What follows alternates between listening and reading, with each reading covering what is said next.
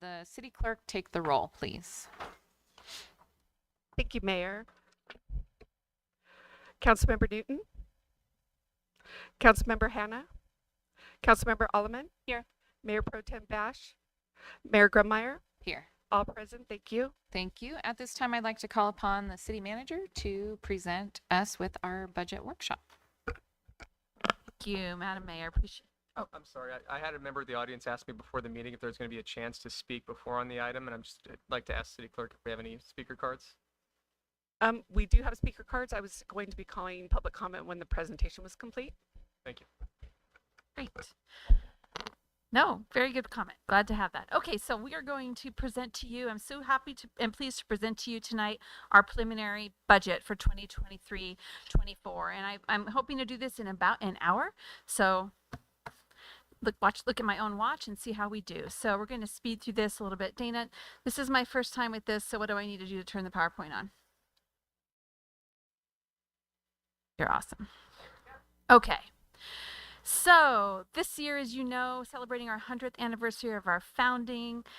So proud of the community to be a part of this incredible community now, and just want to use these as touchstones to remember why we're here, what we're doing. The budgets really are one of our most important tools to keep this rooted in rural living sort of existence in existence. Our city mission and vision that you all and the community spent so much time working on. Again, this is a touchstone about our mission, and I love the vision that we'll be widely valued as Horsetown, USA. We're family-friendly, attractive destination community, and that we promote that animal keeping lifestyle that serves our businesses and our residents. And again, a touchstone to keep in mind as we think about our budget, and something we always have to come back to. Third sort of leg of this foundation is the strategic plan, again, that the council, all the various commissions and committees worked on over a long period of time in 2021 into 2022 and adopted the strategic plan. We have 5 focus areas of that strategic plan: infrastructure and asset management, human capital, economic development and fiscal stability, communication and stakeholder experience, and public health, safety, and wellness. And throughout the budget presentation, I'm going to be going back to those sort of 5 strategic directions, they're called, and talking about how we continue to focus on those in our budget. So a preview today, the various presentation topics we're going to have. I'm going to touch briefly on our economic drivers and some of the fiscal conditions in the broader economy. I'm going to walk you through our operating budget, including the general fund, which is sort of the core of what we do, also other funds, and giving you some highlights from our department operations. Then I'm going to be reviewing our 5-year capital improvement program. We have a new CIP format this year we're super proud to roll out to you, and talking about some of the major project highlights. I'll be highlighting the Measure R projected uses and review, and a little bit of history on Measure R also, so we can all have a baseline of common information on that issue that's being discussed, and a little bit of a look to the future. I don't expect that the council will take any action tonight. We're not asking you to take any action. We're going to welcome your questions and comments. We'll take notes. We'll send you home with a copy of this presentation and the draft budget along with the draft capital improvement, and we'll look to schedule another study session whenever that next meeting is in May. Depending on what that date is, we'll look to set another study session. So with that, I will dive into the presentation. So some key factors this year, and this is if you think of it sort of like a summary of where we are. We've got inflation continuing to impact us a number of ways. It impacts consumers and their spending habits, which in turn impacts our revenue growth from the sales tax side. But it also impacts our expenditure growth, as we have the same inflationary pressures that people have at home with their home budget, their own family budget. We see those same inflationary pressures on our city budgets.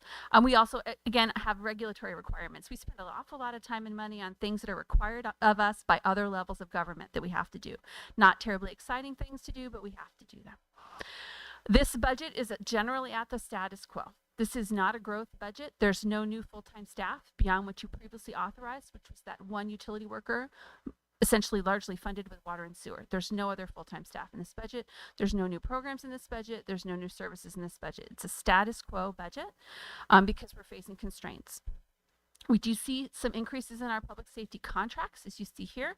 Those are just always going to go up every year. Our retiree medical, as we've discussed in other venues, we now pay more for retiree medical than we do for medical insurance for our active employees, the employees that work here today. That's a challenge. A few more things. We are in the middle of implementing our class and comp study. That is in strategic direction number 2. One of the strategic items was to finish a class and comp study so that we could keep employees. You may recall that in one of our departments, we experienced a 60% turnover rate in one of our departments, losing those employees to another agency. So I think that's great that the council enacted this strategic direction. Continued focus in IT in accordance with our master plan is hugely important for today and for the future.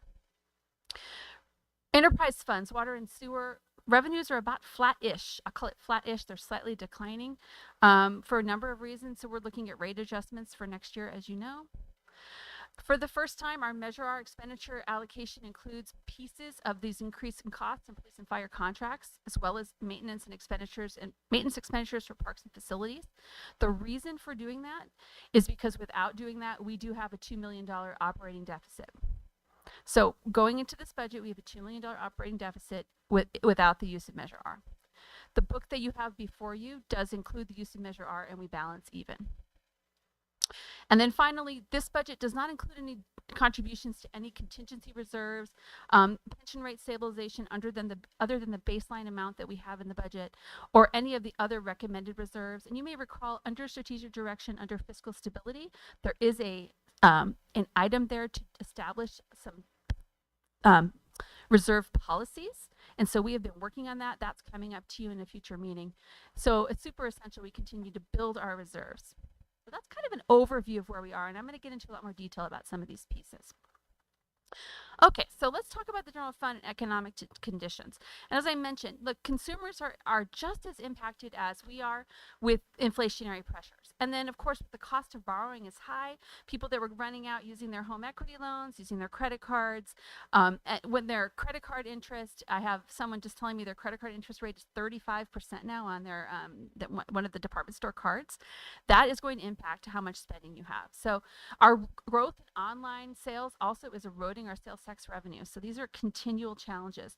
And just to put these in numbers, our actual sales tax amount in 21-22 is $27.9 million. In the current year, we're going to end, we think, about 28.8, so about up 1 million.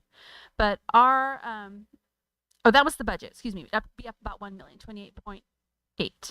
But our projected year end is actually going to be right at 27.9 million. So we're going to end this year right where we were last year, right on the money. So we're not seeing sales tax growth, but we're seeing cost growth. So that's the challenge. Here's a slide. This is from Beacon Economics. This is showing those inflationary pressures on wages, and essentially what you're seeing, real wages is the orange line, where real wages are declining for consumers in the face of inflationary pressures. So that's really a driver here. Another one on sales tax. This is from HDL. This is their statewide report. So in the current year, they looked at statewide increase of about 3.8. Again, we're going to be about flat this year. We're not going to see 3.8 in Norco. Next year, HDL is saying statewide about 0.4 growth. So that is challenging. And you can see here, like I said here, the bottom line is sales tax is highly sensitive to economic conditions for the good and for the negative. This is the fourth quarter sales tax change for all agencies in Riverside County. And Norco is the yellow line. And you can see there, so adjusted for anomalies. So look at the column on the right. Norco had a minus 2% fourth quarter 2022 compared to fourth quarter 2021. So fourth quarter is usually the bellwether of sales tax, right? That is the Christmas quarter. That is the big spending quarter. And ours was down year over year, 2% on an adjusted basis. As compared to some of our neighbors, you can see up at the top, Corona was up 21%. Yeah, a lot of the Coachella Valley cities really up, and we were down at the bottom. So again, this is the trend that is occurring. I just want to point out too that the most of our sales tax preponderance comes from autos and transportations. That is the driver of sales tax in Norco. Over time, we want to see more diversity in the sales tax base, but the performance of our auto dealers and other folks that are selling auto and transportation goods is very important to our future here in Norco. And you can see those were slightly down fourth quarter 2022 compared to fourth quarter 2021. I also want to show you a slide that kind of illustrates the pressures and the issues we have with online sales tax. This is sales tax per capita dating back to fourth quarter 2019 across the bottom, and we are the thick teal line. So, and you can see a very unusual lime green line going across and jumping way up. That's Eastvale. What happened in fourth quarter of 20 is a change in how the world's largest online retailer allocates its sales tax as a result of the change of the way it holds the ownership of its warehouse distribution centers. So that retailer's sales tax that previously went to the county pool and was distributed across the cities in the county based on their proportionate sales of sales tax. Instead, every bit of sales tax on goods that were in that warehouse when the order was taken goes to the city where that warehouse is located, which is Eastvale. So you can see as a result of that shift, Eastvale's now about $16,000 per capita sales, almost double what we have.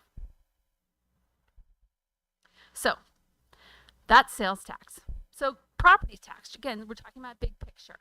Our second largest revenue source, about 21% of our revenue.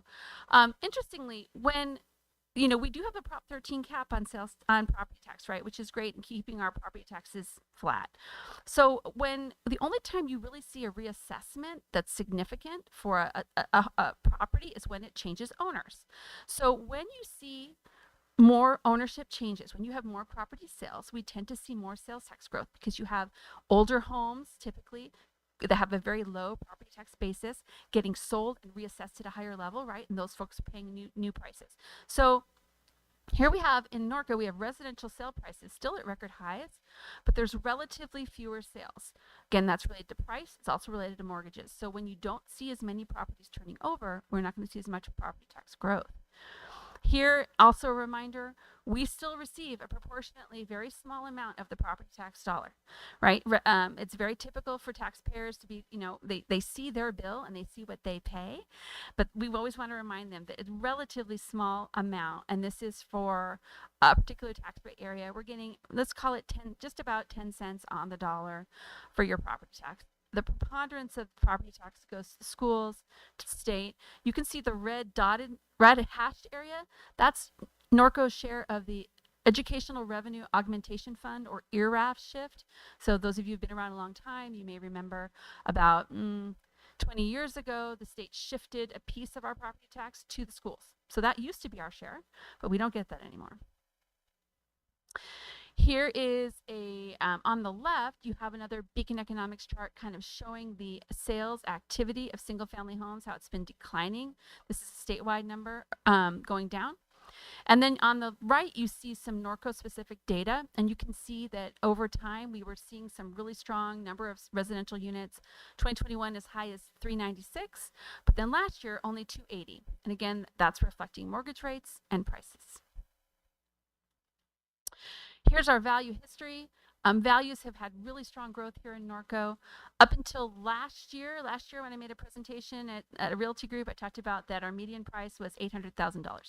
Those prices have softened slightly so far in 2023, but still really, really high depending on if you want to look at average or median, in the mid sevens here in Norco. So that's great for the folks that are building equity. It does, again, we see fewer properties turning over, which makes property tax a bit stagnant. Most of our property tax value is in residential because most of our lots in residential. So this should be, I think, intuitive for you all, but I just want to illustrate this, that most of our value is in the residential property tax space. Okay, so where is the general fund projected? So we are looking at revenues of about $28.8 million, including the use of Measure R, and expenditures of $28.7. So projected surplus around $111,000. So we'll call that about even in the round numbers in terms of where we are. I'm going to show you two charts. This is the first chart showing the use of Measure R. So up at the top, you see our unaudited fund balance as of last July. Then you see revenues in, you see expenditures. Revenues in, I'm sorry, yeah, I was correct the first time, and expenditures, and that about balanced number that I just showed you on the previous slide. Okay, now this is what happens without Measure R. You'll see same revenue number about 28.8 and expenditures of about 30.8 million. So again, that's about a $2 million budget deficit. So this slide would show us going into fund balance to make that budget balance. Okay, so I'm going to get into general fund revenues. So again, revenues of 28.8 million. Revenues about 3% up in the current year, but this is lower than our original estimate. So the story here, again, big picture, stepping back, is that general fund revenue is relatively stagnant and definitely not growing at the rate of cost increases. And we're expecting it to stay about flat-ish into next fiscal year. I just dug into the economics. This is a summary, and then I'm going to go into some of these in more detail. Slightly more property tax, very slightly more sales tax, really TOT slightly up. Franchise fees are slightly down, although these last items here are not our major increases in major fee categories. Development fees we're increasing is down. We have a lot of activity, but it's small value activity. We have a lot of residential small permits. Those do not generate major fees. So we're looking at pretty reduced on the community development side. And then lease income, that is a positive. We're going to see Silver Lake's deferred payments coming back in the fall. Okay, I'm going to dig into each of these a little bit more. There's a history for you of general fund revenues. So you can kind of see it's kind of flattening out there these last few years. We had some strong growth, and now it's kind of flattening out. So people say, well, what happened? Well, this is one of the things that's happened. You're seeing revenues flatten out. And again, this is the detail by source of where we are. Everything fairly flat-ish on the percentage change column, far on the right. Those ones that look big, like $100,000 increase here, those are relatively minor categories. I wouldn't focus too much on those. Just one-time anomalies throwing those off. And here it is the same data by pie chart, just to kind of give you that illustration. You can really see here how sales tax, property tax in lieu, and property taxes are really the key drivers. Maybe next year, Lisette, we'll redo this and we'll combine property tax in lieu, which is the lime green pie, with the property tax, the blue pie, because really those are one pie in terms of how they come in. All right, so these are just graphically looking at each of these. So I'm illustrating here really kind of how flat they really are. You're seeing property tax. As we're looking at the amended budget, our year-end estimate, and our projection for next year, you're seeing they're all pretty flat. Same thing here. Slightly up on the lease income, which is that set on the right, because again, we're seeing the Silver Lakes payment come back. And community development fees, again, going down, really not because of lack of activity, but because of lack of substantive projects. Okay, so digging in a little bit more on property tax. So we showed the chart where we get a share of that 1% ad valorem. We also get residual tax increment from redevelopment dissolution. So we are as redevelopment obligations are defeased and there is residual tax increment, that is redistributed to the taxing entities. But since we are such a small taxing entity relative to the school districts and the county, we don't get a whole lot of that. And we already talked about the pressures on property turnover. Here's a great chart. This shows property tax in lieu of VLF is the yellow, and base ad valorem property tax is the blue. And that's what you're seeing here. The growth we are seeing in property tax is coming from the property tax in lieu of VLF. So again, if you've been around a long time, cities used to be our number 2 revenue source, vehicle license fees, the money people pay to the DMV. I forget which governor rolled back those very large fees we used to pay to DMV and backfilled cities with property tax in lieu of VLF. That tax escalates by the amount of increase in assessed value every year. So it actually escalates more than our actual real property tax. It's just kind of interesting. I'm sure the state would probably redo that, but that's just the way it does. Okay. And then on sales tax, again, just reminding us, that's our share of the 1% Bradley Burns sales tax, our 1% of the total Bradley Burns 7.75. We're not talking about Measure R for our purposes here, although technically Measure R is a district tax that kind of slightly mirrors sales tax. Our HDL, our sales tax consultant, is projecting a 1.1% increase in sales tax. So that's what we've done in our numbers. Just briefly about some other minor taxes here. I won't highlight any of these there except TOT. We're going to see a slide here. So TOT, the city's decisions to work with hotels and see some hotel growth here is really paying dividends on the revenue front. And here you can see TOT is really rebounded after pandemic and coming back strong, and projected to be at 1.2 million next year. We would expect the new True Hotel is not going to come in next year. It'll come in at the earliest in 23-24, so that's not reflecting any True Hotel revenue here. Franchise fees, fairly flat, slight decrease based on what we're seeing from the franchise haulers. Just again, we're getting a percentage of their sales. So if their overall sales are slightly lower, our franchise fees are slightly lower. Fines and penalties, fairly flat. We want to work on collections on those, make sure we're getting those back from folks who should be paying us.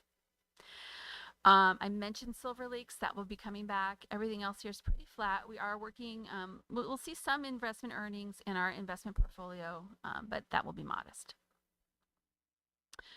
Community development fees, again, we're just not seeing those large projects. If we get a large project that comes in this current year, then we will see that number go up.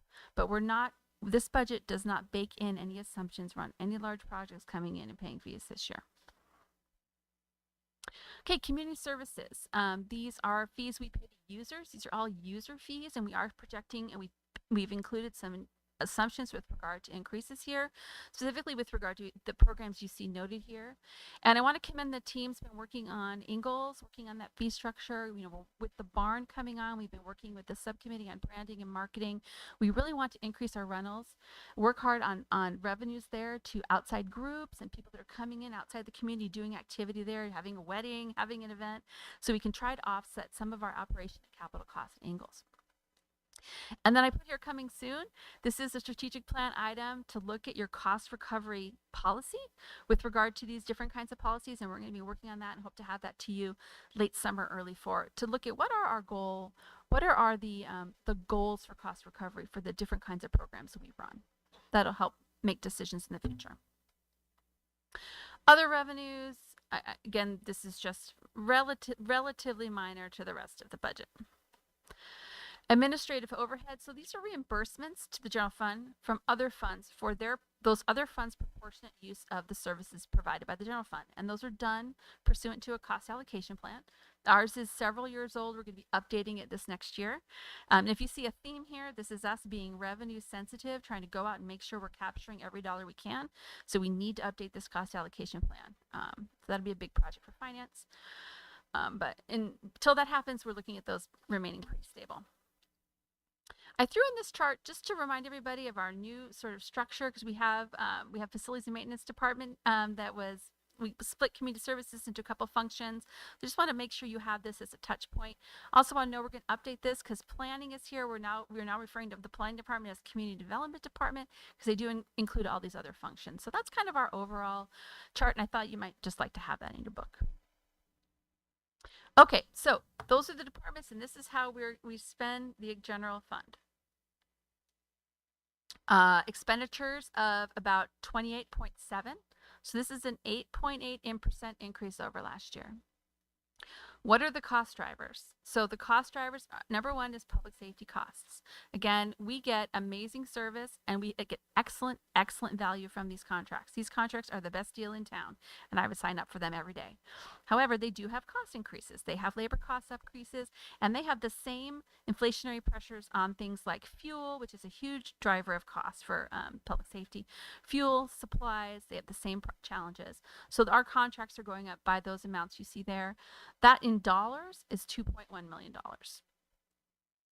The other expenditure increases you're seeing, it's salary and benefit costs here internally. Again, implementing those strategic plan items for class and comp, addressing those salaries, taking them to market. We're seeing that come to kind of its first full year in this next year. Operations, and then technology. You know, technology has really become the backbone of what we do, and we have to bake in those costs in our general fund.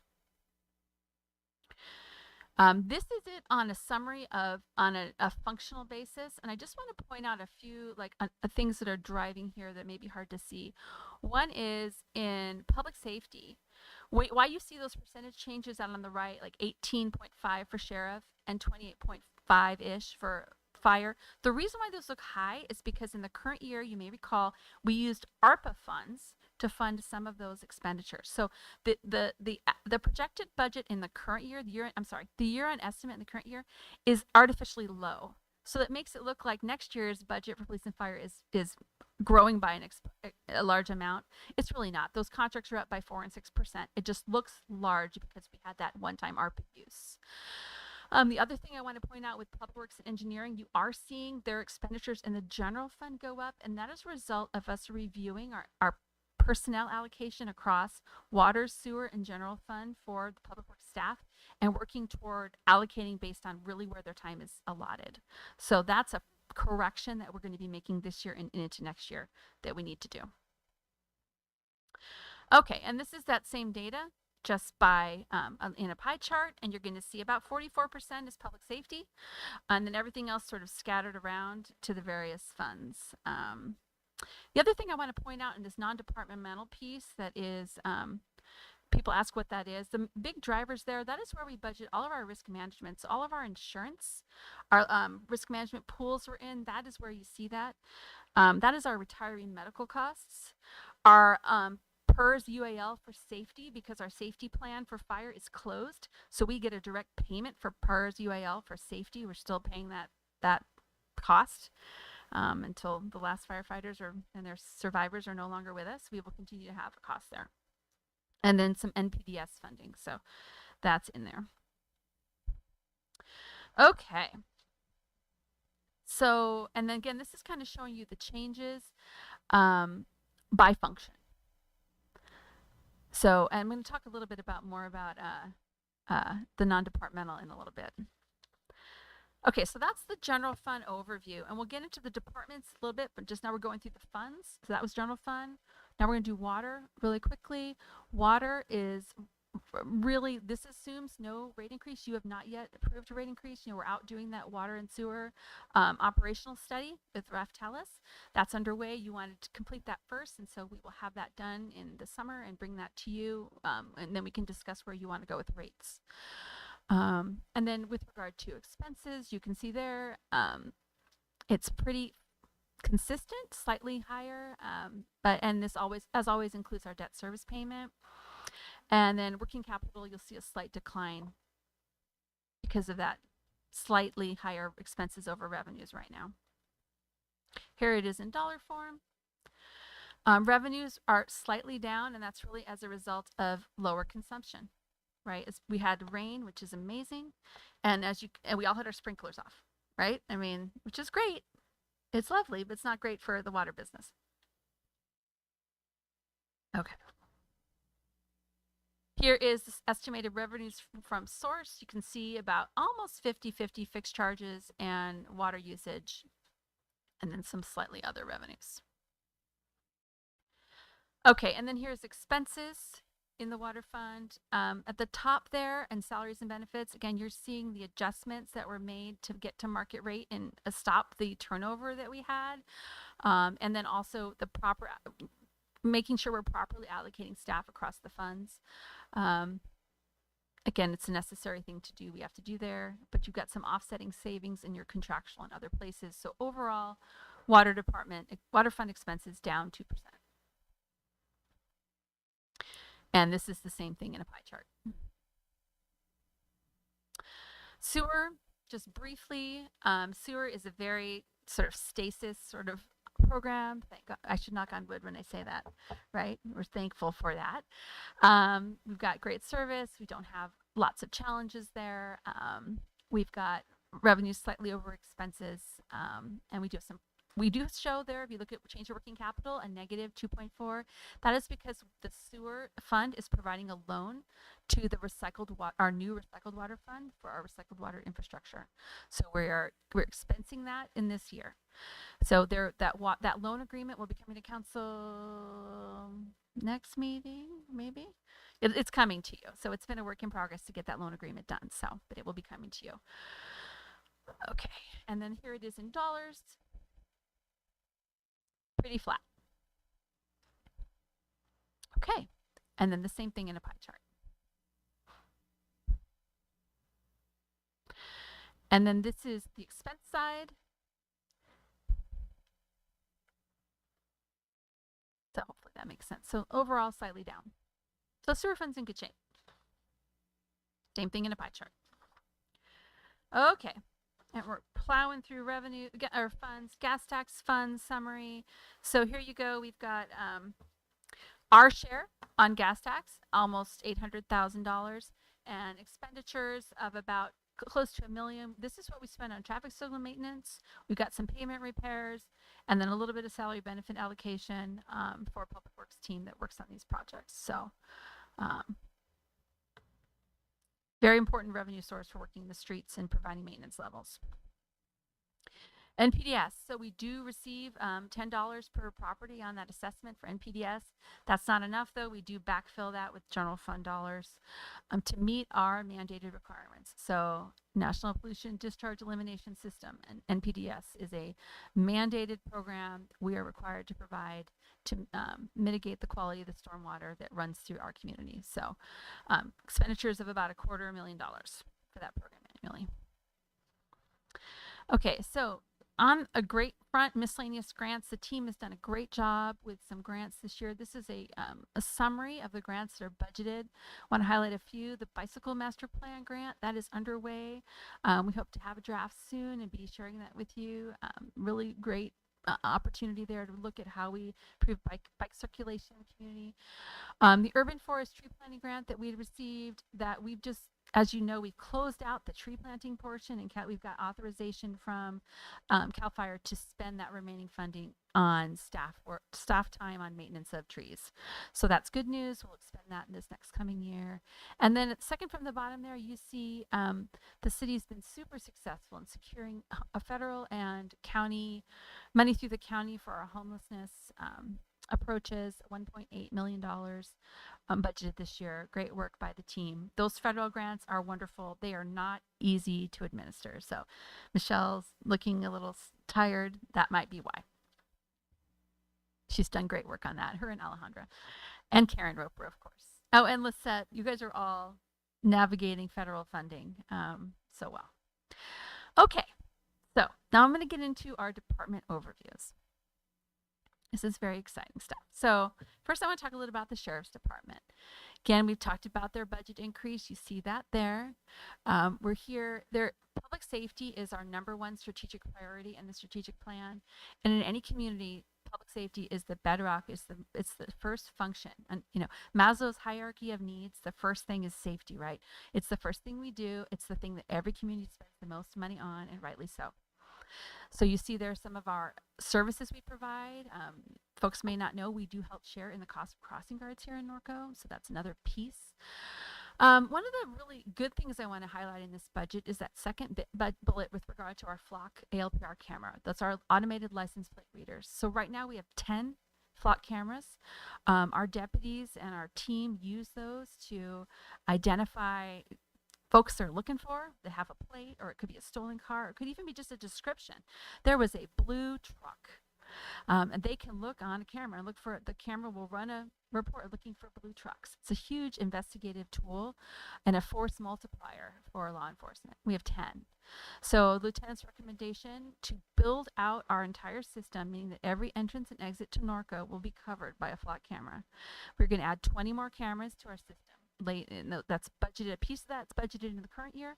A piece of it's budgeted in 23-24, and we will have that camera system fully built out. So I call that the virtual fence around Norco. So if someone's going to come in or leave having done something they shouldn't do, we're very likely to catch them. So that's great. And those are a subscription model. So we pay they're about $3,000 per year per camera to run those cameras. So, but they're tremendous force multiplier. And as we mentioned below, so because of the sheriff's cost increase, we are recommending that a portion of that increase in the contract be allocated to Measure R. That's what we've assumed in this budget. So I want to touch on traffic division staffing, and this was from the strategic plan. A couple items in the strategic plan. One was to add a new traffic deputy, and the city actually did do that in 21-22 using the general fund. However, that's right about the time the homelessness sort of situation spiraled, and the council really took a hard look at wanting to augment that program. So that additional deputy was reassigned to quality of life issues on a full-time basis to address those homelessness issues. So that really wasn't foreseen at the time that this piece of the general plan or the strategic plan was put together. So the second bullet there was a determination, there was an item to determine the need for an additional traffic deputy right about now. So I've been discussing this with the lieutenant, and he's at lieutenant school today. So Captain Kohler's here. Thank him for coming. We've been talking about this issue. So we have 3 traffic deputies budgeted, and we have 2 staffed right now. You have an item on your agenda tonight actually to amend our law enforcement contract to convert that one existing vacancy to a motor deputy. And we've already bought the motorcycle. It's in progress getting to us. So we're working to eventually get that same person out of a car and into a motorcycle and try to get better use of that deputy on a motorcycle. So that will be coming hopefully to fruition over the summer. So with that change happening, our recommendation is to stay status quo at this time. We're not recommending we add another deputy right now. We can certainly revisit that in future years. Let's get this program deployed fully and let's see where we are. We can evaluate our needs at that time. That's the recommendation. Okay, fire services. So again, you're seeing that contract services increase compared to 22-23. We receive just fantastic service from CAL FIRE. I could not be more pleased to see what the service, not just the quality of the response time, but the quality of the people that interact with our residents and interact with our team. They're just great human beings, and I'm so proud of them and proud to know them and work alongside them. They also have responsibility for oversight of NART. Work carefully with Berwin and the team at NART to just do good work, not just in Norco, but for the region, really. So that contract is going up 6%. Again, we used 1.1 million of ARPA last year to fund it. So that's why you see a little bit of an anomaly in the overall budget, but the actual contract increase was the 6%. And so we're recommending that $500,000 that we talked about earlier.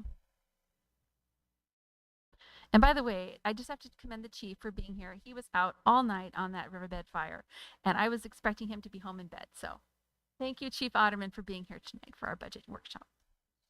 He is half asleep, but we give him a pass. Somebody give him a Red Bull.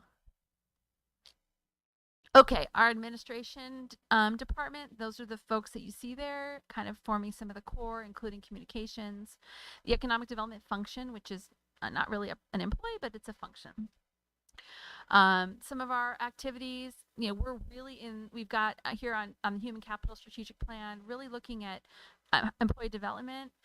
Next year, we'll be looking at doing that staffing needs assessment that's in the strategic plan. The other item I didn't put up here is you do have a strategic direction on communication and stakeholder engagement, and we are really in the throes of implementing all of those items on that strategic plan. Our communications manager, Kelly Newton, has been making amazing progress on those items, and we'll give you a full update on the strategic plan progress in the summer, but we've been making great progress there.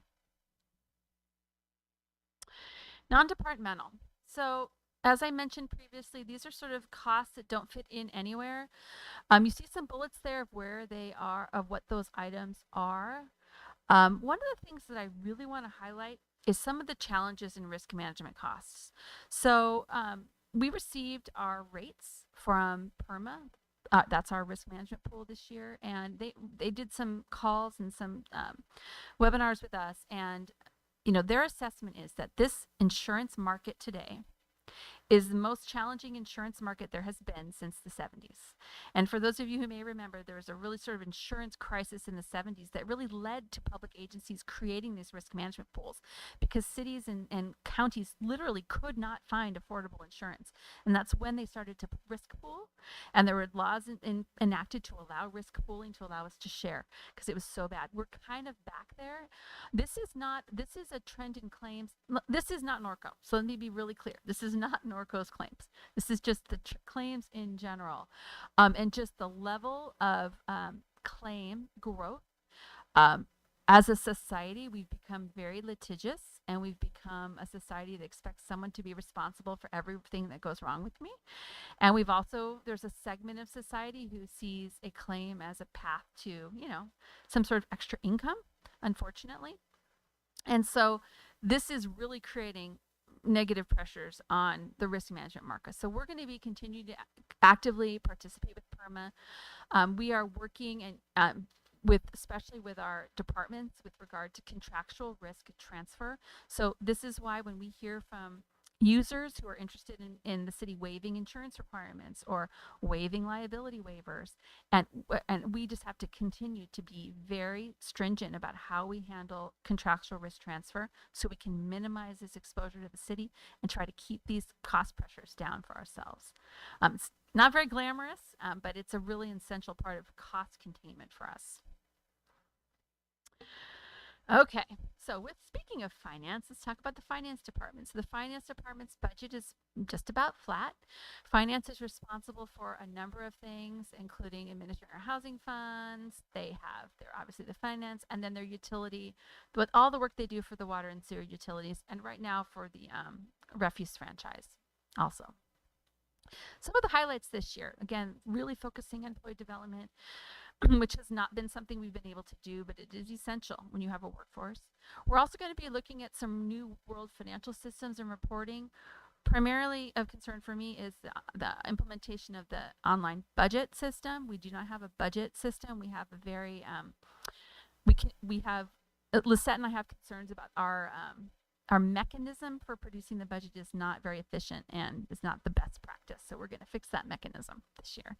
And we also have a new enhanced online billing portal. So those portals keep getting better. And so we're really excited to roll that new one out. And I know I've heard about some of the challenges we've had here with those portals previously. I think they just keep getting better. So looking forward to that. And then in terms of major projects for finance, you see that really looking at making sure we're capturing every penny we can back toward the city's operations. Fee study, development impact fee study, which is how new development pays its way, and then making sure we have an up-to-date cost allocation plan. So big projects for finance this coming year to that team. Community development. So slightly lower budget this year than last. This includes building and safety, code enforcement, and planning. You're seeing overall, the general plan, I want to note, the general plan is going to start this year, but it's going to run for 2 years, but we're going to encumber all that money in the current year. So for next year's budget, you're not seeing any of the general plan. It's going to be in this year's budget using that one-time savings we had from ARPA. That's what we had discussed using. So we're going to see that item coming to you likely in June. Some of the big issues, I listed some of the other things here. Housing element implementation. There are so many items in that housing element that Alma and Erica and other folks are working to implement. We're also finishing our code enforcement restructuring. We came to you with a report a few months ago on restructuring code enforcement, looking at changing how we do code enforcement, and that is going really well under the supervision of Kathy Fiore and her leadership. And then working on the veterans housing, we actually have, Alma and I have an RFP or a proposal to do the RFP for a developer to work on our veterans housing project. So those are all moving. But the big one is the general plan. So for the next 2 years, our major initiative in all of community development will be that general plan. So as we think of new things, as we think of new priorities or opportunities, we're really going to have to be disciplined to stay faithful to focus on that general plan. It is the most important thing that we can do for this community to maintain the lifestyle and the way we want Norco to be. We have to do this, and we have to do it really, really well. So we just have to focus like a laser beam on that. Okay. Community services. So I'm fond of saying that, community services and the services they provide are what makes cities cities. Before there were cities, there were counties, and counties did very basic levels of service. And cities like Norco incorporated so they could provide higher levels of service in lots of ways. And one of those ways was in activities that build community and make communities special. So recreation, seniors, special events, those are really at the core of what make any community a great place to live. It's a great service what we do. And then, of course, animal services falls under this umbrella already as well. Fairly status quo in terms of no major new initiatives this year. Slight increase in some special events, but for costs, but really it's kind of preserving those services we've been doing, and again, that enhanced focus on employee development.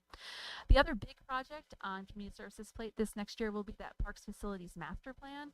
Again, that's a strategic plan item. It's budgeted in Measure R to look at our facilities across the city. And how do we want to use those? What should they do? How could they be used? What do people see and they want there? What are the amenities that they should have?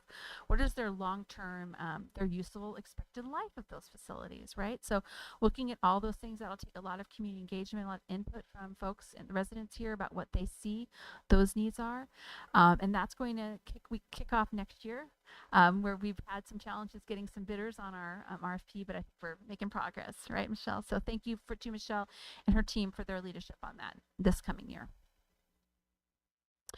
Okay, another big thing I want to point out and kudos is that two kudos. One is to the council for your leadership and your commitment to working on the very complicated issue of homelessness.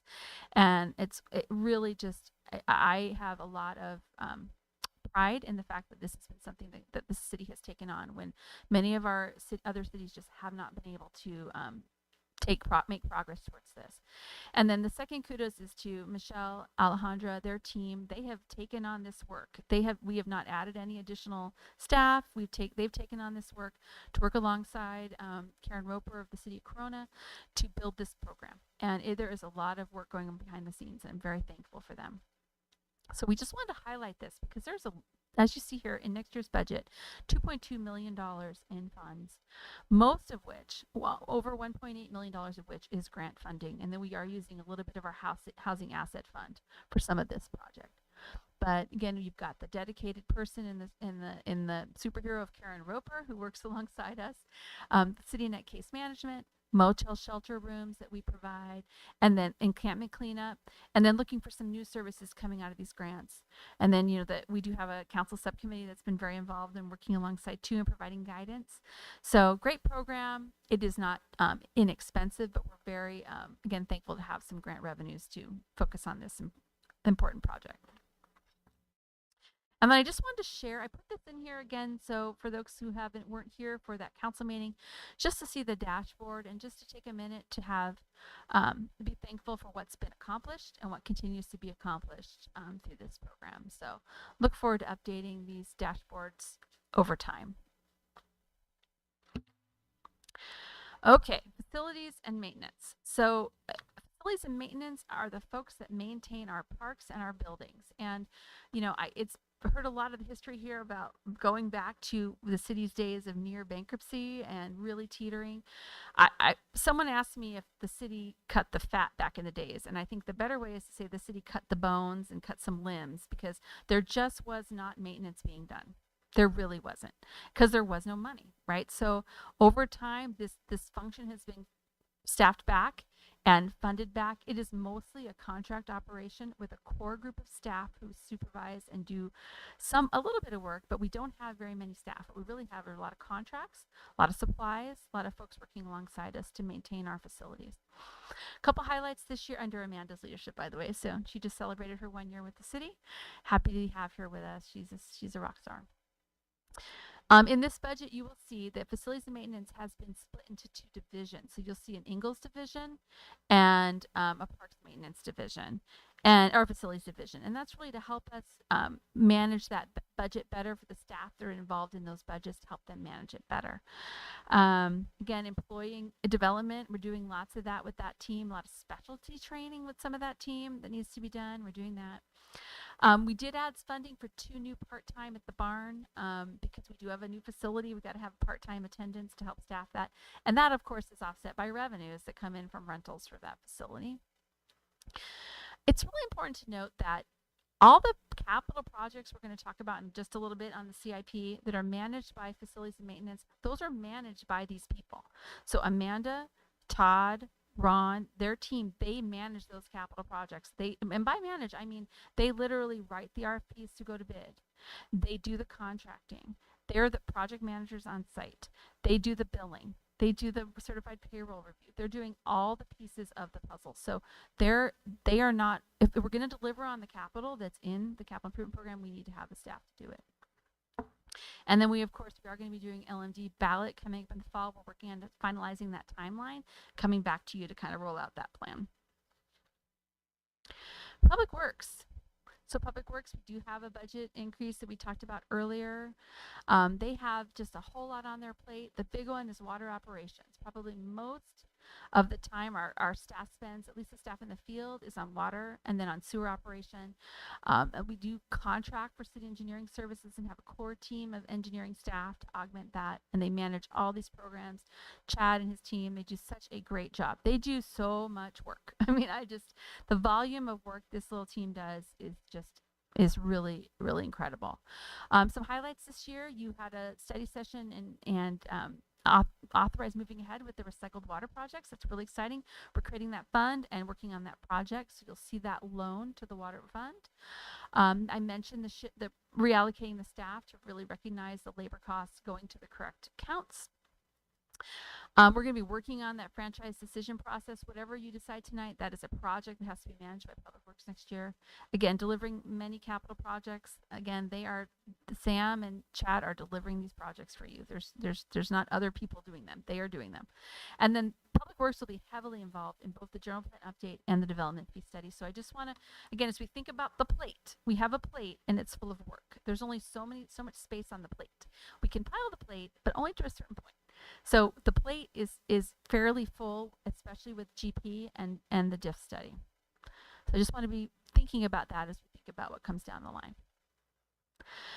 Okay, so rounding third. So I want to go through the preliminary CIP for you and talk about what's in it and how it's going to work and what it means to us that's different this year.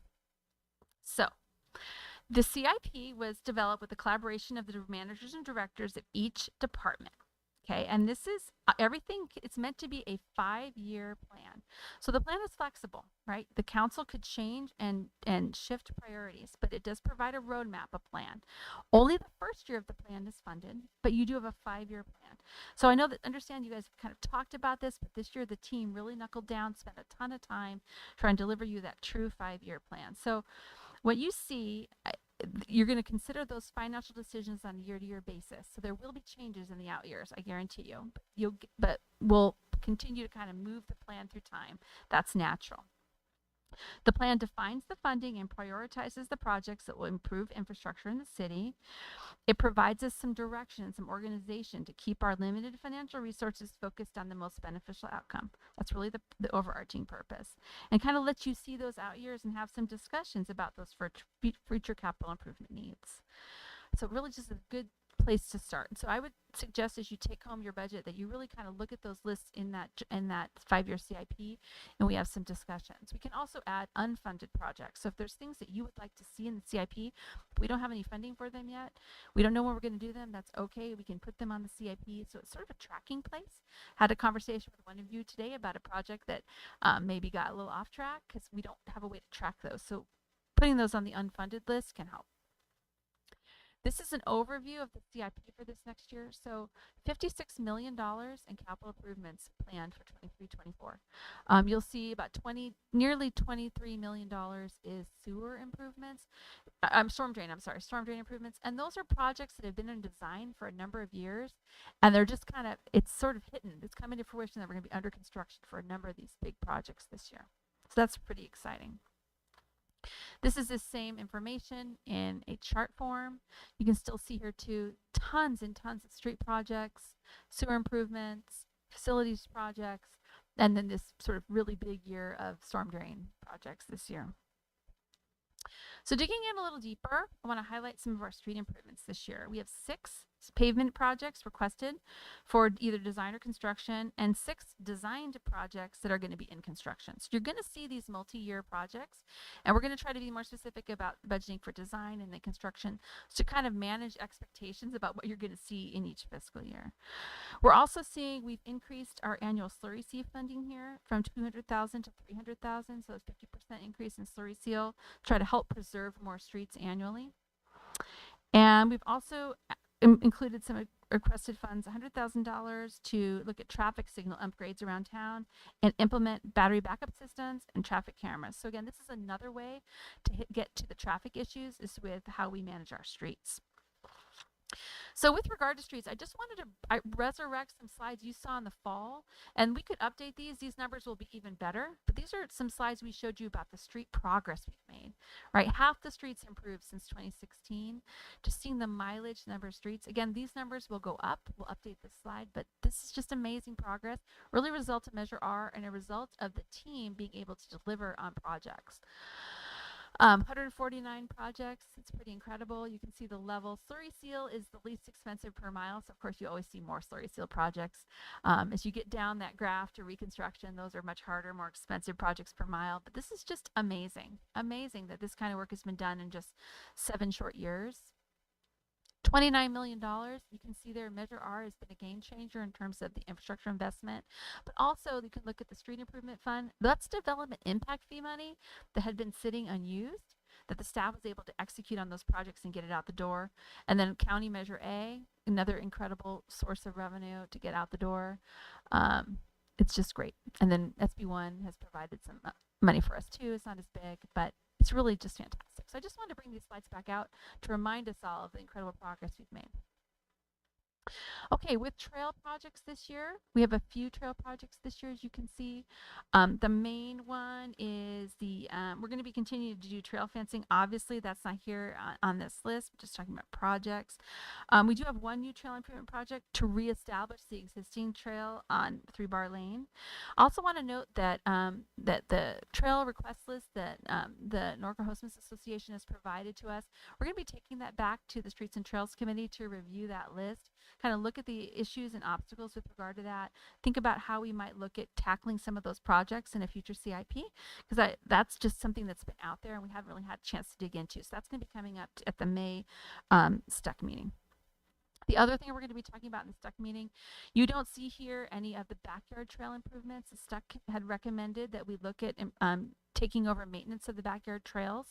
I want to have a deeper discussion with the STUC about alternatives to that, because in the spirit of what we talked about in the first slide, with our fiscal constraints, it's really going to be challenging, and I don't think at this time the best option for us to take on additional ongoing maintenance obligations without first exploring fully, should we be looking to the adjacent homeowners and working with them to maintain their backyard trails as they are obligated to do so. So talking to some of the folks who've been here for many years, apparently at one time that was done, and I think that's something we need to revisit and dig a little more into. So Chad and I have talked about gathering more data about this, how many property owners are impacted, what might the costs be for those homeowners, what is a way we could start to address that. So over time, again, we have many, many other priorities this year. That backyard trail issue is not on our strategic plan, but I do want to start planting the seeds, and as we move forward we can put that on the work plan at a future point, but at this point we can at least have some discussion and further study with the STUC. And then on the Santa Ana River Trail, $250,000, it's in design and in process with JCSD. The JCSD is going to dedicate that underpass. Is that what it's called? The underpass? The sliver. Oh, I'm mixing issues. It's the sliver issue for the Santa Ana River Trail. That's pretty cool. And then the ADA improvements under the underpass for the peds and the equestrians and the emergency vehicles through the causeway. Yeah, by your bridge. Yeah. Okay. Okay, park improvements. I'm right on schedule. Park improvements. So we do have some park projects this year. We have another $100,000 budgeted, again, to a multi-year project just to do those small projects in the parks. Shade covers, amenities, playgrounds, picnic tables, signage, all those little things that really make our parks higher quality we're looking to do.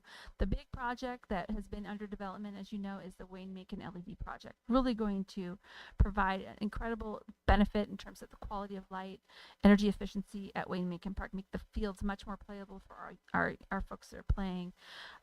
We have ordered those lights.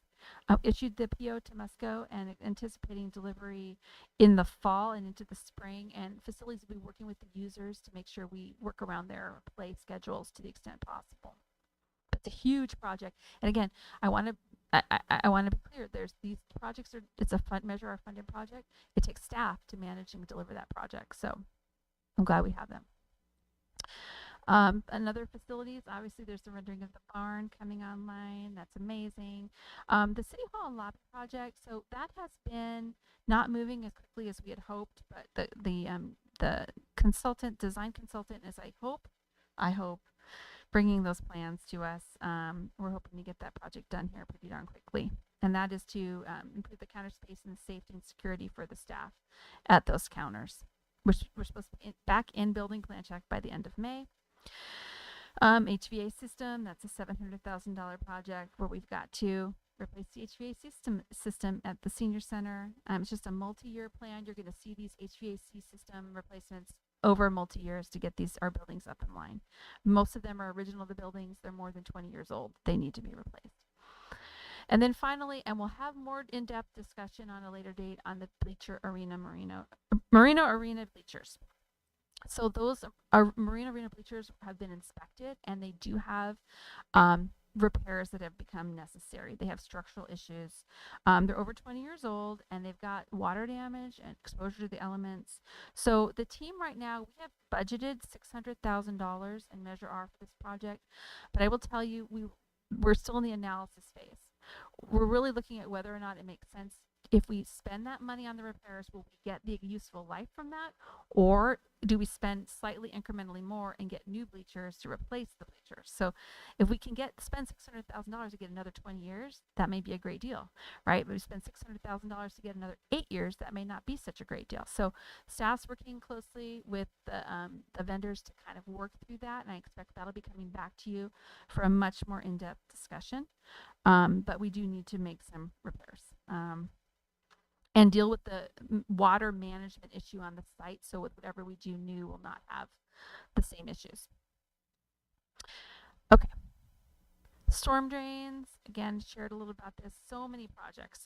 So really you have totals of 11 projects that are nearing design completion and will be in construction during the 23-24 fiscal year. Just some gigantic projects. So not looking to add any new projects to the queue this year. We're looking at executing on these projects that have been out here. And then also on this list is an NPDS project at the animal shelter to meet NPDS compliance. We need to install a clarifier at the shelter and do some drainage improvements that is just required. I mean, again, these are not glamorous things, but we are required to do it. On the waterfront, we have 5 water main line replacement projects this year in construction, and then 3 projects that'll go into design. And just want to note that when you look at the CIP, you're going to see infrastructure outlined over the next 5 years, but we really only have funding for the first 2. So there's no funding out in the out years for that. This is one of the key drivers that we're going to see in the water rate study. We've got to start to accumulate capital to do more capital in the out years. And I think the Raftella study is going to help us think of that through, but right now this is where we see it being. And then on sewer, we've got 3 existing lift station replacement projects in construction, and then we'll have 1 in design. And then you'll have 2 new sewer lift station design projects in your new year. Again, the poop flows downhill, but when it isn't downhill, you got to build a lift station, right? So very expensive. And then our new project on recycled water, this is our really important for the future of our water and sustainability and containing our utility costs. Creating that new fund, looking to do that $3.2 million project to participate in that water pump station with RCRA, our new reservoir, and all of our own new pumps. So great project. We're looking to begin in late 2025 with the supply of water. Okay, on the fleet side, we have a few highlights of what we're looking to do in fleet. You're going to see a new heavy-duty forklift. That's not cheap. It's $125,000 for the forklift. It's been in operation for over 20 years. It's integral to the fleet operation at Ingalls. We have to get this forklift. This poor forklift has had a lot of major surgery, and the patient is near death. So it's got to go to forklift heaven. And then a water replacement truck. Same thing. Our water truck is more than 30 years old. It's a 1990 diesel water truck. It's used to groom the arenas. We've got to get a new water truck in place. Okay, and then on the tech side, again, working on implementing our technology master plan. Two of the big things in the CIP you're going to see are security system upgrade. This will be a multi-year, so this is just an annual. You're going to see adding video cameras, updating our panels, our fire system alarm. We had fire alarm issues this year. I don't know if anybody was here when any of that went up. Our system is integrated with the school district, and that was so much fun. Dealing with the alarms going off at the school district side when we were trying to work on our side. So that all's got to get sorted out. And we also need to do the barn IT infrastructure. That's already been approved, but that you're seeing that in your CIP. It's going out to bid in May. So that's fantastic. Okay, so like I said, we're not asking you for any action on any of that this year tonight. Just wanted to kind of give you an overview of what you have so you can go home and really review the documents and interact with me about any questions you may have. But I did want to spend some time looking at the background of Measure R. As you know, the Measure R Oversight Committee met and reviewed our Measure R budget requests for this year. The committee recommended approval of the request with some pretty big exceptions. The committee did not recommend the allocations of Measure R for the police and fire contracts, or for the facilities maintenance, or for the parks maintenance. So the committee really felt strongly that that they were not in favor of those uses, and there was a lot of discussion kind of as to why and the background on the measure. So I appreciated that discussion. It was very insightful for me to understand the perspectives as moving forward. So our team has been going through the documents, and I wanted to share some of these documents, which I also shared with the Measure R committee and provided to the council. Going into the Measure R ballot process, there was a really extensive staff report that was provided to you by the city manager at the July 18th, 2018 council meeting. And this is an excerpt from that meeting, from that staff report. And again, the staff report, I would really encourage you to read it. It's long, but it really tells the tale of the city's fiscal structure and how the land uses dictate the fiscal structure and the things the city had gone through to balance its budget and to look at the fiscal sustainability, how it had studied its infrastructure needs and really looked and identified those needs. So it really tells a very we could be here all night if I tried to read you the whole thing, but it's a great read, really helpful about the history of kind of the financial condition of the city leading up to this decision to put Measure R on the ballot. So I just wanted to read this highlighted part. At a public study session on April 4th, 2018, the council received financial projection regarding the long-term financial ability of the city to pay for police and fire, police protection, fire, emergency medical services, and other essential services. The financial projection showed current year deficit of $1.4 million, which would grow to over $4 million by fiscal year 22-23, due primarily from the rising costs to provide public safety and other essential services. During the study session, the council was also presented with updated information regarding the city's infrastructure funding gap. So you can see in this paragraph, we're talking about two things: infrastructure and essential services, and the projected deficit at the time. That same date, this is a piece of a PowerPoint that was presented on that same date, and this is kind of illustrating what was projected, was that over time, that dark red line, expenditures, would grow faster than revenues, that light red line in the middle. And the year, it was at that time projected that in 22-23, there would be that $4 million gap that I just read in the staff report. And then fund balance would decline and the city would be upside down.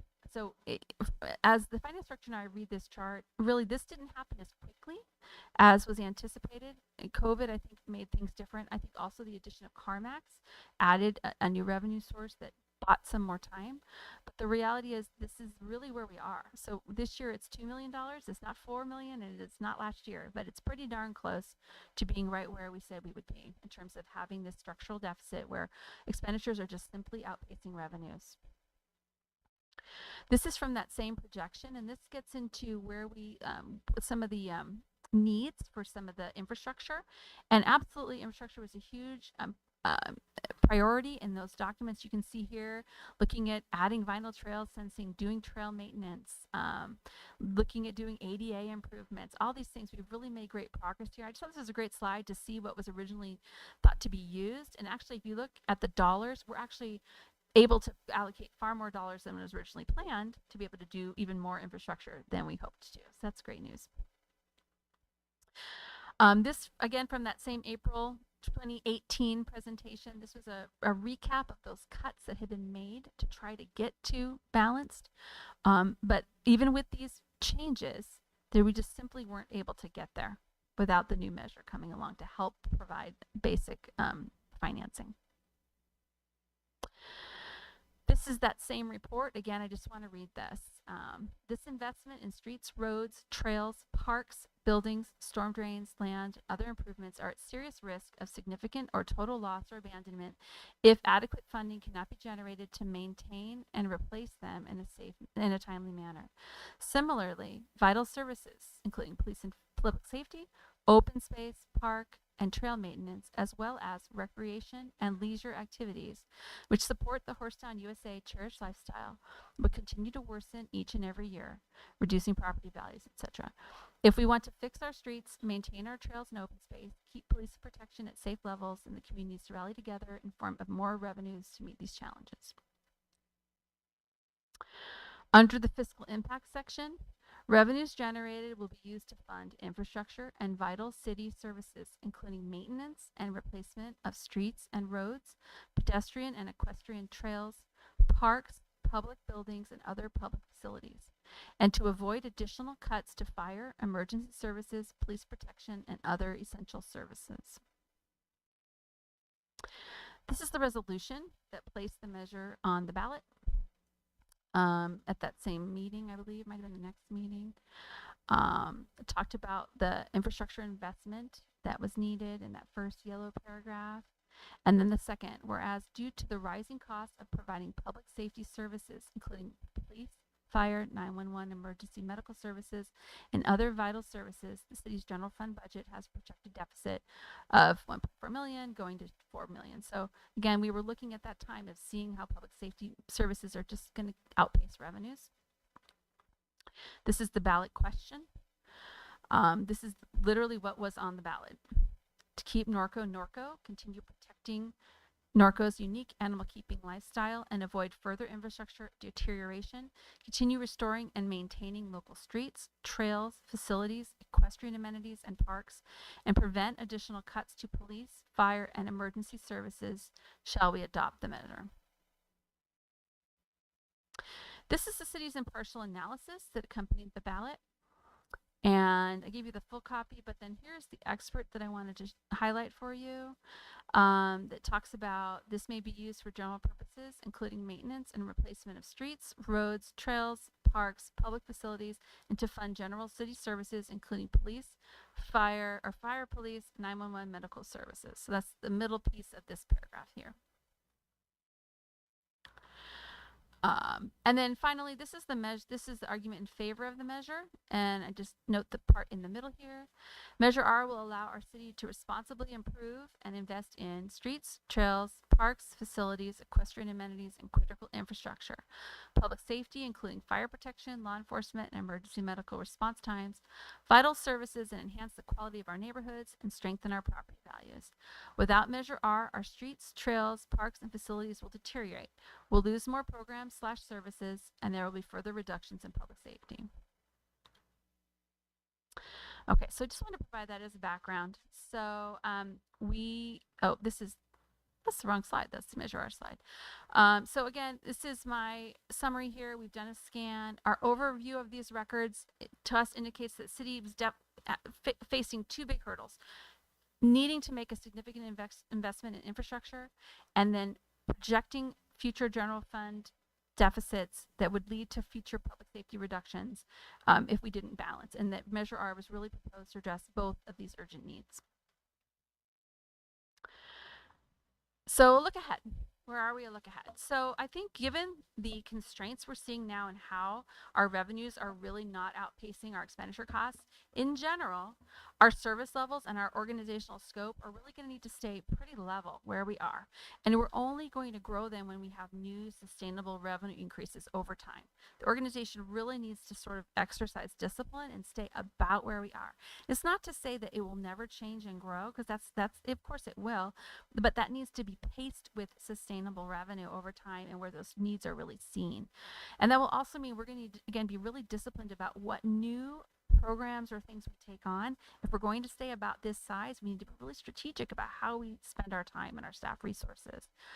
We do need to continue to focus on economic development and strategic investment. That is incredibly critical to the general plan is going to be that number one tool to look at how in those opportunity corridors, especially along the Hamner corridor, along 6th Street, how we make sure that those land uses are just the highest and best uses in those corridors, how we get great uses that throw a value per acre and tax per acre back to us to help pay for the lifestyle.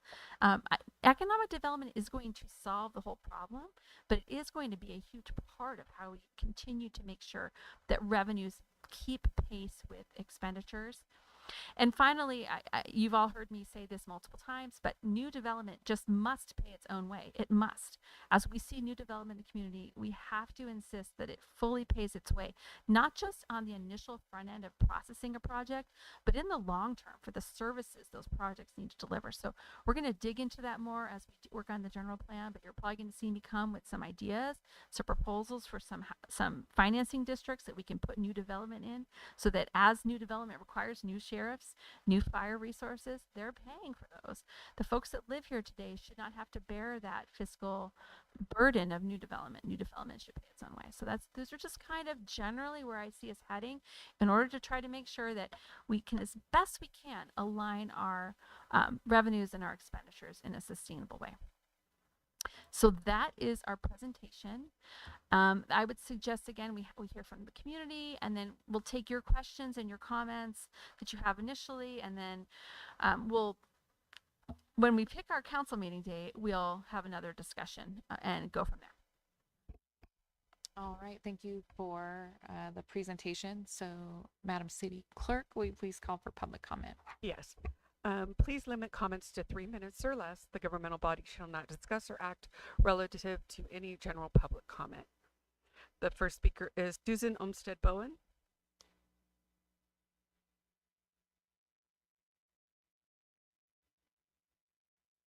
Good afternoon. I wanted to point out some things. So in 2019-20, Mayor Grunmeyer said, with the city's conservative budgeting practices and expenditure control, I'm happy to report we have accumulated a rainy day reserve of approximately $12.1 million. Should the economy face another recession, your city staff and city council strive to make sure that Norco will be able to weather the downturn with as little impact to our residents as possible. The structural deficit will be balanced by using a portion of our estimated $12.9 million reserves, but at the end of the year, they were actually 13.797. And then Mayor Hanna said the combined project budget shortfall of $3.4 million in 2019-20 is balanced by using a portion of the general fund's 14.1 million rainy day balance, still leaving a healthy projected balance of 10.7 million. Then Mayor Bash said in 2021, this year, after a record growth in fund balance is expected to continue in fiscal year 2021 to an estimated fund balance of over 15.3 million at the end of the fiscal year, we ended up with 27 million in reserves. We have almost a 100% fund balance. You're saying 28 million, we have 27 million in fund balance. We should not be touching Measure R to backfill our expenditures. We should wait because look, you guys were wrong by $10 million. So why are we taking it $1.1 million out of Measure R now? Why don't we wait to see what actually happens? Because I think we're still going to have a fund balance increase at the end of 22-23. And that is exactly, and we recommended not to put those in the budget. What is the oversight committee for? If every time we make a recommendation, it gets overridden, and it does take it takes a supermajority to override our recommendations. So at this time, I'm asking that you take the $1.1 million out of the expenditures that Measure R asked not to be put in. Actually, we asked that $2 million be taken out. I saw some of it was taken out, but the $1.1 million I'm asking please, please don't take Measure R monies. Our infrastructure still needs to be built. Thank you. Our next speaker is Mike Williams.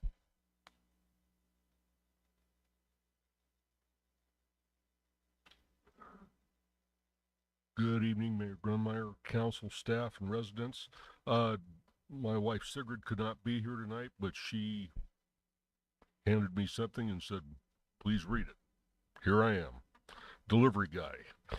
All right, in 2017 and 18, the city vigorously promoted Measure R, referred to as Lifestyle Protection and Vital Services Measure, a sales tax increase to be used for infrastructure to prevent cuts to public safety. My wife wrote the rebuttal. Those against this measure are not against Horstown, USA, or the lifestyle we are accustomed to. We are against a city that may not be entirely transparent in its endeavors to use these funds or willing to earmark them to ensure they will be used for the reasons set forth in the city's proposal. After writing the rebuttal, she was called into the city manager's office and strongly asked to rescind it. Her boss at Norco College was also contacted by a council member regarding her rebuttal and how it would not look good for the college if they did not keep her in check.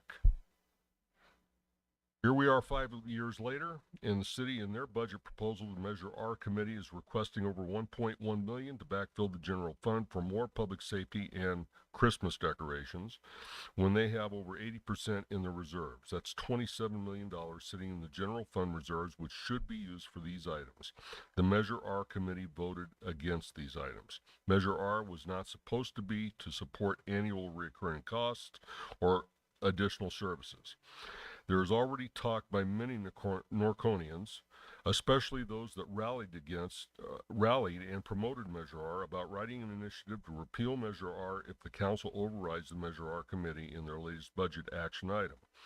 It will only take a small base of registered voters to sign a petition to have this initiative placed on the next general election ballot. There is also talk about a recall petition process removing elected officials from the office that they were on council when Measure R was so powerfully marketed by them and the city.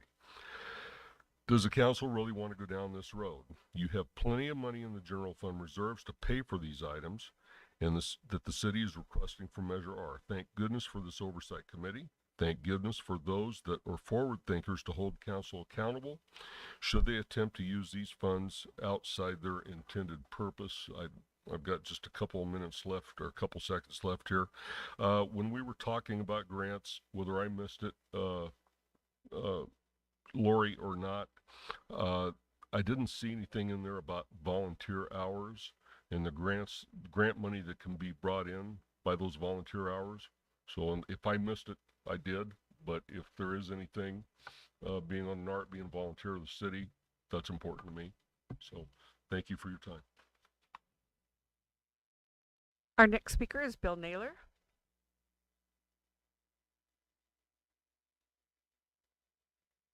Thank you, Council. Just to save a lot of time, basically, I agree with the Measure R committee's recommendation to cut certain programs out of the proposed budget. But I'd like to identify a couple of things. First of all, at that meeting I spoke at, I did not see anything about a park master plan, although tonight I heard that there is a park master plan, but I did not see any funding in there for it. I'm really happy to see that they're looking at doing that. I know we discussed it at the Parks and Recreation Commission, but again, I'm not seeing the funding in the budget. I would kind of be a little bit concerned about some of the projects that they wanted for Parks and Recreation, in that if we are going to do a master plan, let's get the master plan before, what comes first, the horse or the cart. But I do fully agree with the sports center lighting. We need to get that done. That's kind of going to be going no matter what. Another area that came up at the Measure R committee meeting was that on the generator for the Senior Citizen Center emergency situation. They were talked about that there are a number of grants out there through the state and federal government for that type of equipment. So rather than spending Measure R funds for it, let's see if we can get a grant for that instead. There's a couple of other things, but one other thing. Council has talked, or at least some of the council has talked about doing some more things for the, like Lori had said, that for the backyard trails and such. I think that our trails are in one of the best conditions that they've been in for as long as I can remember. And if we wanted to take a little bit of our regular trail maintenance money and start working towards doing some of the work on the backyard trails, I think that would work a lot better. You know, I love the way the condition of our trails, but if we wanted to improve it by working on our backyard trails, and guess what?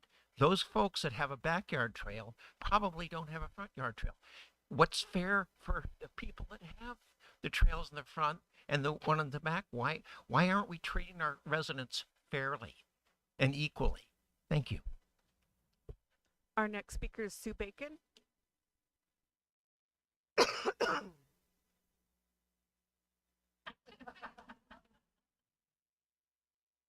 Okay, Bill, I could drop this. Good evening. You know, I usually don't like to come up here unless I'm a little upset about this. And I am upset about the Measure R because I was one of the citizens that was corralled by Andy and Brian, along with many others, to get this tax increase. And that's how the citizens saw it. They saw it as a tax increase. And the city council, Andy and Brian came to us and said, we've got to do this, and we need your help. And we did help. Facebook, videos, walking the neighborhoods, going to the businesses. This was not an easy fight. It was not an easy fight. We had a town hall where people came and there were questions asked. It was a long, hard battle, but we got it passed. And we were promised at that point there would be protections put in, and that we would have a committee, an oversight committee. And that committee has worked too hard to be ignored now. We have done some great things with the Measure R, and I hate to have it just put down to, oh, how about public safety? I agree, but we're sitting on a $27 million reserve. If you were coming to us and saying to the city and to the citizens, look, we're really shy of cash. You've got a general fund with this $27 million reserve. There is no need to go to Measure R. And what I'm asking you is that you 5 have been voted in. We have a great staff. I am not going to negate any of the work that has been put through on this, but you 5 have been voted in to represent the citizens. If the citizens are not going to be represented and we're just going to make it a backfill to the general fund, then you need to bring it back on the ballot. Thank you. Our next speaker is Norva Williams.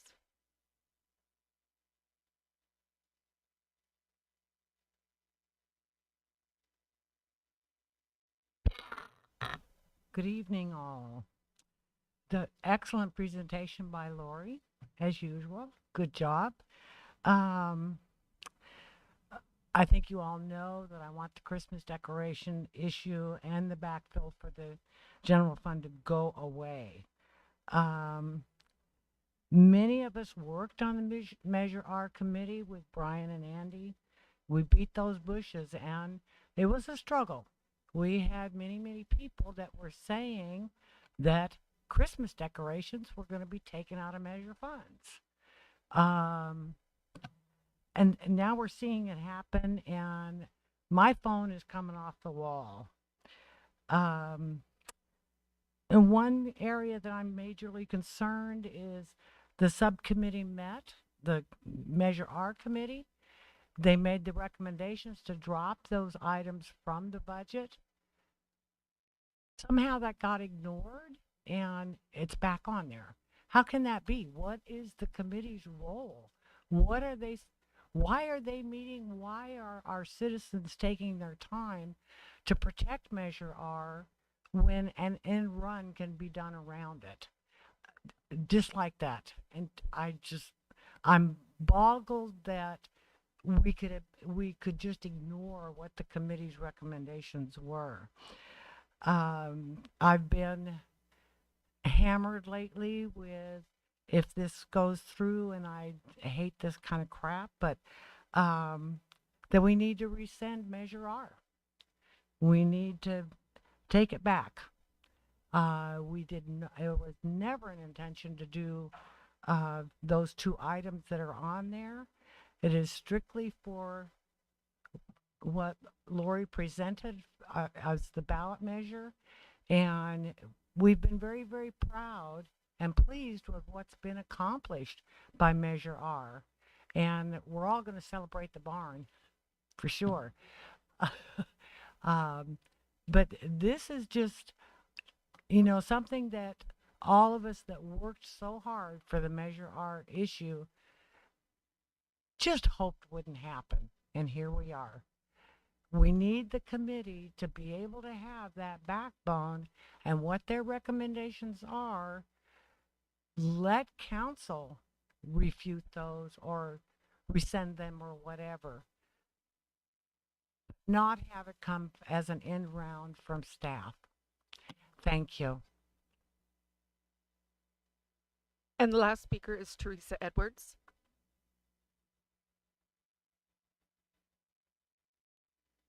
So,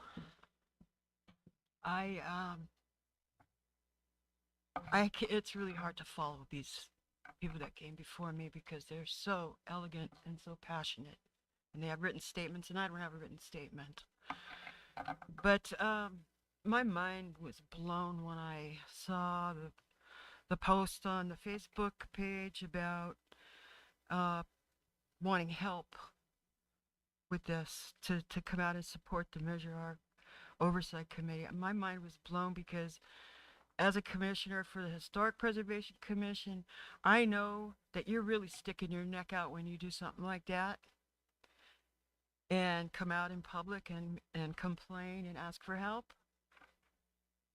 I hope there's no repercussions for that.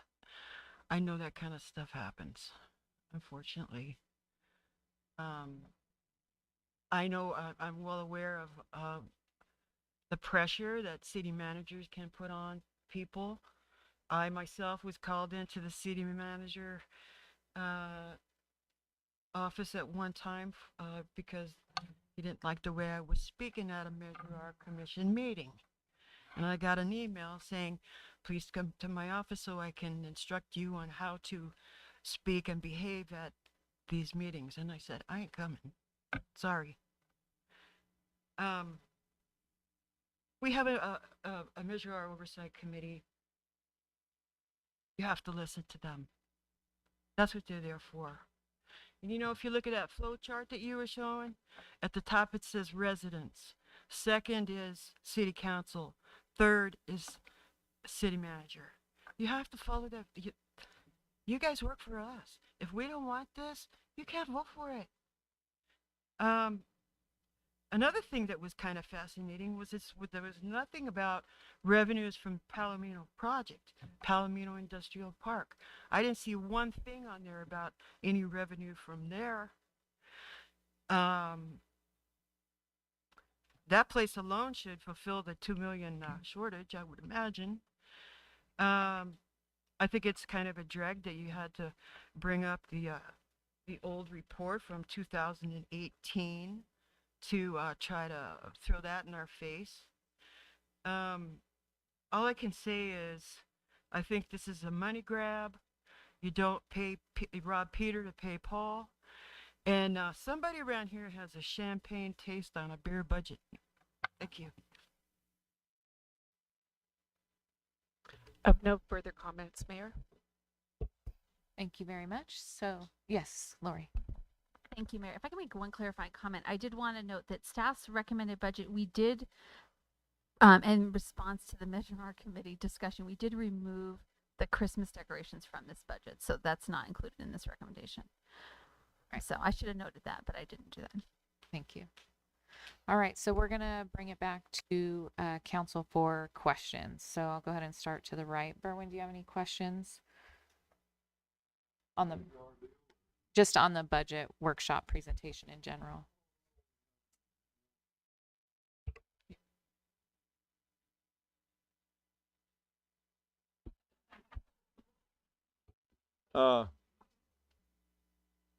Chad, this would be yours over here on street improvements.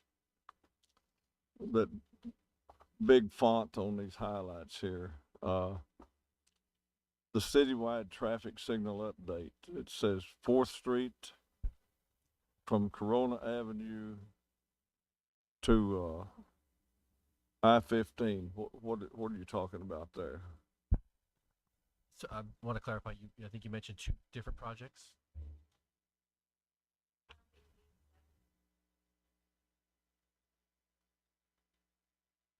So the traffic signal project is an ongoing project that we've scheduled over the next 5 years, where we want to add traffic signal cameras and battery backups to each intersection, because not all the intersections have battery backups, and we've had issues with power going out with Edison where the signals are just black. So we want to make sure over time we start investing money in improving those traffic signals. Well, what I don't get, are you putting in a traffic signal somewhere there on 4th Street by Corona Avenue, or what? What are you?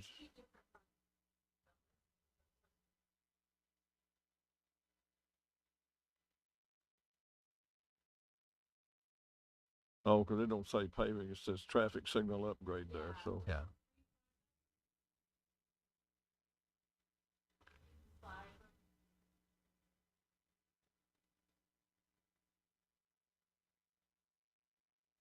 Correct. Okay, well, it didn't say paving, so sorry about that, Chad.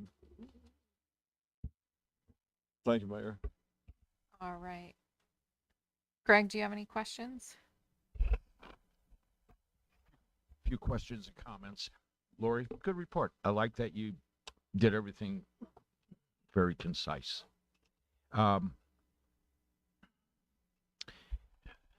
This goes to, I think it was page 29. Water, sewer. This is on Silver Lakes and the during COVID when we did the forbearance on the Silver Lakes payments.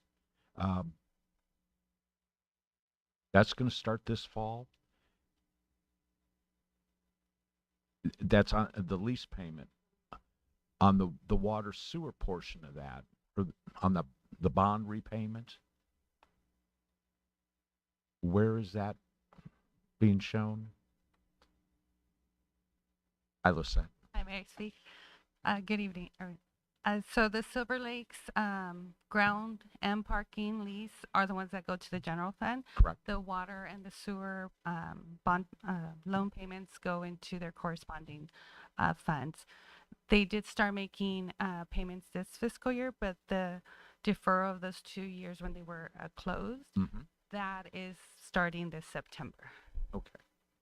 And once we get time to go through, we'll be able to find it in here? Yes. Okay. All right. And I'm making that assumption since we haven't looked at it yet. Yes. Okay. So that'll start up on both those, the ground lease and the water parking, bond. yeah. And so the ground lease and the parking with the 2 years are starting this September. Okay. And then that will break additional revenue. That'll show us what that line item is. In the general fund, it's under the interest and lease income line item, and in the water and sewer, I think it's under other revenues. Okay. All right. Thank you.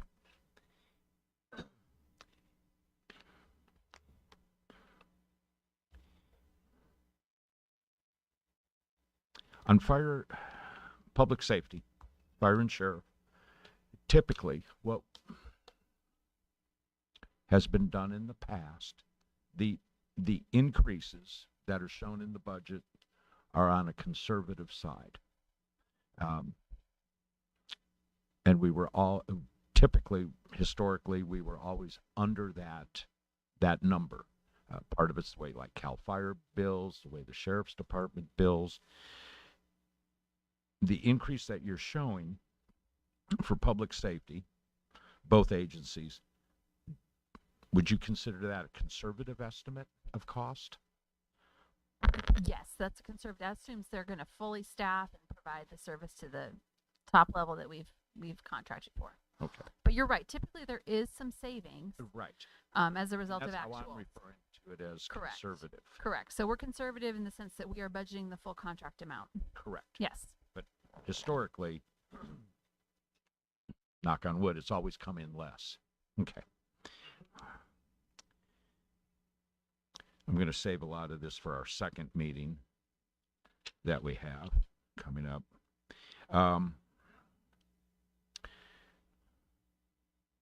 With the comments made with our reserves and Measure R, does the possibility exist that we would be cutting public safety? So No matter how it ends at the end of the day, so today. Councilmember Newton, I am always going to recommend that we adopt a balanced budget without the use of reserves. Reserves are one-time money that should be used for one-time purposes. So if we had a 1-year budget anomaly, like we had 2 auto dealers shut down for a year, so they had a fire or something, then that would be a 1-year anomaly in revenues where a city manager would recommend use of reserves for an economic contingency like that. But the situation we are in now is that we have a structural budget deficit. That means this is not a one-time anomaly in revenues or expenditures that is causing this deficit. This is just the structure of the budget as it stands today. So for that reason, I am not comfortable recommending use of reserves. My recommendation would be that the budget be balanced in some way. But those are ultimately policy choices that councils can choose to do. It's certainly, but I'm going to tell you what my opinion is, and then I'm going to stand by and implement whatever it is you'd like me to do. But the reality of the budget is that we have 3 buckets of expenditures.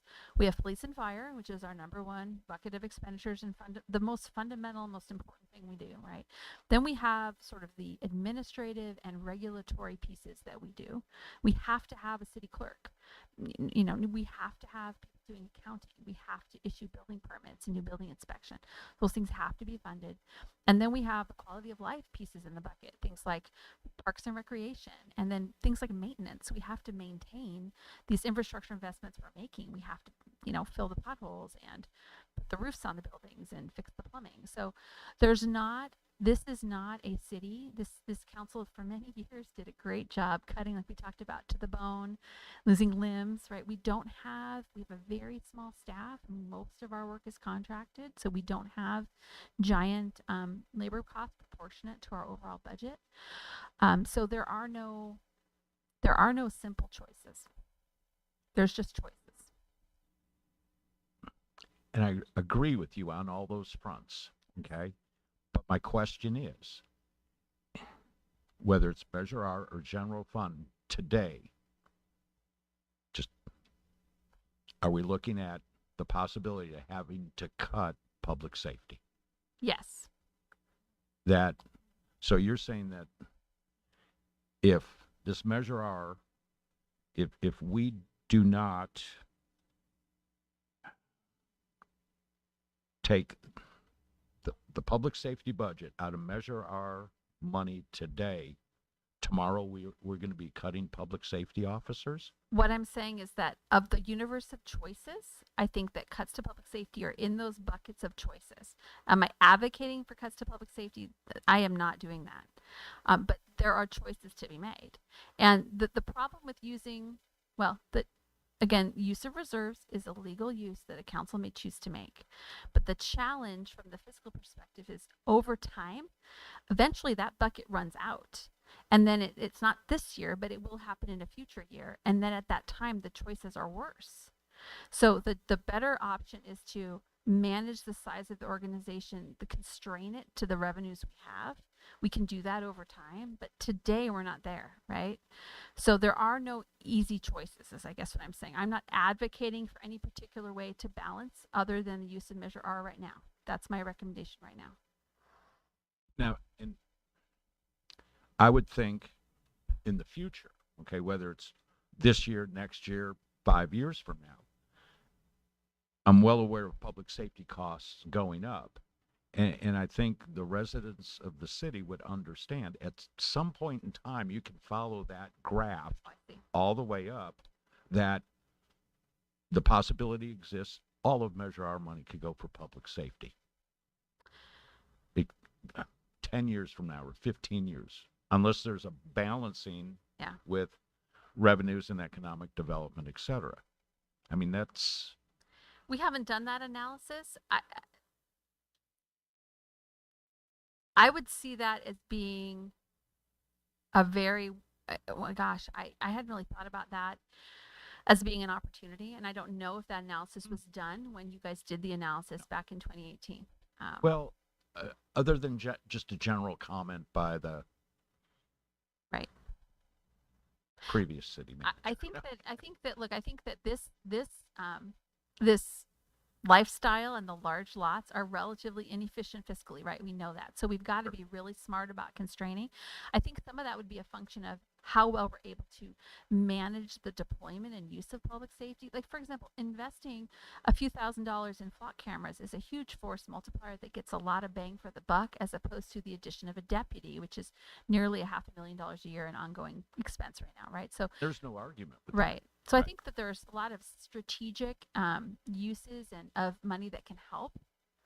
But where is Norco 20 years from now in terms of fiscally? I think that's a really challenging question to kind of think about, and maybe at some point we need to tackle that.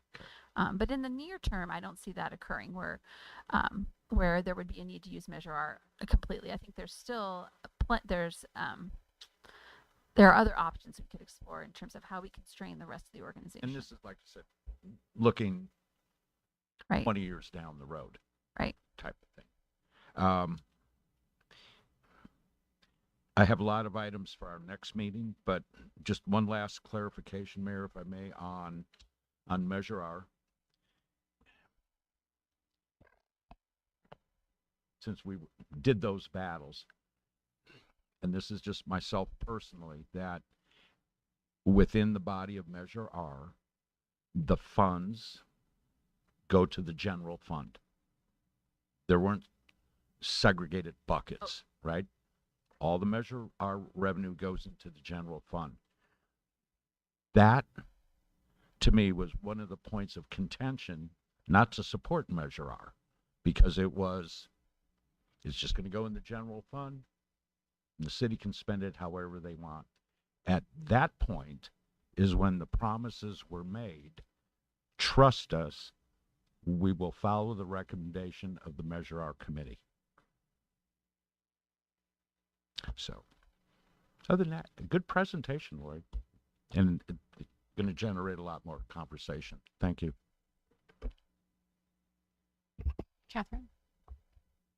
I have a question on page 8 of the presentation, or slide 8, just on number 9 under key factors. Lori, if you could just come back and clarify that piece a little bit for me. I just want to make sure that I understood the point on not including contributions to any of the reserve stabilization funds.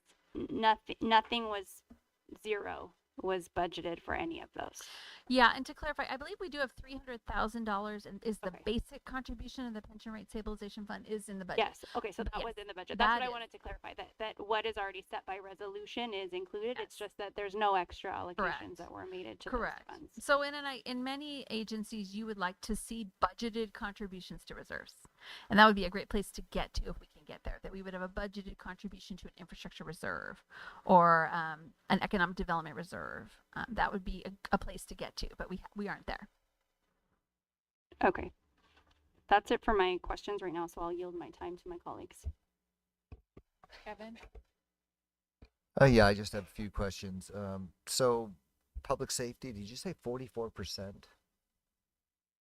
Correct. About 44% of our general fund budget is public safety. You know, I remember when public safety was 60%, 65%. I believe that because everything 68%. else had been cut, right? So yeah, that makes sense. I mean, it was. So thank you, Cal Fire. Thank you, Yeah. Sheriff's Department. Backyard trails. One of the interesting things about backyard trails is that recently you had somebody who we discovered that they were able to put their ADU based on, because they own to the middle of the trail, which is very different from, I mean, we always talked about it, the trails in front of our regular streets, and we actually had something on the books, but it was never enforced because that land was actually deeded over to the city. We owned just to our property line. Originally, we owned to the middle of the street, but those backyard trails are owned by the residents halfway to the trail, correct? Yeah. Alma? Correct. And so you're able to put, so where you think the property line is, you have an ADU right up next to the property line because they measure to the trail. So the reality is it's a completely different situation than the regular folks. The structural imbalance is essentially, we've done the impossible. We are the butterfly that has iron wings. We shouldn't fly, but we do. The reality is a mile of road to repair it is $1 million, and that's whether you have 5 houses or 50 houses. And what generally has happened is that most cities have simply given up, and they just build a whole bunch of houses and they start changing zoning and they do stuff like that. Norco has not done that. One of the things that we've talked about many, many times is looking at Norco 25 years forward, correct? You guys are familiar with that? Looking at 25 years forward. Palomino, is that going to be in our book, the revenues that do we have any way of knowing what those are other than the fees that come? So is the question with regard to how much tax revenue is generated at Palomino? So the tax revenue that's generated by an industrial development is typically limited to property tax. And so that's lagging. That'll lag as of what's on the lien date as of January 1, then the bills are paid in the fall, and then if they construct in the middle, they get a supplemental tax bill. Right. But again, we're getting about 10 cents on the dollar of that assessed valuation. So it's not a significant increase in property tax.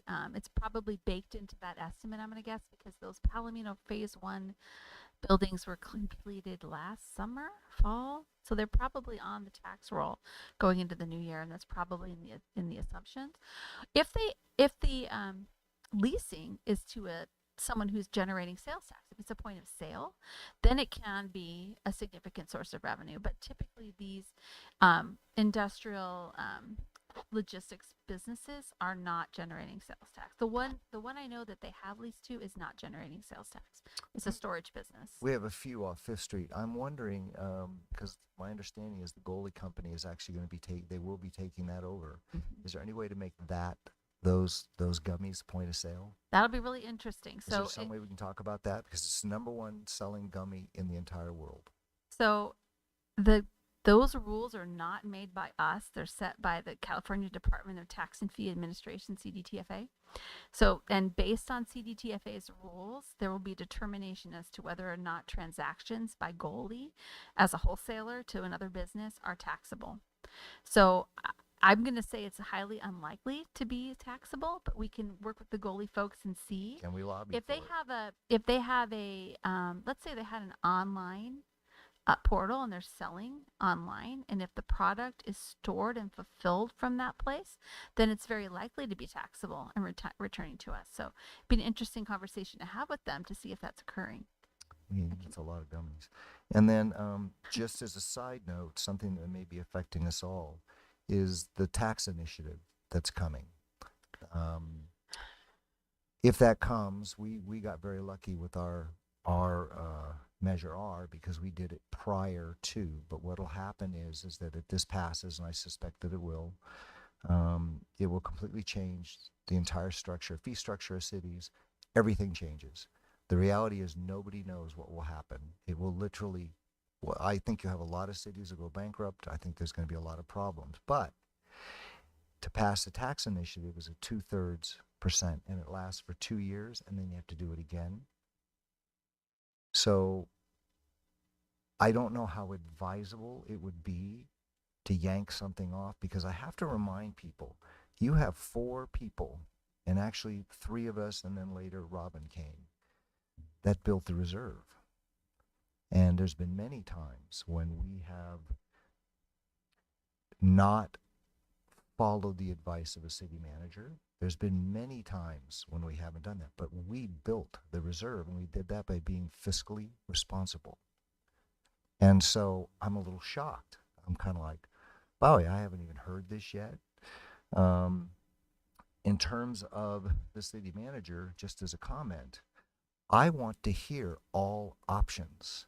Part of the reason that we hired this particular city manager is our previous city manager left us with very good bones, financial bones. But now, every single day, every week, the state legislature is beating the crap out of us. And we have to have a staff that is trained and on top of things, and so we know what all of our options are. In terms of Measure R and the general fund, it's all tax money. And the goal is no matter how it gets spent, it's spent wisely. And just as a side note, there's 3 council people, and maybe 4, I can't remember when we did it, but the chart that put the people at the top of the chart was designed by us. That's our chart. And so I just want to remind people that we haven't heard any of this. And so I'm getting threats and all kinds of very strange things, and give the council a chance. And then I have just one other. Fire comes. Oh, and Greg already made the point that fire in particular tends to come in under budget. I had talked to you, Lori, about just because in the past it was so expensive to get a motorcycle cop. Could you just kind of talk a little bit about, briefly, why we're getting a motorcycle cop for such little money? Yeah, and I'll defer to Captain Kohler if I'm wrong. Captain Kohler, so tell me if I phrase this incorrectly. But essentially, the additional pay that is paid to the stipend that a motor officer gets is fairly modest. It's a fairly modest amount of money. There's an upfront, a one-time cost for the motorcycle, and then there's maintenance and for the gear and so forth, and then there's maintenance costs. But some of that's offset by the fact that we buy the motorcycle, right? But if we have a car, we actually pay that to the sheriff's department on a monthly or annual basis. So there's a switch for the motorcycle cost, basically, for the car cost. So really, and the deputy is a deputy. So it's just a very small incremental cost for their stipend pay. So the Lieutenant Francis really feels it's a if we can have an officer who's willing to be on the motorcycle, because some officers are like the car, but if we can have someone trained up to serve on the motor, that gives them flexibility, lets them get in out of school traffic, for example, lets them do more active enforcement without being seen, frankly, which is part of the job. And we get, as you know, we get lots of traffic complaints in the community, and people want to see more enforcement. So the lieutenant, in consultation with his captain, really have advocated that we convert to the motor officer, and it's not a very significant additional cost. I really, because some of the numbers we had before, and I guess just finally, I'm very pleased with this report. I'm really happy you guys did what you did, and the reason you spoke up is because it prompts us to talk about some of the issues that are coming up. I sat on an oversight committee. It's not binding. I was for the Corona Norco Unified School District. We recommended a whole bunch of things. They didn't do any of them. Now we have that beautiful STEM sign over there at Roosevelt. I think, truthfully, that we're a much wiser staff in some ways and a wiser council, but I do know it can be frustrating when you feel like you're not listened to, but give us a chance. And that's all I have to say, and good report. Thank you. All right, thank you. Any other questions or comments from council? All right, thank you, Lori, for the report. Appreciate it. We all have quite a bit of homework looking at our binders, so thank you for that. And with that, I'm going to go ahead and just close the workshop, and then we will be going into closed session. So, Colin. Yeah, Mayor, if I could just add for the members of the public, so we're not sure, if, as you're following this item, we don't know when our second meeting in May is. We're going to set that at our next open session at 7 o'clock to find a date. And it was pointed out to me by staff who, Mr. Naylor pointed it out to staff that the 23rd is actually the night of the volunteer recognition dinner. So that's not going to be a good night. So we'll have to kind of put our thinking caps on when we get to that item.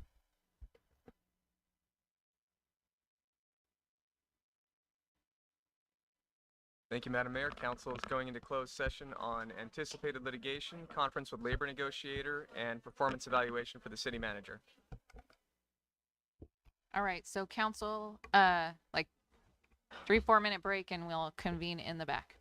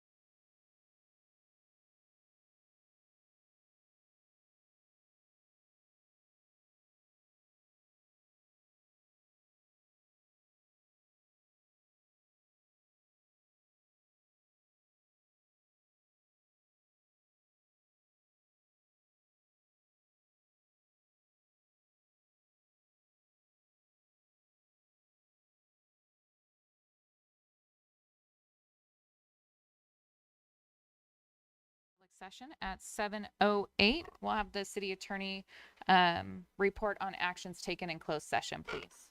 Thank you, Madam Mayor. Council was given an update and provided direction on all 3 items, but there was no reportable action. Thank you very much. So we will be doing the Pledge of Allegiance, Mayor Pro Tem Bash, and then our invocation today will be from Pastor Kathika.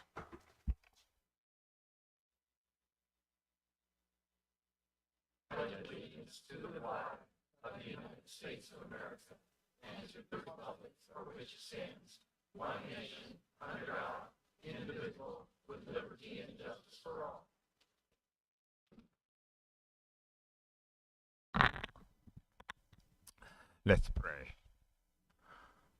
Almighty God, we thank you tonight for giving us the opportunity to gather here. We pray for our leaders as they articulate the agenda for today. The Lord, you are going to give them ability and numberment in the name of Jesus. Praying that you would give our leaders the wisdom to lead this city to greater heights of development. We pray for the agenda of the day. The Lord, you are going to see them through to make decisions that are going to give great development to this city. We pray for the community that all they in unison, they will be together to do the development of our city here to and for your holy glory. Thank you tonight. We bless the name of the Lord. We pray that going forward, you would continue to bless our leaders, giving them the numberment and the ability. All this to build this city to the way, Jehovah God, you have appointed. We bless the name of the Lord tonight. We pray that you would be there for this city. Let the peace of the Lord that transcends all understanding govern our city. No problems, we pray, that no thungery, that you ever appear in the name of Jesus. We pray that all will be well, and our leaders will be blessed as they lead this city. We thank you, we glorify the name of the Lord. For it is in Jesus' name that we pray, and all the Lord's people say amen. Amen. Hallelujah. Thank you, Pastor.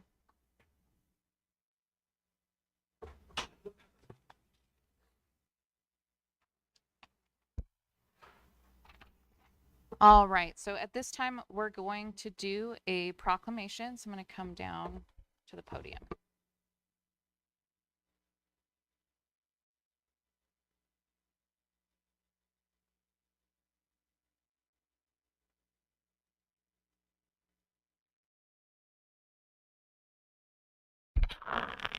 All right, tonight we are recognizing May as Building and Safety Month by presenting a proclamation to members of our Building and Safety Department who have contributed to the development of the City of Norco. I would like to call up our Community Development Director, Alma Robles, and Building and Safety staff members that are here tonight to receive the proclamation. So if whoever is here would like to come back.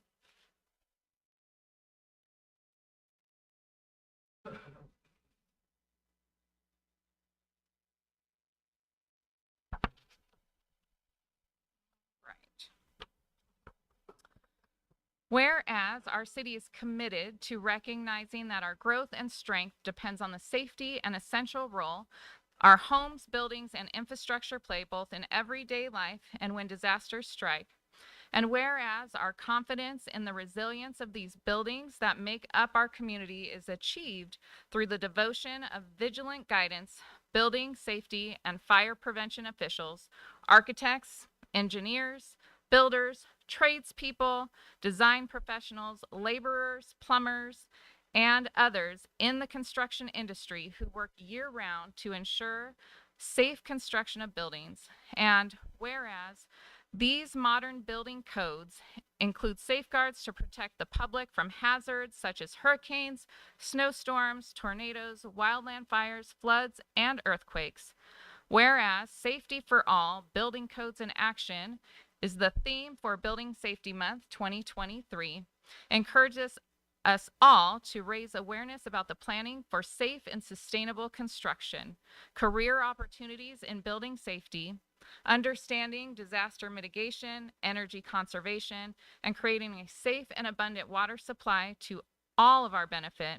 And whereas each year, in observance of Building Safety Month, people all over the world are asked to consider the commitment to improve building safety, resilience, and economic investment at home and in the community, and to acknowledge the essential service provided to all of us by local and state building departments, fire prevention bureaus, and federal agencies in protecting lives and property.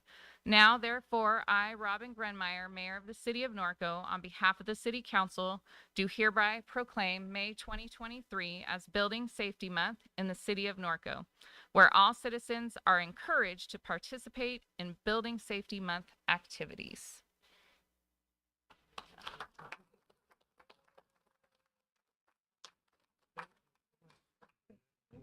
Alma, do you want to say a few words? Well, just want to say thank you to my staff, and it is a pretty big thing to make sure that our buildings are built to the standards for safety and protection of our citizens. So this is great. This is great recognition. So thank you. All right, thank you. So picture time. Betty, so if you guys will come in the front. There you go.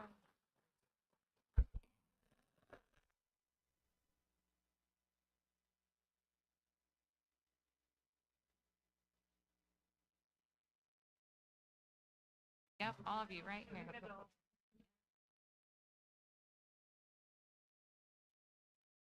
Coming.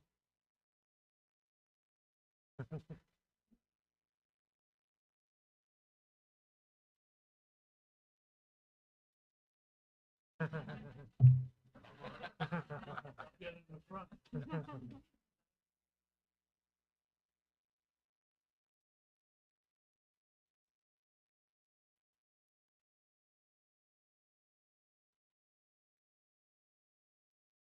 Hey, thank you. Congratulations. Thank you. Again, Appreciate thank you it. for all your work.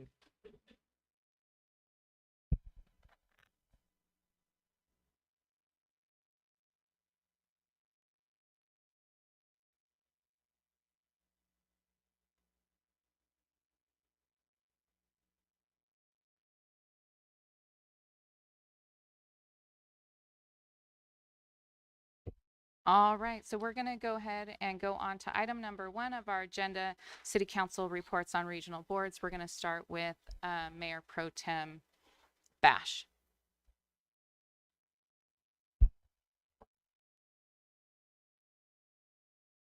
First off, I'm going to talk about the April 21st Cal City City Managers / Taxation Revenue Joint Meeting. This is a meeting of cities from across the state of California.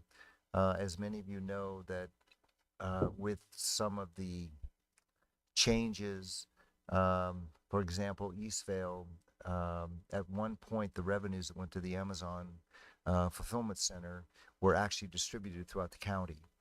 And what happened is there was a change that occurred so that we in essence no longer get as much of that increment, and literally created a windfall for Eastvale of about $40 to $50 million a year. And so what we have been trying to do is negotiate a more fair distribution of those taxes. And part of the issue is that they get the money, we get the trucks. And as you all know, point of sale, generally speaking, is where something's purchased. And so the idea is they've made that fulfillment center essentially, I'm simplifying, but that's essentially the point of sale. And in the meantime, you'll notice there's a lot of Amazon trucks driving through the city of Norco doing business, and we get not a whole bunch of money, in fact, very little. So we're trying to find a more fair way of doing that. And I've been working very closely with Lori, our city manager, and I think we will be arriving at something that it's not perfect, but it is much more fair. And then I'm going to touch on something I need to let council know about. As council knows, and I've appreciated their support, We have been trying to expand the National Register to expand the Narconian Historic District to include the Navy Hospital and the subsequent Cold War missile laboratories. We were shot. We after years, we finally went before the State Historic Preservation Commission for the state of California, and Bill Wilkman pretty much smacked down the Navy historians, and I use that term loosely, who really had been spending a lot of time misrepresenting the historic site. It should have been put on the National Register 2 decades, 3 decades ago. We were then shocked that the Navy responded with a truly nonsensical response, and truly nonsensical. We rebutted it. They based their documentation on misrepresenting our nomination, misquoting massive documentation. It was genuinely ridiculous. Bill Wilkman and I, we worked really hard, literally it was an 18-page rebuttal the Navy put together. We literally, it was 100 pages of documented rebuttal. And so literally it's this high. The reason I want to bring this to council is because FOIA requests have demonstrated some really purposeful intent. They're required per Section 106 of the Historic Preservation Code to give a good faith effort. And what we've discovered is that several of the parties involved in this literally, I mean, one of the lessons you learn as a council person is don't put something in an email that you don't want somebody like Kevin Bash to do a FOIA request and discover. And I'm pretty certain we could make a case that they purposely sabotaged our nomination. We also found a letter from the Department of the Navy's Federal Preservation Officer stating that he basically went to the keeper of the National Register and just said, well, you know, I'm firm on this. And I mean, there's no possible way at this point that he doesn't know that we're accurate. We have massive historians, doctors, all kinds of people behind us. So the reason I'm sharing all of this, I'm trying to condense it, is this may well be an uphill battle, but I want council to know that at the very least we can get it on the California State Register. But Bill and I feel pretty strongly that we should at least, because the keeper, while they denied us, didn't close the door and said she had made no decision. One of the things I think needs to happen is we need to have a candid conversation with the keeper, because truthfully, she can't defend her decision. She can't defend it. And I think what happened is really strange, is her letter of denial almost absolutely mirrors the Department of the Navy's Federal Preservation Officer. What's most disturbing about this, you know, I don't mind losing. I don't like to lose. But I want it to be a fair playing field, and I want them to follow the rules. And what they've done, when you read these emails and they talk about, for example, when the Navy released their response to our nomination, I mean, literally, these 3 historians who we sort of kabunked at the commission meeting, hey, dude, nice job. The way to make Norco look stupid. I mean, those are the kind of things that they wrote in their emails. And so the reality is we have repeatedly asked for them to meet with us. Because I'm going to tell you right now, they spend a half hour with me, they're losing. Because I know that material inside and out. And the one time we were able to publicly confront them was before that commission. And they were actually chided by the commission because they were just full of you-know-what. So I just wanted to kind of make you aware that we may be in the middle of a political battle. I suspect we're actually in the middle of a battle in which we have about 4 young guys that we hurt their egos. And they're doing everything they can to sabotage us. So I'm going to be recommending to Bill Wilkman, but we're going to be meeting with Lori. I believe that Mr. Lusignan, who is the keeper's West Coast representative, I think we need to be honest with him and say, look, you got this letter, you can't defend this, and just really put him on the spot and see what happens. And And again, I just wanted to make council understand, though, that it's very possible we'll lose this, but this, for me, has become an issue of integrity. Ultimately, I think we're going to win because I'm going to make sure everybody knows what they're doing as much as I can. There's still a chance, like the door is still open. We have the SHPO, Julianne Polanco, who's on our side. That's the State Historic Preservation Officer for the state of California. She seems to be on our side. She's willing to work with us. The problem then is, though, if we go back, I'm going to try to get the keeper of the National Register to change her decision. I don't know if we can do that, because what the process now is that we go back to SHPO, we have to go back to the commission, and as one of the bozos, Mr. Manley, the Deputy Federal Preservation Officer, said, then we'll get a chance to comment again. Well, what they've done, going back to 1988, is they just make it up. They just make the stuff up. And so you have to respond to it. And when nobody talks to you, you literally have to, you write hundreds of pages of rebuttal. I'm willing to do it.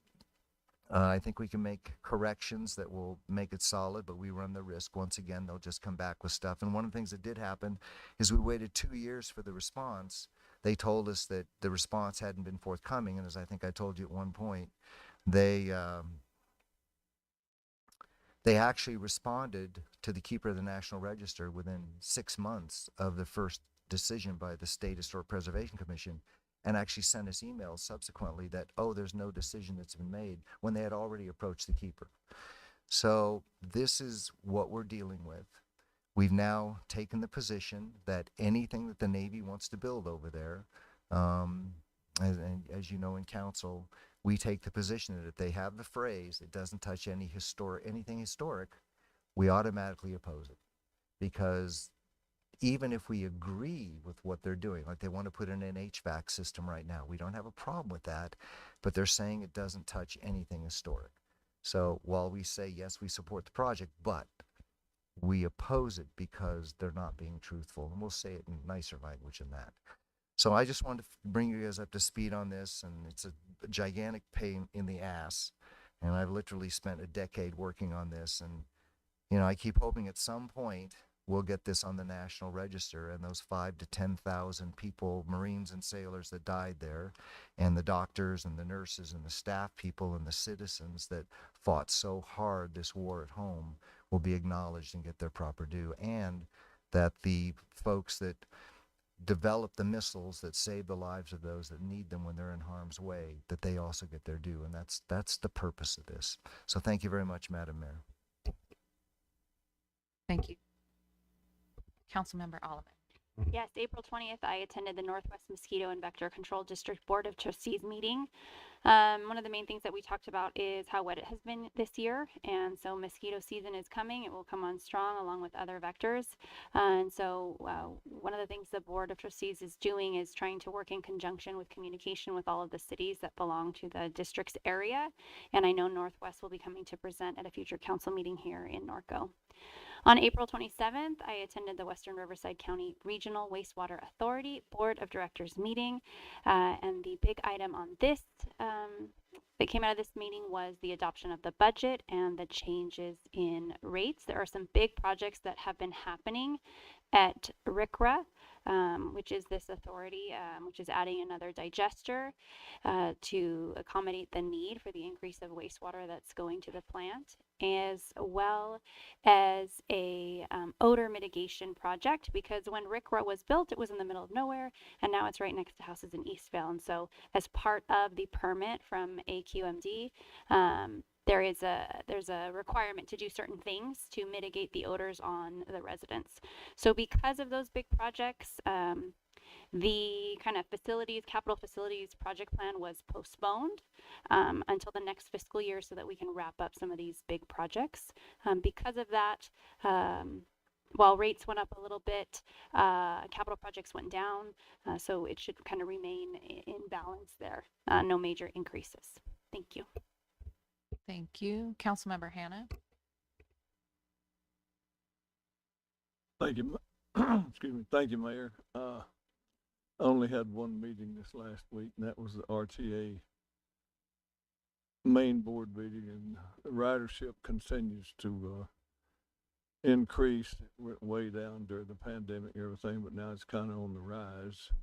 And RTA is going to construct 8 new bus stops with benches and covers in the county, and Norco's going to get one at the intersection of Hamner and Mountain Avenue. So that's always a plus when we get one. So thank you. Thank you. Councilmember Newton. Thank you, Mayor. Let's see. Last few days, attended the Barn Event Center Construction Subcommittee meeting along with the mayor and staff. And if any of you have driven up there, you can see the whole steel skeleton is up in the air. So good progress being made. On the 24th, we had the Riverside Transmission Reliability Project Subcommittee meeting. City Manager, Councilmember Bash, and myself. And then 26th, we had the Kathy Azevedo Spirit of Norco Subcommittee meeting with staff, Councilmember Bash, and myself. And I think we're now at a consensus on the drawings, and it's going to be up by the Stagecoach, by the Marino Arena, and it's pretty sharp looking. I got to give a lot of credit to Amanda and Patrick Daniels from Caprock, who is contributing the funding for this project. So moving along. Thank you, Mayor. All right, thank you. And then I have nothing to report at this time. So we'll go on to item number 2, which is our consent calendar. Do any members from council have any items that they need pulled?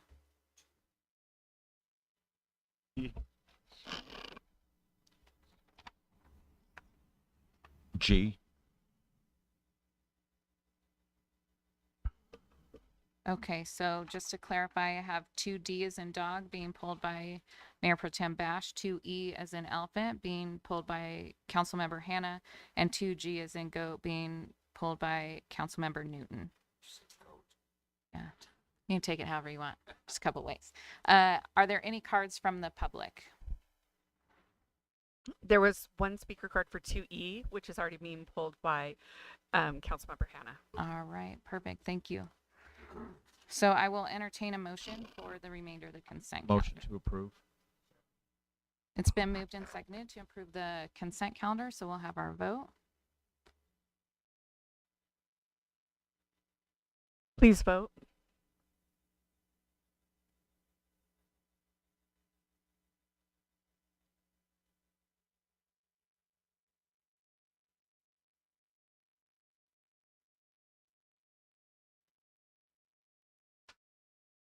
And motion passed unanimous. Thank you. All right, thank you. Moving on to item number 3, which is those items that were pulled from consent. So we will start with Mayor Pro Tem Bash and item E, please. I just want to thank Matt and the city manager. I don't need to hear the report. I'm just really happy that we're improving this. I can remember when we only dreamed of having the money to do this kind of stuff. I mean, it's like Norco is. I felt like in the old days we actually had cans with string between them. And I feel like I can remember with Andy, the old city manager, going through the ICSC conferences in different places and going, God, I wish we had this. Oh, I'd love to have that. And other cities had all this cool stuff. Well, I'm really delighted to say we're getting some cool stuff. So I'm really happy. And thank you very much. I know also, Matt, somehow you're figuring out ways to save us a lot of money. So I appreciate that. And that's all I have, Madam Mayor. All right, thank you. Anybody else on this item? All right, I'll entertain a motion. Motion to approve. Second. Please vote.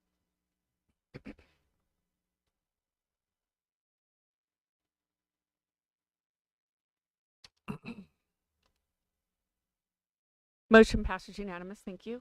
All right, thank you. So moving on to item 2E, Riverside County Sheriff's Contract Amendment. Berwin? I just have a question, Captain. Pardon me?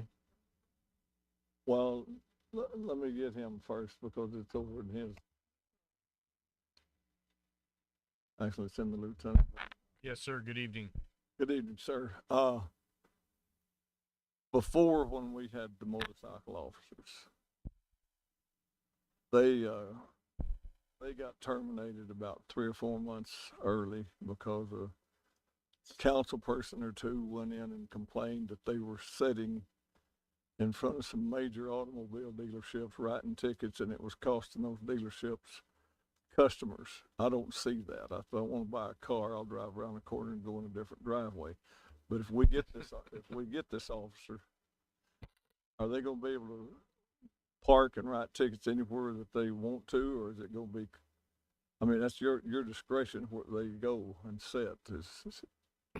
Well, the one of the primary reasons that Lieutenant Franzik approached me about leveraging a motor deputy back into use is that in Norco, as is the case, whenever we debate all of the different initiatives that come before you as a group, we're always trying to make great use of very finite resources and leverage force multipliers wherever we can. Our primary intent with the motor enforcement program certainly will involve a component of citations driven by traffic complaints. But the other issue that's been significant during my 2-year tenure as the Harupa Valley Commander, overall managing the operation here in Norco, is the issue of school complaints. Well, based on the nature of our roadways in combination with the horse trails and other factors, school enforcement is very difficult in a police car, which makes it very difficult for us to have an outsized impact from day to day. So their ability to navigate a little more easily will allow for that directed enforcement. But then the other portions of I suppose, our enforcement endeavors, or also outreach and public education, will be driven by primary collision factors and other specific focused metrics. So to your question about where they'll be able to write citations, I don't envision any limitations on our public roadways, but we want that effort to be to a productive end, not simply for the fact of issuing tickets. And as with everything else that the sheriff's operation tends to here in Norco, we would also do that with the input of not only the council, but certainly the community as well. Well, I think if they're a sworn officer, I don't think that anybody has a right to tell them where they can write tickets. If they're going to write tickets, they can write tickets anywhere. Right, I'd say we're good with that. Just open-minded to where you'd like us to be. And I don't drive but 26, so I'll slow down. So you slow down too much, you get a ticket for that too. Yeah, get run over. Thank you, sir. For Any other questions? I don't have it. Okay. Thank you. That's all I have, Mayor.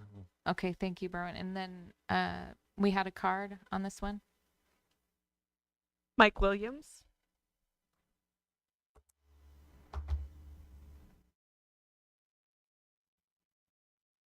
Thank you, Mayor Grunmeyer, council, staff, and residents. I remember when we had the motors here previously, and I remember when they got canceled out, which I thought was a real sad day here. A number of reasons that I realize that happened. Motors are highly effective for traffic, for getting calls a little bit quicker. They can navigate a lot easier. And they're not a huge expense. Budget meeting that we were in earlier with our city manager, I think is a great move, and I'm glad to see it.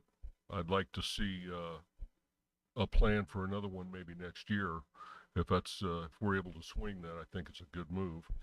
We've got a chronic problem in this town. I don't think anybody will disagree with that. Here on 4th Street, where I live, 50 and 60 miles an hour is not unusual. I see it on a regular basis. Stop signs being run, and it's just on my street. So something's got to be done to help mitigate those issues as they are. I think the cameras are a good idea that we spoke about earlier. And another thing that may work, that may give the department a little bit more teeth to work with, is a consideration to drop some of the speed limits on the major streets and major thoroughfares here in town. I think that's something that going forward we might consider doing, and maybe workshops and things like that, state law. We've got some options.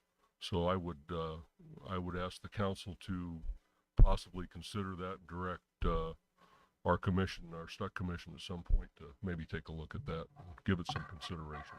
Okay. Thank you very much. Thank you. I have Right. no further public comment cards. Perfect. Thank you. So I'll bring it back to council to entertain a motion. Move to approve.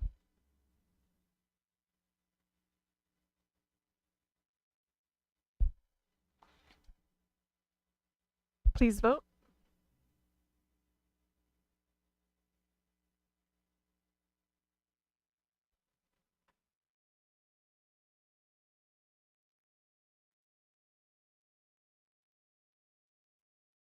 Motion passes unanimous. Thank you. All right. Thank you. Moving on to item 2G, Councilmember Newton. Thank you, Mayor. On this item, this is where council is asked to concur with the Planning Commission recommendations, which are extremely valid. What I'd like to suggest is that we would move this off the consent calendar and at a future date, make this a discussion item. There's a lot of information that I think that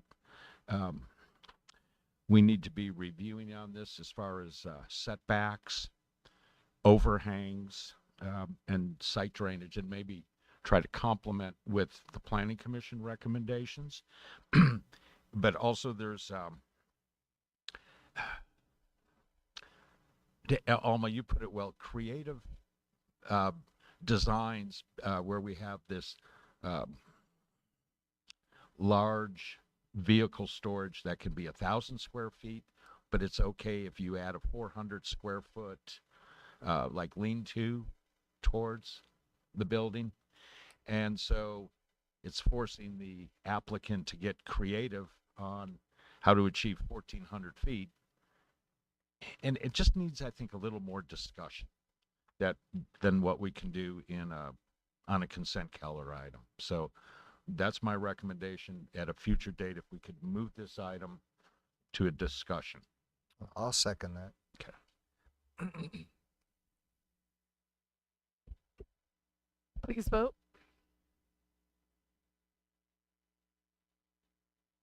Now please vote. Sorry.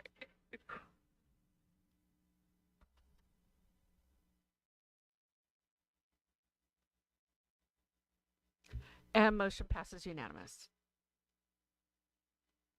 All right. We will move on to item number 4, which is our public comments.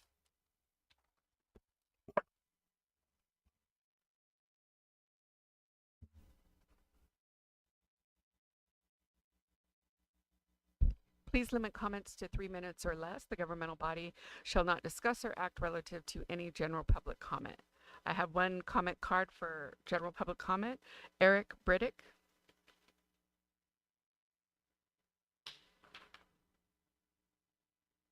Good evening, Madam Mayor, City Council. It's certainly a pleasure to see you all again. I don't think there's a need for formal introductions at this point, but I thank you for hearing me. I believe you all know, based upon previous emails, how important this matter is to me. In fact, it has brought me out of retirement to address Council at least one more time. In 2021, City Council approved for the implementation of a first responders memorial to be constructed near the Ingalls Veterans Memorial Plaza, which would include the name of Riverside County Sheriff's Deputy Randy Lutz, who died serving the city of Norco on June 22nd, 1989. 2 years since Council approved this memorial, I am not sure where the project is. My fear is that it has not been moving forward, so I'm offering an alternative to see if it's viable for the city in terms of low cost and low impact. I am basically proposing a bronze plaque that would list Deputy Lutz's information to be mounted outside the Norco Sheriff's Office on the wall for public view.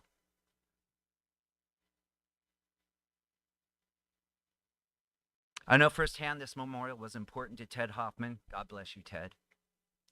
with whom I had conversed repeatedly about the memorial planning.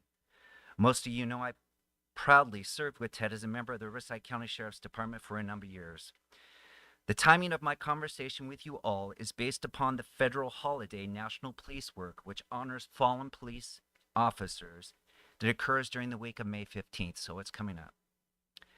And of course, the anniversary of Deputy Lett's death, which takes place on June 22nd. It is incredibly important for the city to honor their fallen law enforcement. This is especially true as the department I gave 29 years of my life to, the Riverside County Sheriff's Department, has lost 3 deputies and a canine in the last several months. Deputy Lett's family members deserve to see their husband and father properly remembered and honored for his sacrifice. I'm here to offer my help. I would love to help get this done. You all have my contact information, and again, if anything's needed, I'll be happy to facilitate. Riverside Sheriff's Association was on board with helping funding. I don't know how much that would be, but they definitely want to be involved in the process. I'll be happy to network and get those resources going. Thank you. It's certainly good to see you all. Thank you, Eric. I have no further public comment for this item. Okay, thank you. So we are going to move on to our discussion items. So we will start with 5A. And so I'm going to go ahead and turn it over to the city manager because we do have a change on this one. Thank you, Mayor. So item 5A is an item that was a council initiated item to come back for discussion. This is discussion and possible action regarding AB 1000 Reyes, a bill concerning qualifying logistics use projects and referred to as the Good Neighbor Policy. And we provided you with a little summary of the bill by Assembly Member Eloise Gomez Reyes.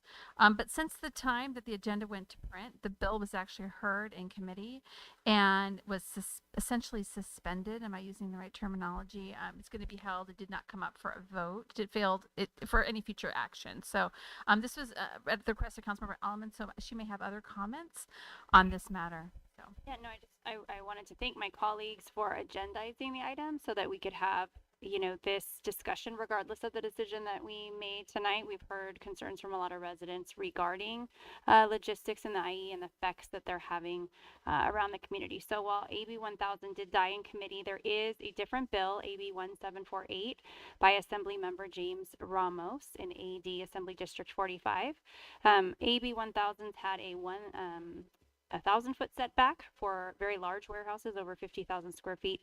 The second bill did pass out of committee. It is only a 300-foot setback. So just wanted to share that information for residents if they wanted to reach out to that Assembly Member Ramos, if they wanted to see that strengthened at all, just to share that information for those who would like to engage on that bill.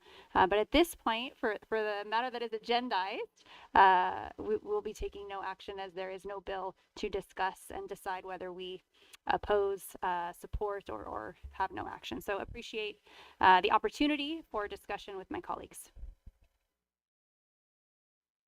Thank you, Councilmember Alleman. We're going to move on to item 5B, which is Ordinance 1095, and that will be our city manager.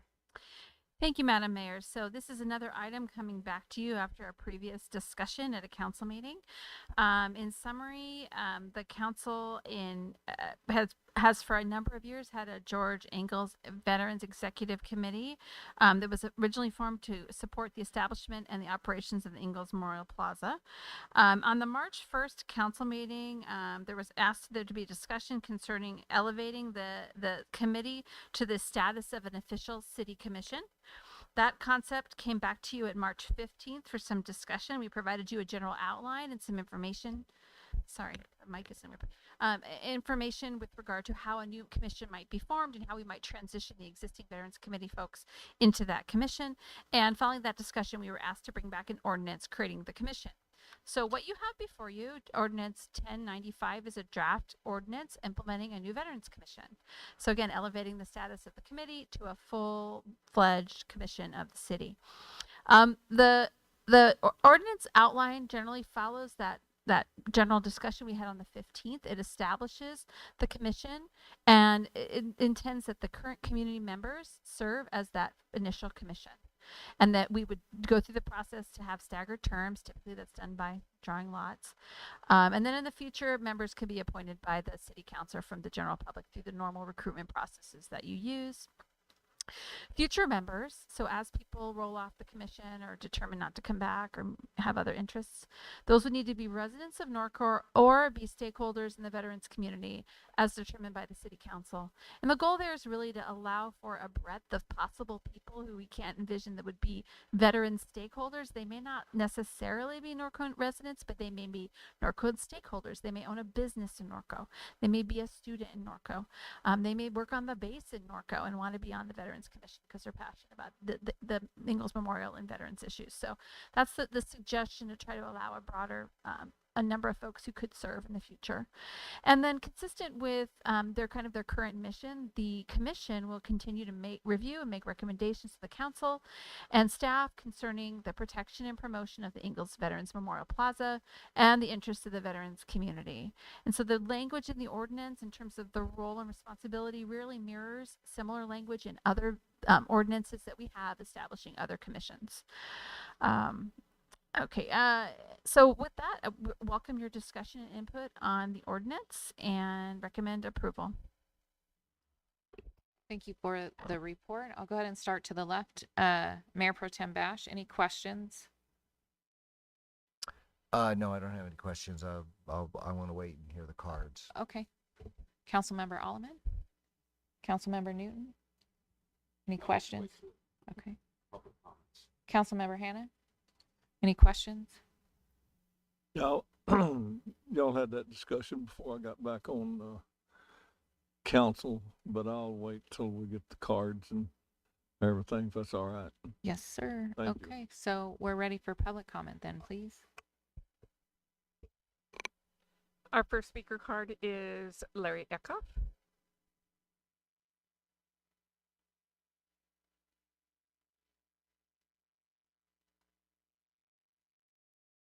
Mayor, council, staff, and people behind me.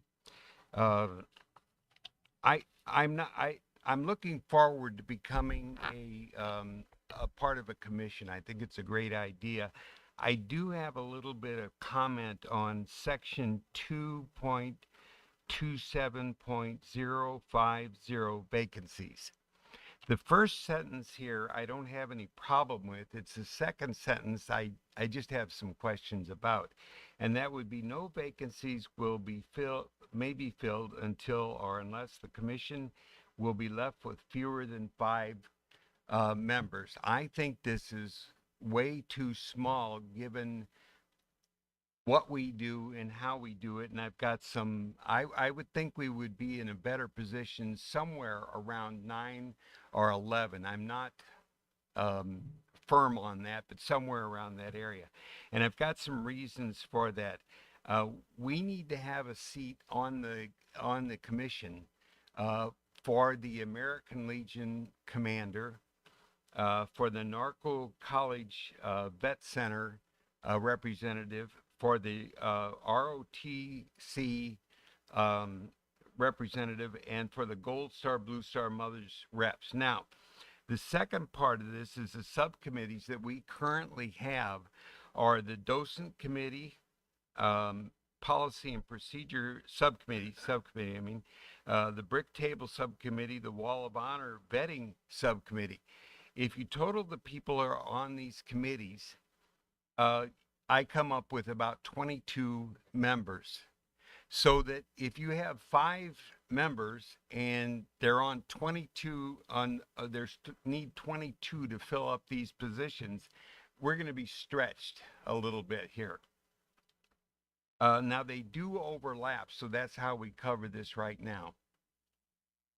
Okay. And a little bit off the subject, I know this is, but I've got time left. Could I please have any veterans in the audience stand, please? I want to thank you for your service. We've got about 5 members of our committee, now committee, to be on here. And I know a lot of people in here that have people that are serving to their family members, and we want to know that we appreciate, and that's what the Veterans Committee is here for, soon to be commission, is here for, to support those people. And I know there's some up here too. Seth, thank you. Our next speaker is Larry Cusimano.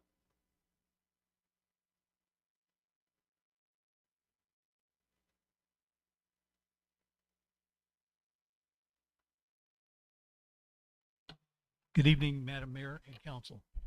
My name is Larry Cusimano. I've lived in this community for close to 50 years now, and I am on the commission, or committee, soon to be commission. I'm glad to see that it's finally moving from the committee status up to a commission status. And I'm looking forward to staying on it for as long as I'm physically able. Also, membership into the commission, I believe, should be somewhere between a minimum of 9 to about 11 people. We have currently 9 veterans that show up at every meeting regularly. We have 2 council members that are on it.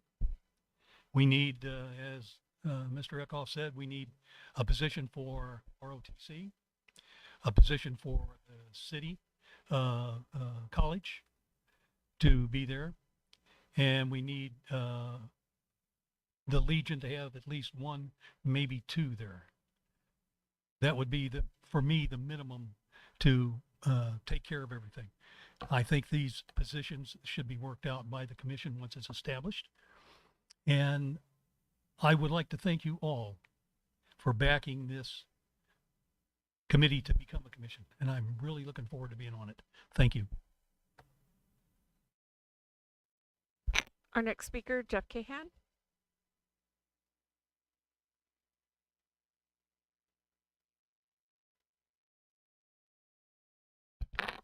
Good evening, Madam Mayor, Honorable Council, staff. As the one of the original founding members and the current acting chair, I'd like to echo Larry Eckhoff and Larry Cusimano's comments on the size. When we were originally formed, the idea was that you have a core group of about 6 that are just Norconian, they're veterans, they're patriots, to be on the core of the committee. And then those extra seats that were mentioned, we had 2 parks representatives. That's how I originally got on, along with originally Richard Hallam. That seat is now filled by JT Guru. Again, the ROTC, we also now have a Sea Cadets that we may want to add somebody to represent. The American Legion, the college. Don Farmer, Colonel Don Farmer, is on our committee right now because he's the county representative for District 2. My problem is what happens when Don ends up not being that representative for District 2 anymore. Do we just lose Don, or do we make it a little more flexible where Don can stay? A couple things to think about. I totally understand the concept of the random drawing. I'm a little bit concerned with the math. If 6 of us draw the number 2 and 6 of us draw the number 4, and the way the ordinance is written, it says it can go down to a minimum of 5. So in 2 years, what happens to those 6 members that had pulled a 2? Are they just automatically off? And we've now cut the commission in half. I don't think we want to do that. Then another possible ramification is those that are left are now all termed out in 4 years. So you don't have a stagger anymore. So to echo what they said, I think 9 to 11 plus the 2 council members would give us approximately the same size that we have now. It's worked out for 10 years. It gives us that breadth of participation, as the city manager mentioned, because we certainly may have, the commander may not be a resident. The ROTC representative might not be a Norco resident. So if we limit it to 5, and all those representatives are non-Norconians, then you have no Norco people actually on the committee. Or the other way around, if you have your core people, and that's the 5, then we lose the representation. So I just think from 10 years of experience being on the committee, the way we work, I think having a larger committee would be of a benefit. I only have a couple seconds. I just want to do, there's a little bit of housekeeping, just real quick. On that ordinance itself, It mentions subsection point 20 is terms of office. That's actually the appointment of members. There's a missing point 30, which is the terms of office. And at the bottom on the index there, records needs to be changed to 110. We don't have a section 100, which would be compensation. Which, real quickly, I know one more time, the size of the commission shouldn't matter because none of the people on the commission are going to be doing it for the compensation. So there's no fiscal impact if we have a larger commission. Thank you very much. I have no further comments, Mayor. All right, thank you very much. We'll bring it back up to council for discussion and action. So I'm going to go ahead and start to the right. Councilmember Hannah. Thank you, Mayor. I think that's a good idea to have a commission with this, this committee. I would think that over 7 would be a hard deal. I don't think that. I think the more people you got on there, the less chance you have of making decisions. So 7 or 9 would be the number. But I'll ask somebody who was here that last meeting. For a person to be on the commission, is it required that they be a veteran?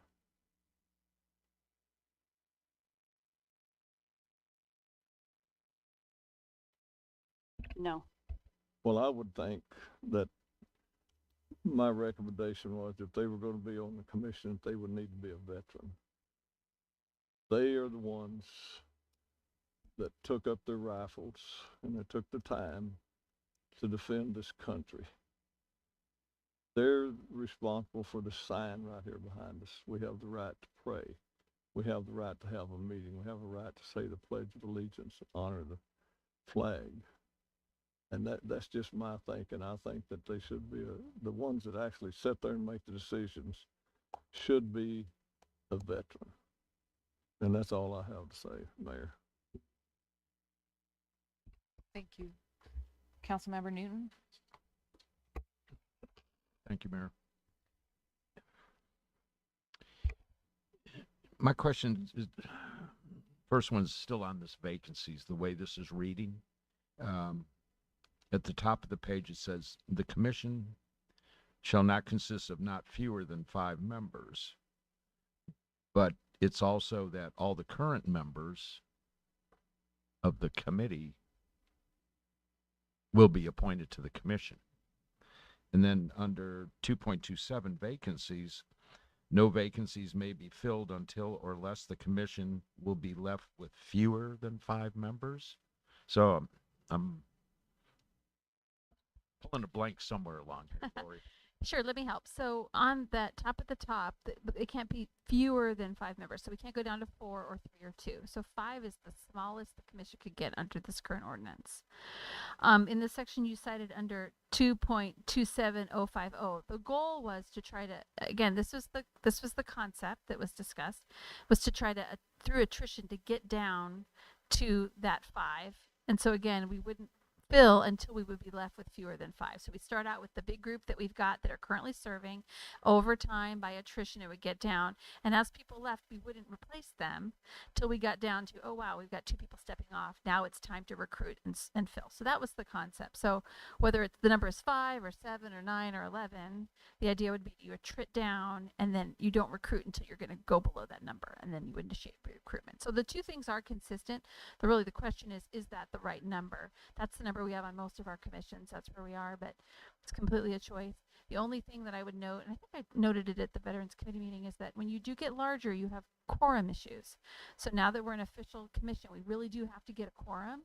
So if you've ever been in a nonprofit board or one of these things, sometimes your board gets, the larger your board gets, the more challenging sometimes it can be sure to get your quorum. So it's just something to think about, but it isn't a deal breaker point. And I guess part of that with Larry's comments were the magnitude of what that commission does and all their little subsets and subcommittees that it's a lot of work for 5 people.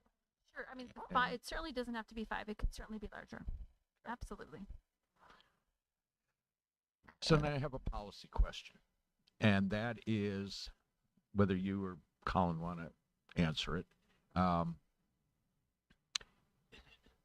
Somewhere earlier, I read within the policy of the Veterans Commission,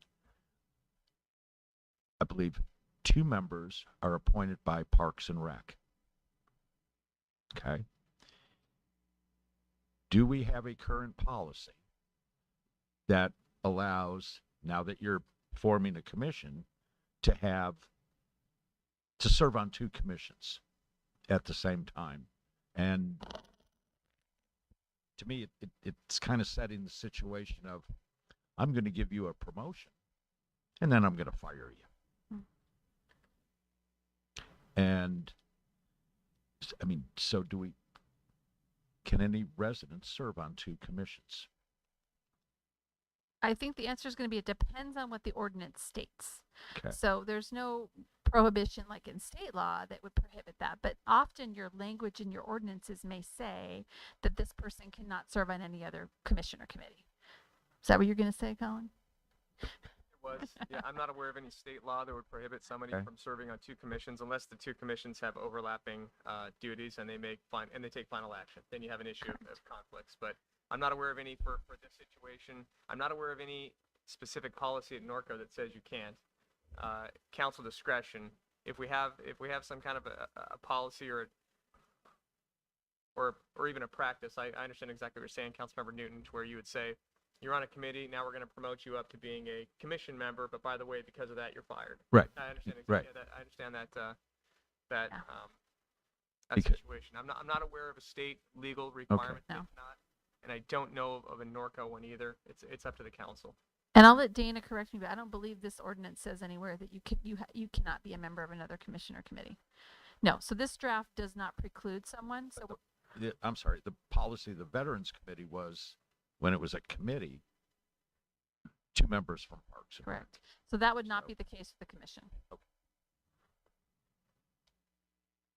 Thank you. And if I can add, it's not in this draft ordinance, but if you wanted to structure the commission that way and have 2 appointees from the Parks and Rec Commission, you could choose to do that.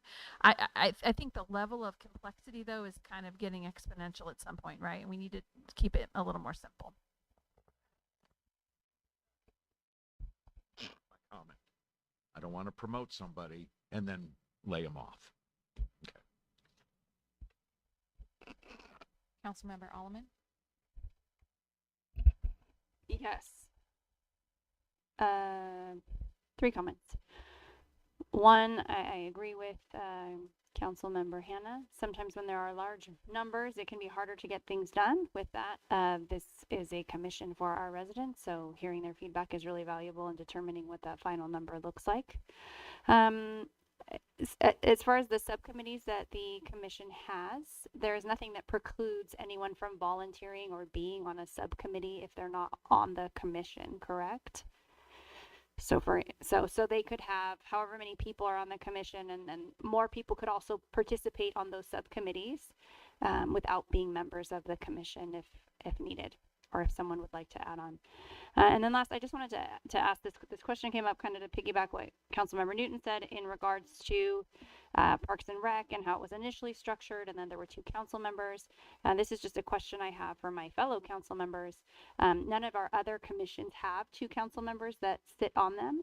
And so other than that's how it is structured right now, just kind of wanted to talk through what would be the benefit or if people are in favor of that, and if so, just to understand the rationale behind why we would have that on this commission versus others.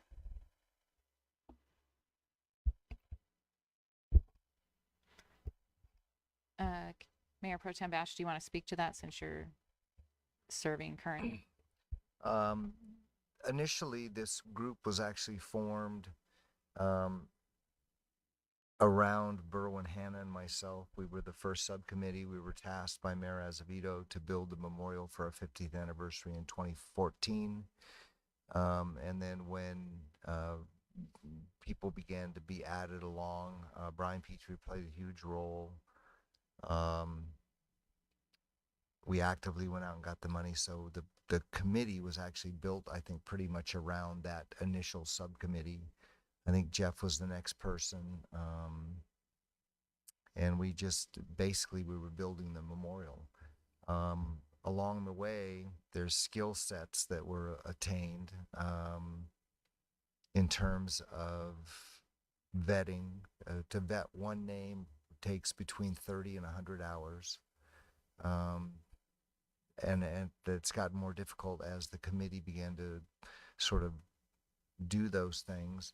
I guess the idea is they're really tasked with putting on events, and they're putting on,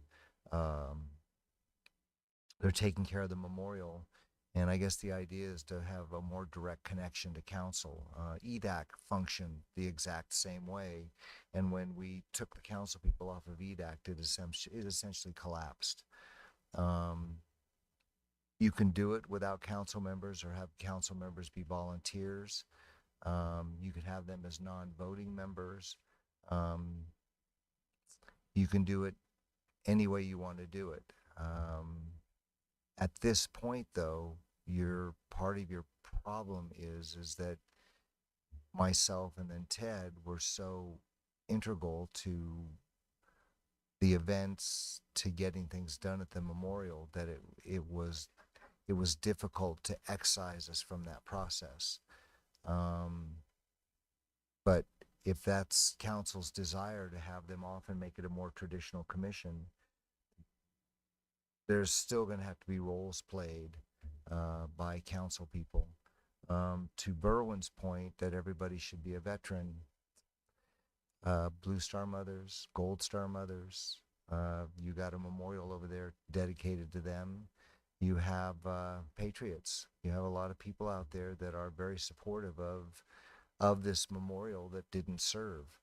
And so maybe you have a percentage of your folks that do that. I have some other comments, but to council, I just think that it gives a more direct connection. This is in my experience, what we're creating is probably the most powerful commission in the city of Norco, because when veterans pool together, it's very hard to say no to them. And when they get ticked off, everybody listens. So I just think that it's a way of keeping your council people on, keeps a connection to council. This is a very unique commission because, let's face it, this in a way is kind of the heart of Norco. You got, what, 41 names now, Jeff? Is it 41? We're going to get ready to put on 41 names. 39, and we're vetting right now. We're on watch for another 32 Agent Orange victims. 32. There may be a time when we put 10 names on this wall, and the vetting of that is very labor intensive. So, and for my part, I haven't yet found somebody that's willing to do it. I was so excited Michelle vetted somebody. I was so excited. I was like, yes, that's great. But if council feels that it's a conflict, well, I'll still volunteer. You may want to take away the ability to vote. I don't know, because there may be a conflict when you're voting for something down the line. I don't know if that answered your question. No, it does. I was just looking for some rationale. If a question comes up from a resident, why are there council members on this commission and not that commission? Wanting to be able to have the answer from someone who sat on there, looking at our history and just having a good understanding of what that looks like. Would there be any sort of conflict if a council member was a voting member? For instance, some kind of request that then comes to council, or is that just negligible just because that was brought up and is a good question? I think it's negligible because both council and the commission serve one master, which is the city of Norco. The commission is a commission of Norco. The council is the executive body of Norco. I saw possible pragmatic conflicts, but going through them, as we sit here, I don't really see a legal conflict that would prevent a council member from serving on the commission. Council members serve multiple roles, all the roles for the benefit of the citizens of Norco, whether they're citizens in general, veterans in particular. I don't see a disqualifying conflict between council member and veterans commissioner. Okay, does it create any Brown Act issues where the two council members, because they're going to be on a commission together, or because it's a public meeting? No. So as long as it's discussed in public, they could. Do you know what I'm saying? I'm just wondering, is that their person then on all veterans issues? These will both be Brown Act. This is obviously the council's Brown Act body. This Veterans Commission will also be a Brown Act body. So care will have to be taken to make sure, just as in any public setting, that one council member doesn't talk to another council member and then a third council member about the same issue. Okay, thank you. Mayor Pro Tem Bash. So anyway, I get, in thinking about that question, part of the problem is what you don't want to reveal in public is as I personally have such an attachment to this memorial. I mean, I watched every brick get placed. I raised a crap load of money to get the thing built. Berwin was there, and we didn't think it was going to be built. I mean, it was like, whoa. And then when the money started rolling in and it began to get built, it was just, I was there every single day, and it was astonishing. So there's a selfish reason for staying on the committee, but I will, of course, go with whatever council wants. In terms of the reason for doing this, is we have to make sure the money stays straight. One of the things that, there's money that comes in and goes out. We have to make sure that's all, in keeping with the city of Norco. I think at some point we need to really consider creating a nonprofit that's completely separate, that raises money. Part of the reason we want to include the college is because we're trying to get younger members. I mean, they're all, you guys are 50, 45, something like that. It's sort of strange. I mean, I'm one of the younger members. Oh God. So that's the American Legion. I think per the policy paper, they are actually the official liaison, I think, to the memorial. The problem you have there is that they come and go. So how do you make them a voting member? How do you have substitutes? You've got to figure out a way to allow them to come in. Same with the ROTC and the Cadet Corps.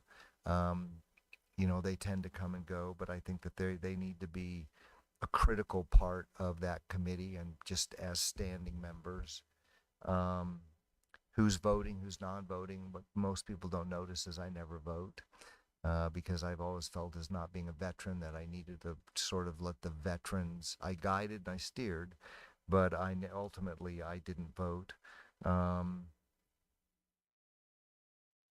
And again, you got to have a blue gold star. I'm really happy that Robin may sit on this. She's been a huge supporter of this thing.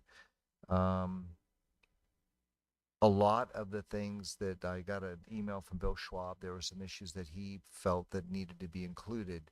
I think Lori said it, a lot of the real details need to be worked out by the commission. I think they need to, we build the framework, but they're going to have to vote chairs in and all that kind of stuff. In terms of the subcommittees, I think that's where, in some ways, your nonprofit is going to come in.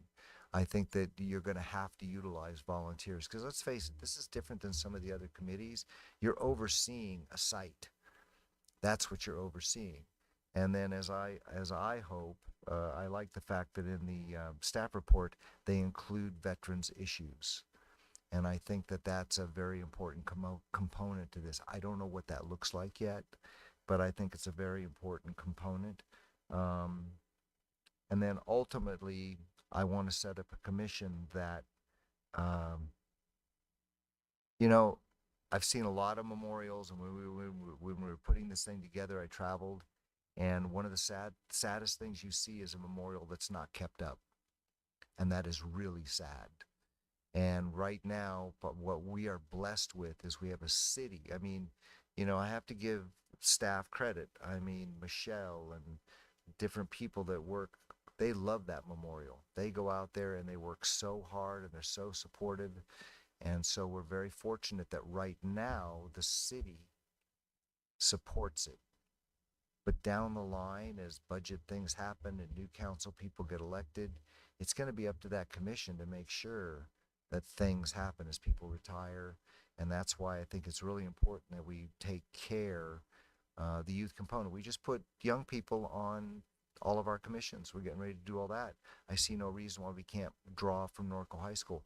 JFK, I mean, maybe there's a way to bring some of those folks on.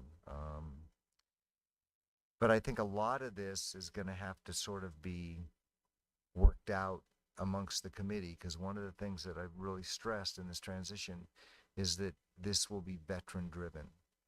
And I think 5 members is too small, but when you go 5 members plus 2 Park and Rec, 2 council members, 1 or 2 from the American Legion, somebody from the ROTC, somebody from the Sea Cadets, you then have open spaces where you're going to have a lot of people there. And I like the idea through attrition that we hone it down, because I think it's unfair. I can't pick anybody. I think that right now, basically the way you got on the committee is you worked. So I don't want to discourage anybody. I hope maybe as they go off, they'll help form the nonprofit. That would be really nice, and I would love to help with that. I would really like to see this thing happen, and it sounds like council's supportive of it, and I think a lot of the details will be worked out along. Thank you. Just my comments. I feel like, just again observing the committee and the work that they've done, they're very event driven and putting on events at the memorial. And so I would agree with Mayor Pro Tem Bash that 5 is probably a little bit on the small side when a group is event driven. Just thinking, you know, when we're putting on city events like Day of the Cowboy and some of that, just having 5 people is just not enough to get that work done. To speak to Councilmember Hannah, I think there is a place at the table for non-veterans. If there's a connection somewhere where you have a parent or a child that's serving, or something like that, that if you have somebody that you've sent off, you're working to. So I think, and you understand it's different being home. So, and there's a role to that as well. So I think having a seat at the table for that is valuable as well. And I just want to tell the committee members, hopefully soon to be commissioners, thank you for all of your work. It's a beautiful place for sure. And the events have always been good. So with that, we can talk about, I guess, numbers, because some numbers have been thrown out. As far as like the clerical stuff, and some of the discussion on who's going to do what and having American Legion and all that, is that going to be work that's done by the commission? Because I need clarification as far as like an ordinance being done, or do we have to designate something similar to what's in the policy paper? So it's really up to what you want to do. So in terms of the numbering issue, that's a correction we can make. The numbering of the index. With regard to the numbers of people, I mean, we could do that tonight, crossing that out. But this version does not contemplate leaving seats for any particular people. So if that's something you'd like to do, maybe settle on what that would be, and then we can come back with a revision that would do that. So that would just maybe be a little hard to do on the fly right now, but we could certainly do that. You could say that you want to see, I'm just saying that, say 9 people, and you want each 4 of those 9 are I'm going to find my list, the Legion, ROTC, the college, and the Blue and Gold Star Moms. Those are the 4. So plus 2 council members, that's 6. And then that's one option. You could do, the other option might be to, because we're looking to appoint everybody who's there right now. We could do that for right now and have the number be larger, and with the understanding that we can revise the ordinance at a later date and see how we're doing. The only reason I suggest that is something to think about is because we're about to start recruitment for all our commissions. So the time is kind of nice to we're not going to recruit for this commission, but just to be able to onboard everybody. Everybody has to do their required training, their Form 700s, et cetera, et cetera. It just might be clean to do it that way. So it's really up to you. We're happy to do it either way, but I would throw that out as an option.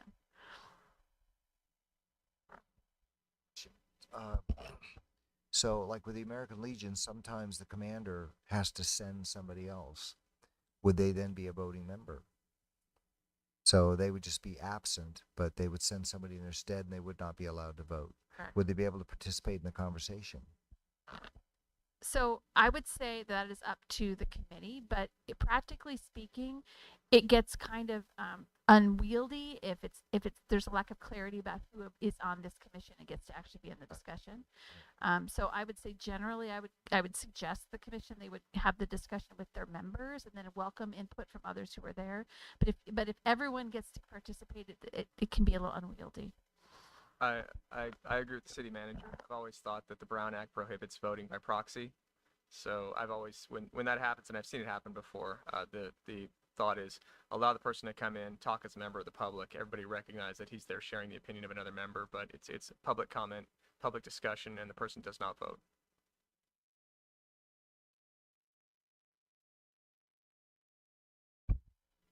Well, I would suggest that we do one person from American Legion, one person from the Juneau ROTC, one person from the Sea Cadets, since that's a new organization, one person from two council people, two Park and Rec commissioners, and what's the other one? Let's see. Oh, Blue and Gold Star Mothers, and have that representative. And then go ahead and just bring everybody else on board and then go down to I'd go down to 7, 9, go to 9. So that would leave you with 9, 10, 11, 12, about 17, 16, 17 members. So for clarification, then that list that you just gave, Kevin, they would be non-voting Well, if members the commander, of the if the commission? commander of the American Legion chooses to accept that position and the rules that go with it, then that would be a voting member. But if she had to send somebody to represent her, they would have to decide if they can be involved in the conversation, but they can't vote at that meeting. Okay, so I still need clarification because we listed off Norco College, Sea Cadets, ROTC, Blue Star, Gold Star, Norco College, and then 2 Parks and Rec, and then 2 councils. So you're already up to 9. Right. So it'll be 18. And then eventually you would go down to, it's a lot of people. Because we're moving, everybody's coming right now. Right. It's just what's the final number and the final seats you want to reserve. So if it's that many, then there's those seats reserved already take up 9 seats. Well, but the 9 would be, then you would have an additional 9. Okay. So That's Mayor right. Pro Tem Bash, I think you were suggesting that there be 9 sort of general members. Right. Plus the assigned seated members. Okay. That was your suggestion. And I think practically speaking, you're going to find it difficult to work with the American Legion. I think you'll have difficulty working with the ROTC. That's been our experience. They kind of, when Dave Spratley was here, he would come. But I think at least we hold that as a placeholder, and hopefully eventually they really become involved. The major at Norco seems to want to be involved. And Jen is involved, but she may end up assigning somebody else, saying, okay, this is the American Legion rep, but then they have to abide by the rules. So in other words, they would have to be vetted as a commissioner going through the process. Because I don't think we want to hold it open for the commander, quote unquote, because she may delegate it to somebody else. I think just American Legion position, that kind of thing. We may end up throwing some of this out. It may be too unwieldy, but I think we're trying to make sure that we include as many people as possible during the transition period. And I'm open to including people during the transition period, but like thinking about the Form 700 and the work that has to be done on the back end for the city clerk and the ethics training and all of those things, like 18, number one, is a big number. And then number two, if you can't necessarily nail them down to come to their assigned commission meeting, then what about all that other, technical stuff that needs to be done? I don't want to make work for staff having to chase somebody down because they didn't do a Form 700 or attend the ethics training or some of that. So, and 18 seems really big to me. Well, the suggestions we heard from our veterans who are on the commission, I overwhelmingly heard 9 to 11. So maybe we pick one of those numbers, everyone gets onboarded, and the ordinance, and as we go with many things, right, nothing is permanent. It can be changed and it can be updated based on, the recommendations from the group. And if there are 2 council members, that we'll have council members who are on there who are seeing firsthand what work needs to be done. So, a compromise maybe is just to set a number of 9 or 11. And You'd have 9, and then you would have the 2 council people. So if I may try, so let me take a stab at it. So we're talking for the purposes of what would be in the ordinance. We already have up under 2.0.020 that the current people would all be appointed. So procedurally, what would happen is when Dana would come to you with all the appointments, we're going to have a list, and it's going to be everybody that's on there today by name. Jen from Legion, the Gold Star Mom, all these names. Those will be your first appointees. The 2 people from Park and Rec, the 2 council members, etc. That will be your initial appointees. The ordinance change will be to say not more than 9 members. That'll be in the ordinance. Then over time, we can revisit what we're going to do as the thing starts to shrink down. We can come back. We could add designated seats and take the whole count up to 18 again if that's what we decide, if that's what you all decide at that time. So I think procedurally, that makes us able to act and sort of move ahead with these folks' appointments. And then we can put a placeholder in it to revisit and certainly work with the commissioners as they go through this. They're going to have lots of input in seeing how this works, and we can tweak as needed. Good with that. I'll make a motion that we form this commission with 9 members. Second. And we'll leave the legal stuff to the rest of the people. Although in the beginning there might be more. Yeah, so to be clarified, Councilmember Hannah, so your edits are where it says 5 members. We're going to change it to 9 members, correct? 9. Okay, so that's the motion on the floor. But yes, practically speaking, we're going to be appointing all the people we just talked about for this initial commission. Please vote.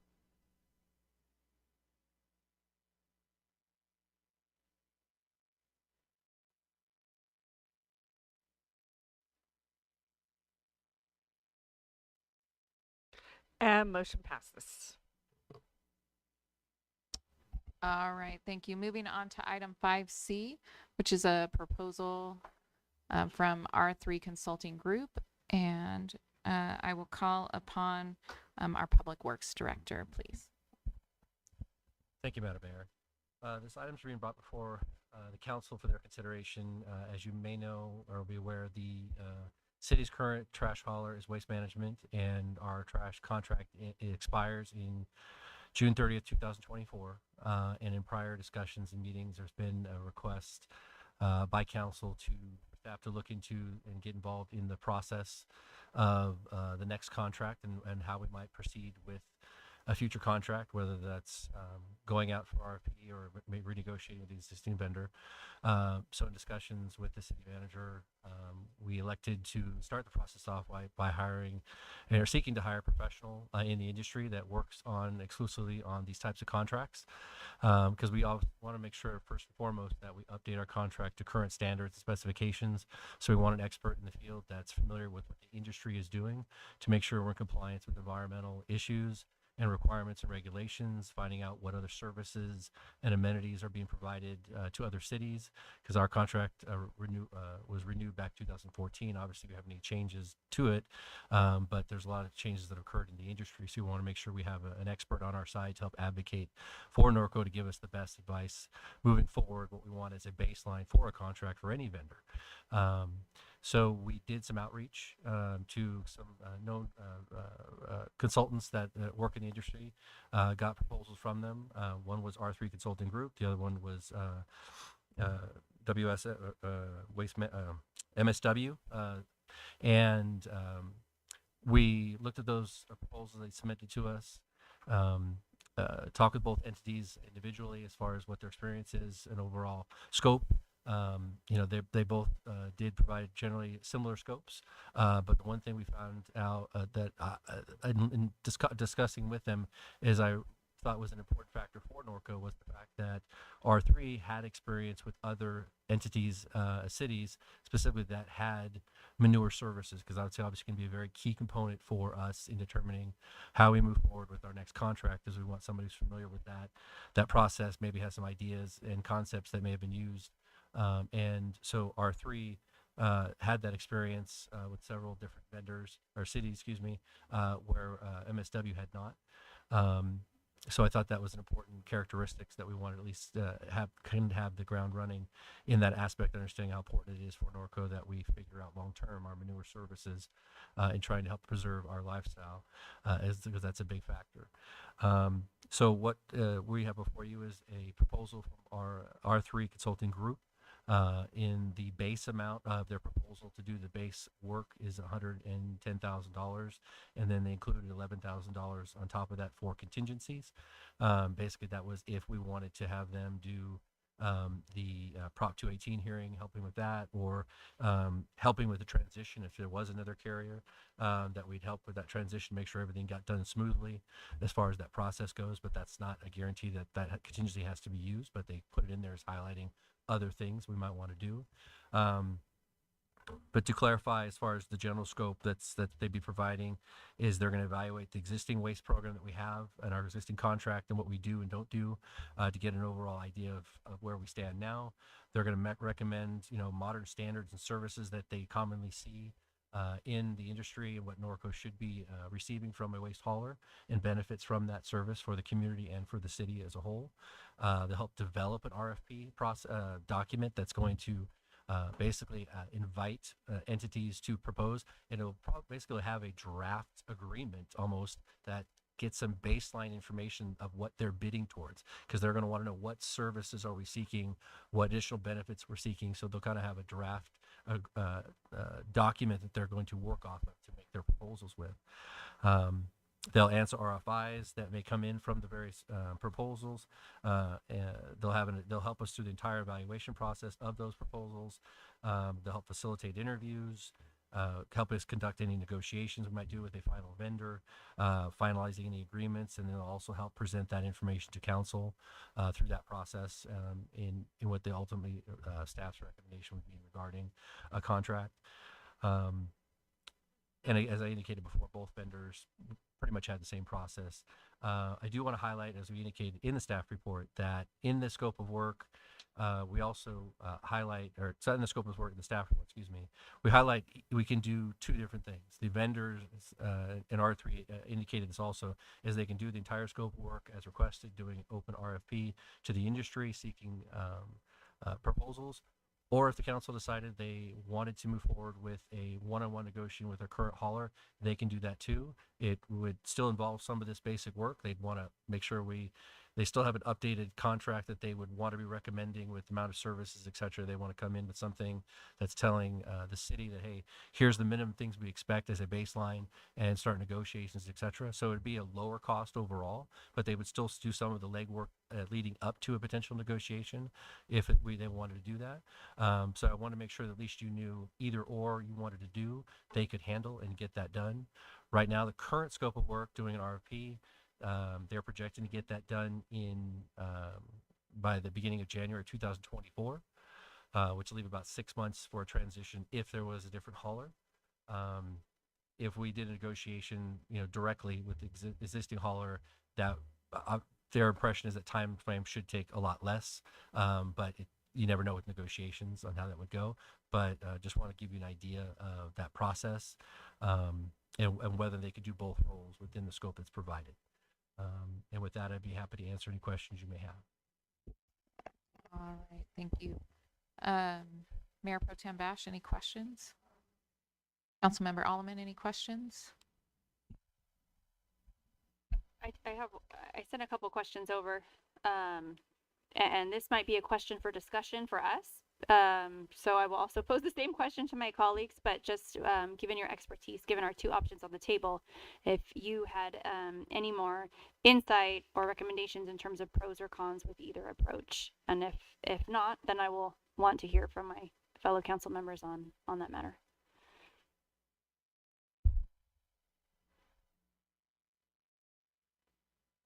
Okay, thank you. All right, thank you. Councilmember Newton, any questions? Couple. My first question is going to be the city manager on at what point in time, notwithstanding this is on consultants, at what point in time does council make a decision on whether we choose to go out to bid or negotiate with the present hauler? I would suggest that this discussion is really that discussion for you, right? Because if we're not, depending on what you choose to do with regard to that, will determine what we do with regard to a consultant. Okay. So I think this is that discussion we would suggest. All right. Thank you.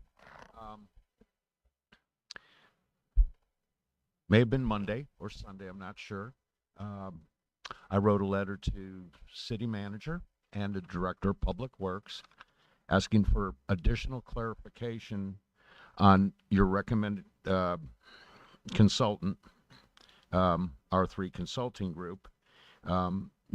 Chad, it seems to me that one of the basis you were putting strength, even though their price is higher, is that their experience with municipalities that require manure services. And my request was, what jurisdictions were those? What cities were those? And what is the magnitude of those manure services that they provided through those cities? I haven't heard anything to this. Okay, so I have no answers. The other part of that, and we can get into this later, is that it's not, our lifestyle is also agriculture.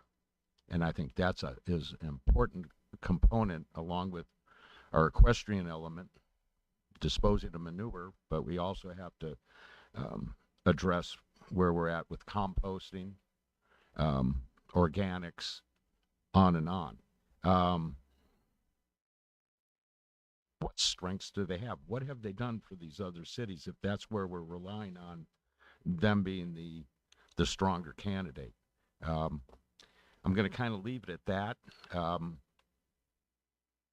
I'm more leaning to that instead of an RFP, we should have done an RFQ and had both these consultants make a presentation to us to tell council and the residents what they both bring to the table. Thank you. Councilmember Hannah.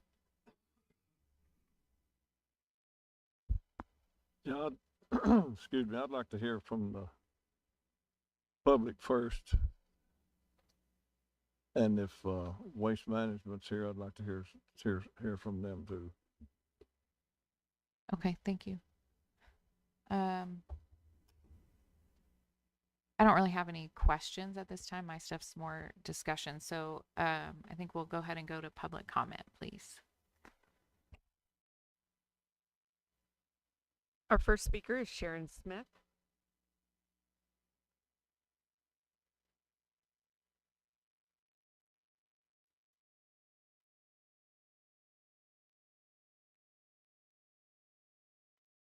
I just have a few words for everyone. I have used Waste Management for many years now in Norco, and they've always been superior in their service, nice people to work with. I have no problem, and I really think that if something isn't broken, you don't fix it. And I really would like to see them stay in Norco. Our next speaker is David Basaha.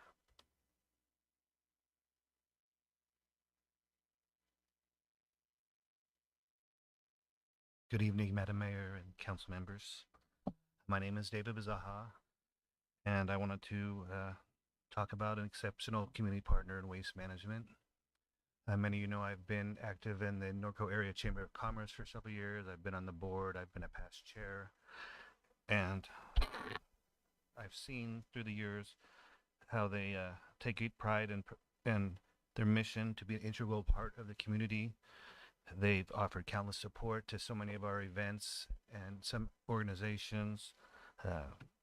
Obviously the Chamber, American Legion, Kiwanis Club, Lake Norconian Foundation, Horse Week, Rotary Club of Norco, Veterans Memorial we've been talking about.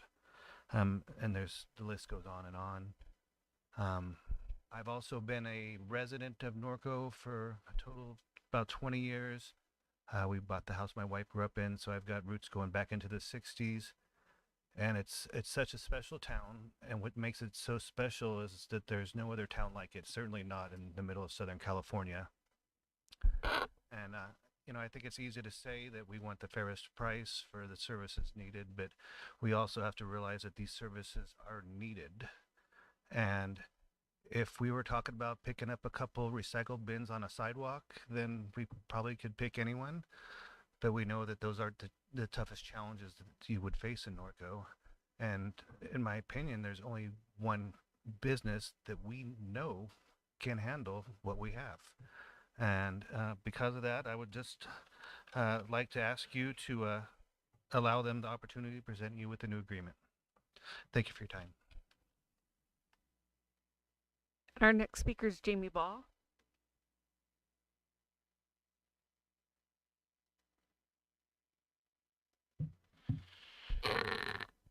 Good evening, council, mayor, city manager, and residents. My name is Jamie Ball. For those of you that aren't familiar, I am the president CEO of the Norco Area Chamber of Commerce.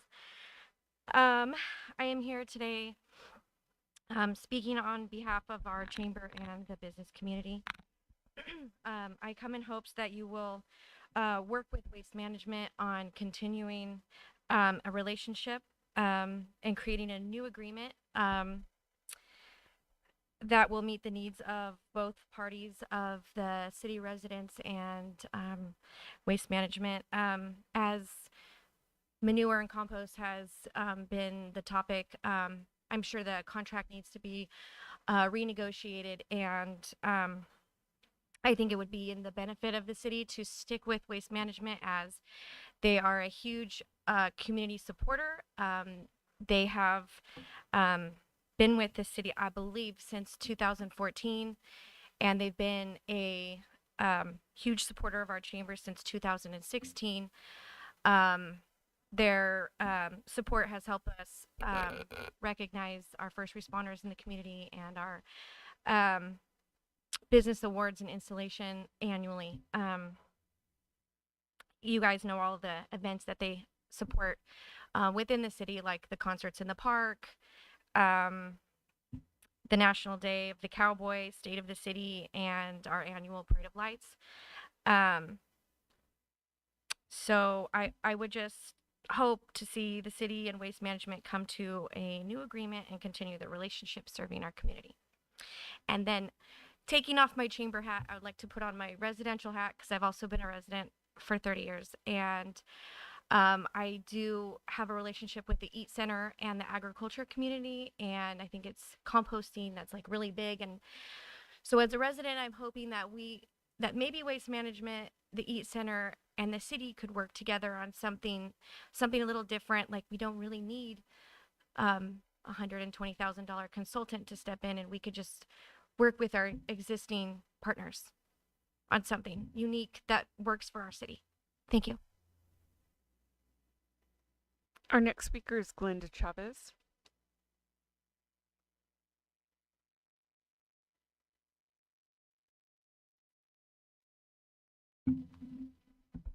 Good evening, Mayor, members of the council, audience, city staff. For close to 9 years, I've had the privilege of servicing the city of Norco. I have a deep appreciation for the community that has embraced me as part of their own. I must admit, though, it took some time and work to earn that embrace. Waste management understands how important preserving the city's rural character is, not just for Norco's current residents, but for generations to come. I am here tonight to ask you to please give Waste Management the opportunity to negotiate a new franchise agreement before deciding to go out to RFP. We stand ready to engage your equestrian and agricultural community to come up with solutions that address the stringent SB 1383 requirement in a unique manner to better Norco. There is no other hauler that can provide the same service to your community. Waste Management's operations are just 6 miles away from the city. We are your neighbors. Our experience in servicing the city, especially when it comes to manure service, is what sets us apart from any hauler who may be promising you a better deal. I am confident that we can have a new contract that meets the needs of the city, the community, the agricultural, and the equestrian community while meeting the state's SB 1383 mandates. Waste Management is proud to be the city's hauler, but it is equally proud to play an integral part in the community by supporting all the amazing organizations that make Norco the wonderful city that it is. Once again, I ask you to please direct city staff to create a new contract with us before going out to RFP. Thank you. Our next speaker is Steve Canal.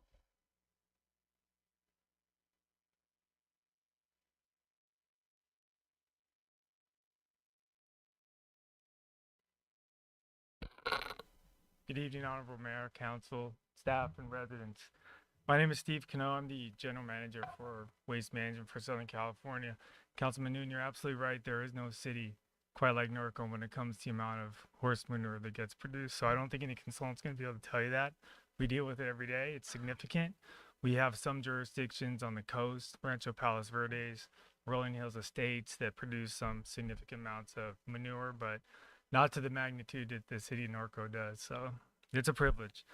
Few comments. Glenda stole all my good comments, but I'll be brief. I've been in Riverside County since 2007. My wife and I raised 3 kids in the county. They all went to the same high school that my wife teaches at. I've been involved with the city of Norco since that time.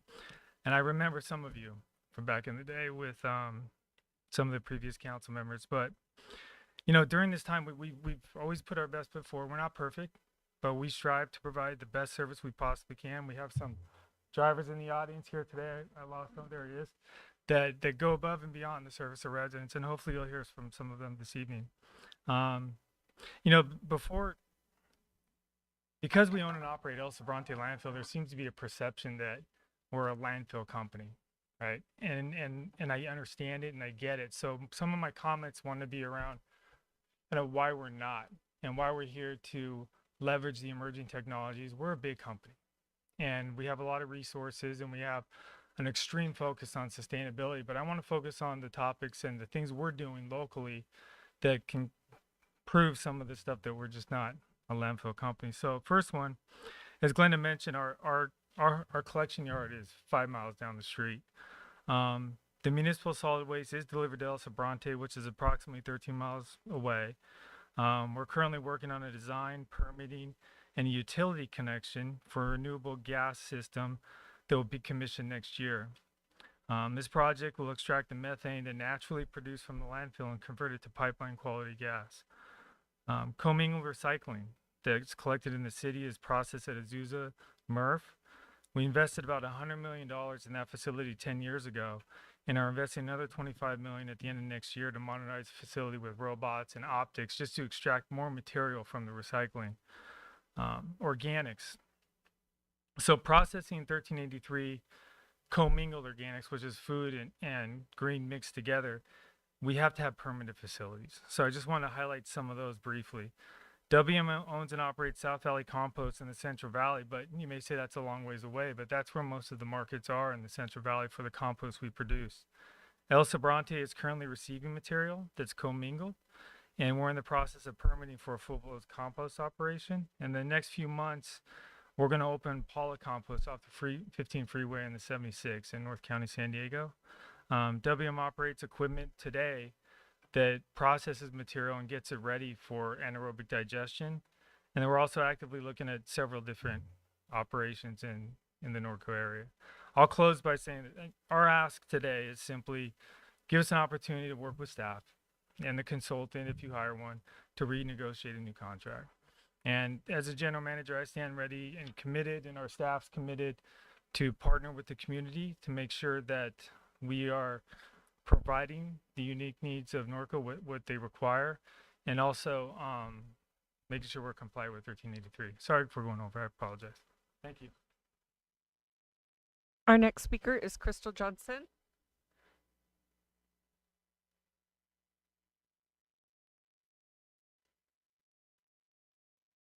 Good evening, Mayor and council members. My name is Crystal Johnson, and I live in Norco and own horses and many other animals that require me to pay for a manure bin, on top of using my trash barrel, recycling barrel, and 2 green waste barrels.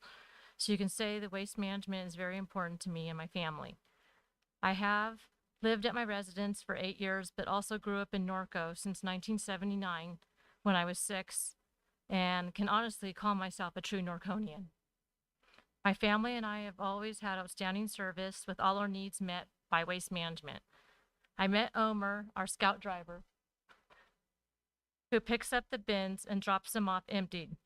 I met him when Bright, his real name is Jaqual, I want to say, when he got, I met him when Bright got promoted and Omar took over his route.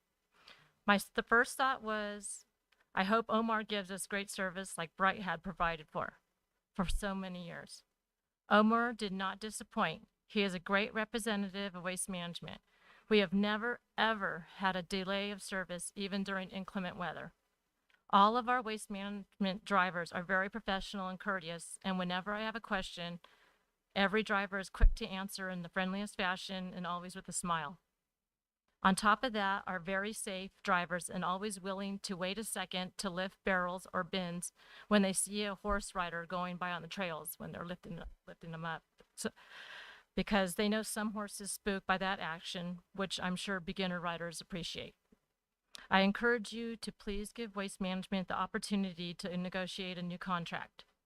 Just from my opinion, all the years living in Norco, whenever I'm riding my horses on Corridon or any other trail in Norco, when I see a big green Waste Management truck, I think to myself, they are such a huge contributor to all Norconians' needs, and when I wave as they drive past, they wave to me back, and always with a smile on their face. It's the Norco Horsetown USA way. Thank you. Our next speaker is Paul Ryan.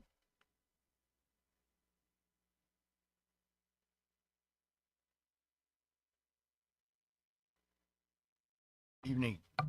I ask for your forbearance as I make my comments.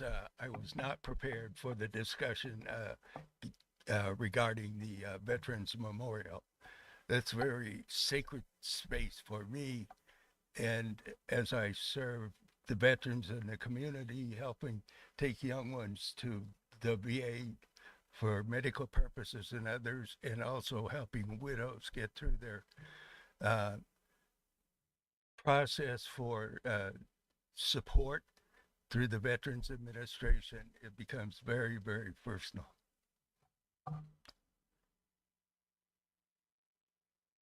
Honorable Mayor Meyer, council members and city staff, I stand before you as a resident of Horsetown, USA, and as one of our acre of neighbors that are long-time contributors and supporters of the community to protect our equestrian animal keeping and urban agriculture lifestyles in the city of Norco. I am here tonight to discuss the importance of recognizing that what we consider good faith under the regulatory schemes of AB 939 no longer exist. We are now in an era of command and control, legislative and regulatory schemes brought about by legislative fiats and the governor's executive orders that are then carried out by the cabinet level agencies. The recent adopted ARB 2022 Climate Change Scoping Plan update will have tremendous impacts upon the short-lived climate pollutant reduction strategies of SB 1383 for Norco, as Cal EPA agency departments implement legislative and regulatory changes. The natural and working lands provisions of the scoping plan update will put Norco equestrian, animal keeping, and urban agriculture right in the middle of the regulatory bullseye. Agenda item 5C must be carefully managed with input from the council and city staff, including various equestrian, animal keeping, urban agriculture community and chamber interests, along with waste management and the Riverside County Solid Waste Management Department as the responsible party for SB 1383 capacity planning and solid waste management advisory council local task force oversight, which Councilman Newton is a member. To complete my 3 minutes of public comment, I am requesting that the city council consider the following as a request that the that the city council consider the following as a direct staff in this matter before the consultant contract is inked. 1.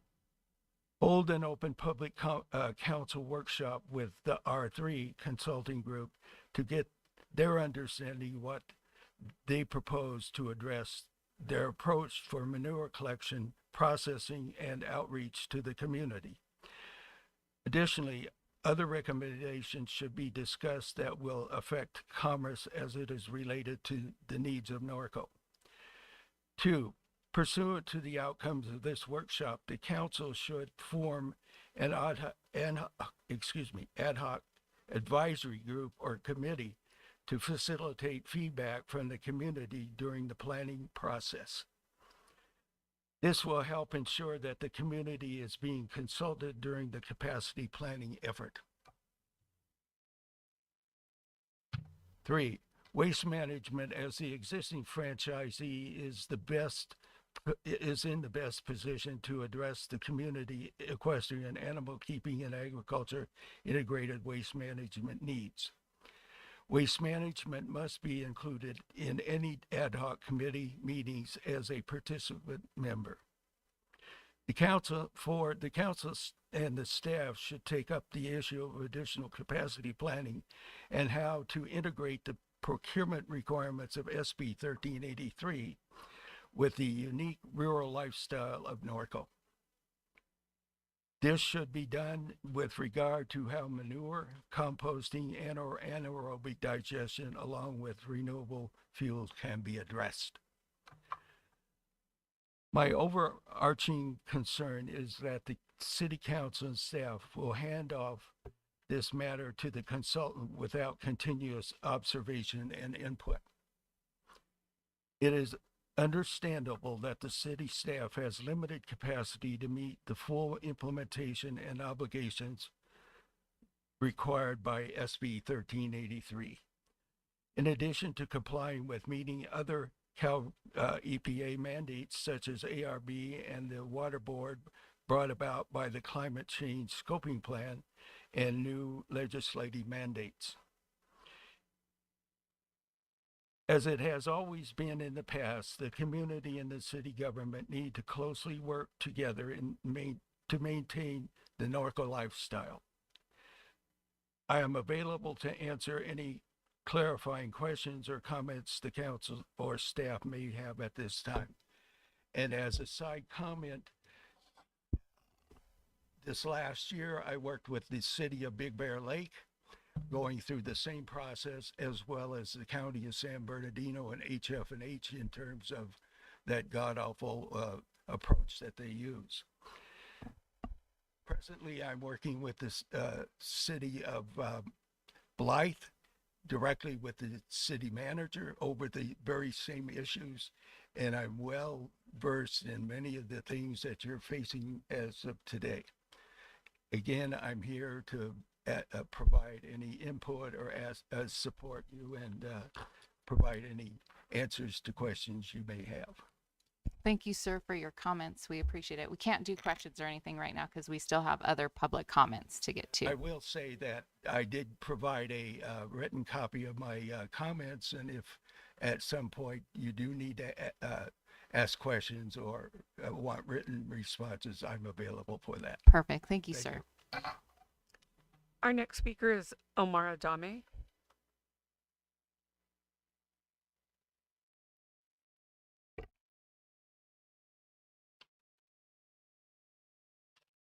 Good evening, Mayor, City Council members, familiar faces. How you guys doing tonight? And to all the residents, good evening. My name is Omar Adame. I'm a scout driver here in the city of Norco. I don't know, you guys probably seen me driving around, pulling out, staging the manure bins out in the street for my partner to come and service them. And then I come back around and do my round again and make sure they're put back in their spot for next day service as well. As a family man of 6, and I'm truly blessed to work for the city of Norco, to work for city of for waste management. I personally, for me, it's very important today to let you guys know that me and the other drivers in the city of Norco are very proud, and we provide the best, we try to provide the best service that we can each and every day. And Norco is a very different from all the cities that we service. Why? Because it has livestock and it creates a lot of manure. So that's why we try our best, because we care about our customers. And to me, the customers are my friends. They know me, and I know them as well.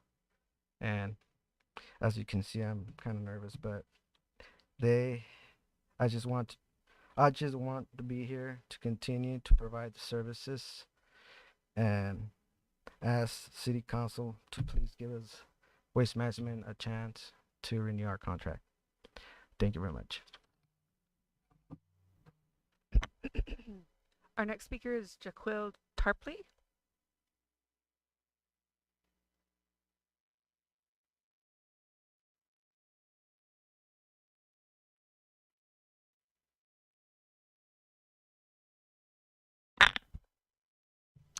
Madam Mayor, council members, I don't like public speaking. I'm nervous too. You all know me. I've had waste management now for 33 years. I've had umpteen problems that have all finally been resolved. And I also had Bright as my driver who trained Omar, and everything is perfect. Please don't fix what isn't broken. Thank you, Sharon. I would like to say that when this new contract is signed with hopefully Waste Management or whoever, that you remember this time people like me who have commingled, because I live a long way from the street. Right, Kevin? There is no way in the world that I could get my 2 dumpsters to the street. It's an impossibility. When the last contract was signed, commingled people were completely omitted. We get no benefit whatsoever. We don't get any extra pickups like the wheelie people do. We get no senior discount like the wheelie people do. And I think that when this new contract is signed, you should remember there are senior citizens that would like a senior discount like everybody else gets, but I don't. And an extra pickup a year wouldn't hurt. So just remember us commingled. We appreciate being commingled because we couldn't do anything else. There isn't any way I could get my trash to the street without my scout driver. And he does a wonderful job. He is a credit to Waste Management. He's even shoveled manure into my bins when he's seen me do it. I know he's not supposed to do that, but he's just a really nice man with 6 kids, and he needs his job, and I need him. So thank you. Our next speaker, Dave Morey.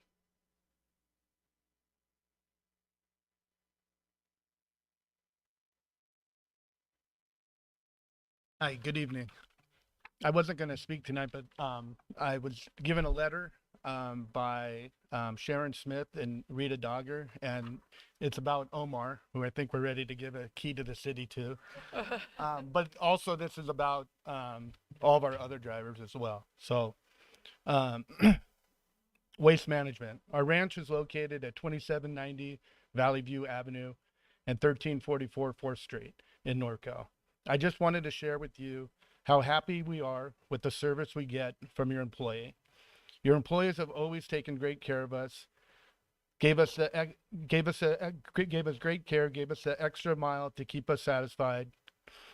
Our main driver is Omar. He has always gone over and beyond to keep us functioning and happy. He has even reported some incidents from our ranch with examples of a malfunctioning well that was overflowing. Always checking in with us that everything is going well. We want you to know that we appreciate all of you at Waste Management. Sharon Smith and Rita Dogger. Thank you. Our next speaker, Bonnie Slager.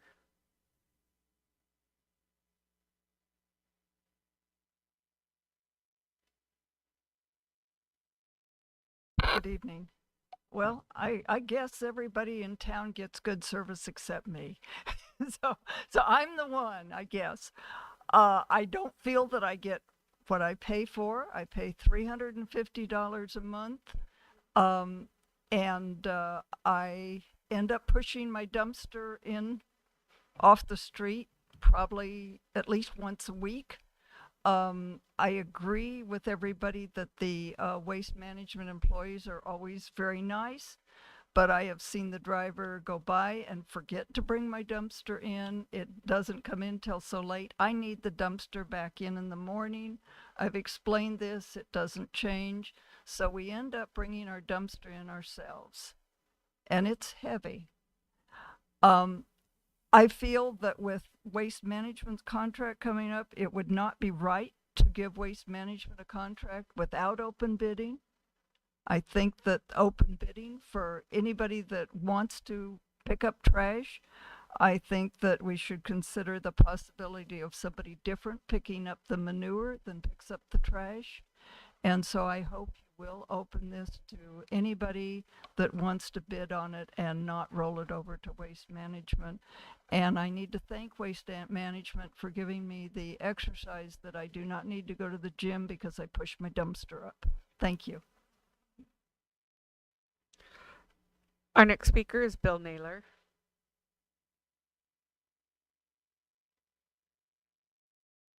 Good evening again, Council. I was starting to think I was going to be the only one that would say a couple of negative things. But first of all, I'd like to compliment Waste Management in these sponsorships that they do make of a number of different projects or programs within the city. That is very helpful. Also, a lot of their drivers are very conscientious about being careful when they're driving down the street with those big trucks or picking up manure cans, although they are not always as conscientious as you would like to see. As example, today when we were riding, one of the trucks were picking up the manure big bins and didn't care, and our horses were going all over the place because of the rattling noise, and they just kept on going, didn't pay a bit of attention and picking up the cans. It's just kind of, I thought it would be a great thing for them to hear that sometimes they are not as careful as they should be. Also, as far as their service, I have majority of the time good service, but when you make a call to replace cans that their trucks have broken, good luck. I've actually had to call several times, plus I've had to call the city administrator here in different times to ask them to intervene with waste management to get my manure cans replaced, because as you know, if they're cracked, you cannot put much can in there without it being dumped on the street if they're broken. So we do need to be very they need to be a little more responsive. I'm not against going out and seeing what another company might do. Waste Management's not a bad company, but they could do better, and maybe another company could. Thank you. Our next speaker, Mike Williams.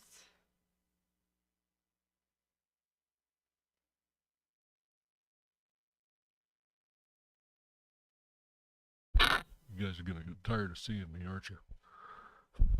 I knew it. I knew it. My friend. Thank you, Madam Mayor, council staff, residents. I'm like everyone else. I'm not going to blow a lot of smoke. I met Omar when Bright got done training him, and you can't teach the quality that this young man has. He's always been very professional, takes care of the property. His work means a lot to him. He's a really good guy. So we've got a gem there, and I hope Waste Management takes very good care of this guy. He certainly deserves it. A lot of the things that I've heard said, mostly positive, some of the negatives, is a matter of training, PR, things like that. Nothing's going to be perfect. 41 years in transportation, nothing's going to be perfect, I promise you. But I would like to bring up that I'm not so sure that you need to go to a consulting group. Originally, when these conversations came up maybe last year, there was some talk about doing an ad hoc. I know it's a lot of work getting everybody involved in something like that, but I don't know that we need, the city needs to spend $110,000, $115,000. I know that would be easier, certainly, but you know, listening to all the budget woes that we're in right now and trying to make ends meet, that may be a consideration. That'd be my input on that. So good luck with your decision. Thank you. I have no further comments, Mayor. All right, thank you. So we're going to bring it back to council for discussion and action. Mayor Pro Tem Bash.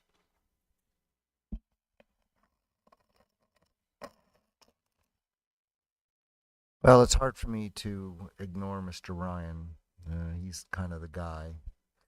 I'd like to hear what the rest of my colleagues think, but I have to say that I've been with Waste Management since, well, they've been Waste Management for the last 15 years. I'm not sure how long, but I've been with them since 95.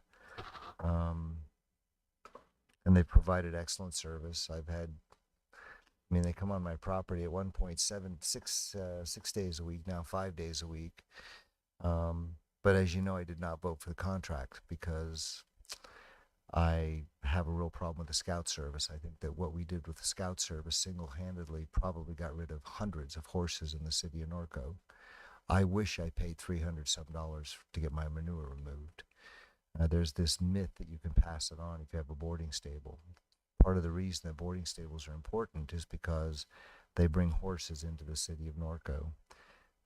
That said, I'm anxious to hear what my colleagues have to say. I know I've gotten calls both sides, go out to bid, don't go out to bid, and it's actually pretty even. So that's all I have, Madam Mayor. Thank you. Councilmember Alleman. Yes, a couple clarifying questions and then just a couple of comments. Also, was looking forward to hearing what everyone had to say. So, just to kind of make sure that I have an understanding of, I think Councilmember Newton was asking these questions, but today is the day for the conversation, and that's looking at the timeline moving forward, right? What is the timeline for? I have two kind of questions with this, right? So, what would a delay do to? Is there room for a delay at all with some of the suggestions? And what is the timeline for, is it, for making a decision, just to kind of inform us as we're having this discussion. So the current agreement with Waste Management expires in June of 2024. So you have about a year. Now, reasonably, if there is a new provider, there's going to be a ramp up, right? So this is not a light switch. If there's a new provider, if Waste Management's the continued provider, then obviously that's very different. And we're just talking about terms of agreement. There still might be a ramp up depending on if there's a change in service or something, but there's less of a ramp up. So you certainly have an opportunity to discuss this further if that's your desire. That's not a problem if that's something you choose, but you do have this outside issue. So if you were to go through an RFP process, and if a new hauler is selected, and then we're in April of 2024, then that is an interesting situation to be in. We would of course hope that Waste Management would be interested in providing service until a new provider can come in, but they would be under no obligation to do that. So that is an interesting position to be in. They're good people though, so I'm happy to think we would be able to work something out. But so you do have a little bit of time, but these efforts do take time to do. And if I can just add also, I have done this numerous times in 3 different agencies, and I think an ad hoc could certainly be helpful, but there is no substitute for someone who knows this business inside and out and can be on our team to advise us about what the ins and outs of the agreements are. That's how you get a great agreement. There's just no substitute for it. And as we noted in the staff report, we would anticipate that cost would be passed through to whoever the new provider is, that we would bake that into a new agreement. And I heard from what I heard, so just to clarify, from Waste Management is, wanting the possibility of negotiating with them before going out to bid. Is that a possibility with a timeline? Is there a possibility to go out to bid if we chose to, for instance, negotiate with them, or is it one or the other? I think that's absolutely possible. You could explore an agreement with Waste Management. Again, I would strongly recommend we bring an expertise to the table to assist us with that, but absolutely. And if the parties can't come to an agreement with regard to a contract that we each feel is a good deal, then you could at that point go out for a wider proposal. Okay. And then one of my other comment was that I agree that we need to pay for a consultant. I can see more people might see that money, but as you said in the staff report, that money is going to get baked in, and I think it will pay for itself. We need someone who has expertise in waste, in contracts. These are very technical, very complicated contracts, and we really want to get the best deal for our residents. And I think it behooves us to hire someone with expertise, knowing that cost is going to be covered in the long run. And so for me, in the staff report, that was one of the questions that I sent. I know I put Chad on the spot here, but looking, when we look at policy decisions, what are the pros and cons? What is the analysis of what the decision is? And so there wasn't a lot of benefits or challenges to making a decision. So for my colleagues' consideration as I was listening, going out to bid, pro would be competition, hearing from a variety of other haulers. It doesn't preclude Waste Management from winning the contract or from being selected as our bidder. A con from that, or a positive to starting out the negotiation with Waste Managers, they do already know our city. They do already know, our agriculture and equestrian lifestyle. And so there is some benefit in that. There's not as big of a ramp up that would be needed. Changing haulers means changing bins, changing, everything about that. And so those are just some of the things that I was looking at and was looking forward to hearing what my colleagues think. Councilmember Newton.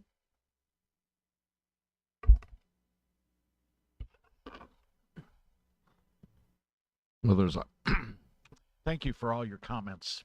I do appreciate that. There's obviously a lot of dynamics in play with this. So, to Waste Management, and I've always said this publicly, that Glenda's always done a great job for us.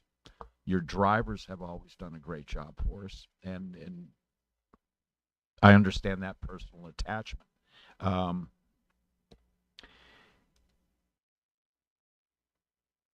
Trying to think here where to start with this. Mr. Ryan's comments, longer than he'd like to admit, both been involved with the waste industry in very early days of AB 939. And I respect Mr. Ryan's comments. He's one of the foremost experts in mixed solid waste. My first day on the Planning Commission, I ended up sitting next to him. And so I certainly, Paul, respect your time and your comments coming here tonight.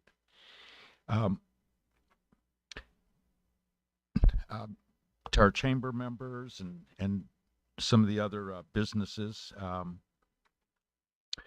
yes, waste management does contribute to Day of the Cowboy, all events that we have. The reality is that's part of their franchise agreement. That's what we negotiated on the last ad hoc committee, that waste management contributes X amount of dollars for community events. They contribute the green waste containers up at Engels Park and for Public Works to use. Don't think it's always out of the goodness of their heart. You're paying for it, okay?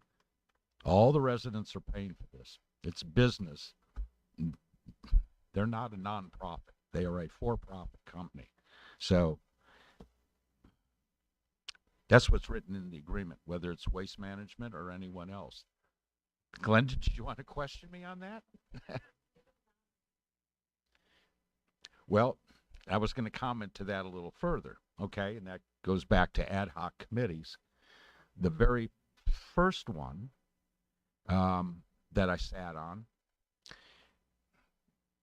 Kevin, we didn't pay for Scout service, okay?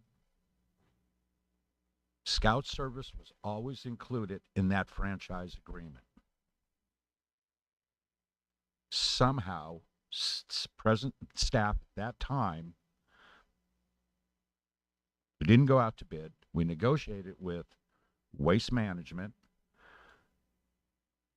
A large percentage of the recommendations of the ad hoc committee were ignored, and then you started paying for the Scout service. You did.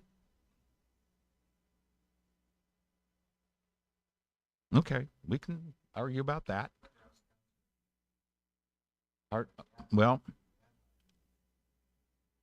I don't know. Nope. The second time we renewed the contract in 2013, Linda Dix and I were on the ad hoc committee.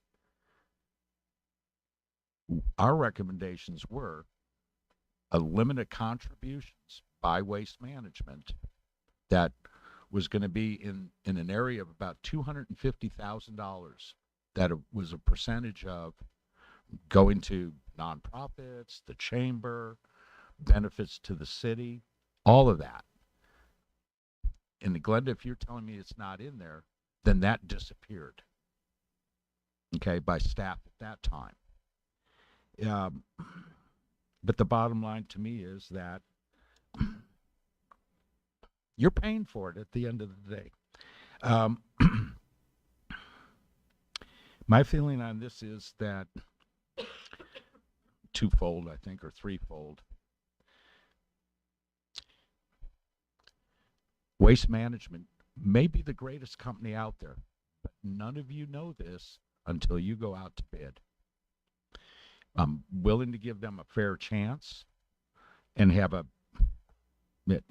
competitive bid process on this. I think, though, I'm going to go back on the consultants. I'm not going to rely on staff to do it. We need to have a consultant, but I think first we have to interview the consultant. I'm pissed off about not getting a reply to my request. And this should be an RFQ on this. And then let's determine a consultant and then put out a request for qualifications to whatever trash haulers are interested, and which I'm sure Waste Management would be. Like I said, they may be the best out there, but I think it's prudent that we see what the rest of the market has to do. That's all I have for now. Thank you, Mayor. Berwin.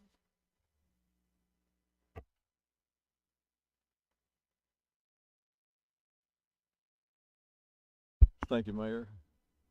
I too appreciate Mr. Ryan's comments here. He's always made a lot of sense, common sense with his decisions and everything. Appreciate that, Paul. But I don't know about the consultant. I've been kicking this around for the last 2 days and everything, but maybe we'll do like Mr. Newton says, just go RFP for a consultant where we could have a say in who they are and everything. But if we did give Waste Management a chance to, and I think they should have a chance to be in on the bidding process. But if you got a chance to renegotiate and everything, would you guys be willing to hold back on your price increase that's coming up pretty quick? Or you could read it. They got him out of the chair. But, no, that's okay. Come on.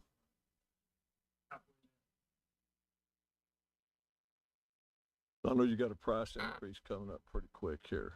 Right. So we were started to enter into negotiations immediately. Of course, we would hold on any CPI that's coming up because the negotiations may yield something different. So if council directs staff to negotiate with a consultant, without a consultant, it doesn't matter to us to negotiate a new agreement, we would hold on the CPI this July. That's correct. Okay. That's one question I had. That's all with the questions. But I remember what Greg's talking about. Some of those things disappeared the last time, because I remember you had told me what y'all had brought in there, but they never come out to the public light and everything. We'd have to make sure that didn't happen again if whoever we negotiated with was that to just, everybody would need a copy of what was negotiated and everything. But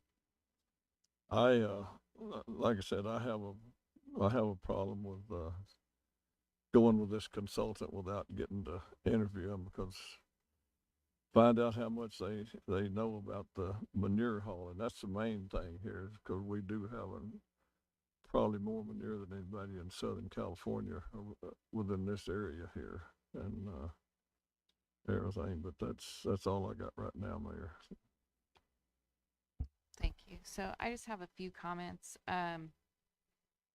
One of the questions during the last election cycle was specifically to Waste Management, and if, as a candidate, you would support the contracts going out to bid.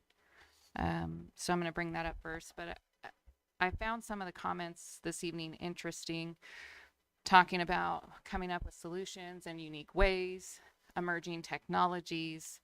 And those weren't terms that were used when we were trying to solve issues with Waste Management before, when we talked about manure disposal, when we talked about organics. I feel like it kind of fell on deaf ears, and I just feel like what we were presented with today is not kind of the manner in which we were approached when we were asking for help and some partnership with Waste Management.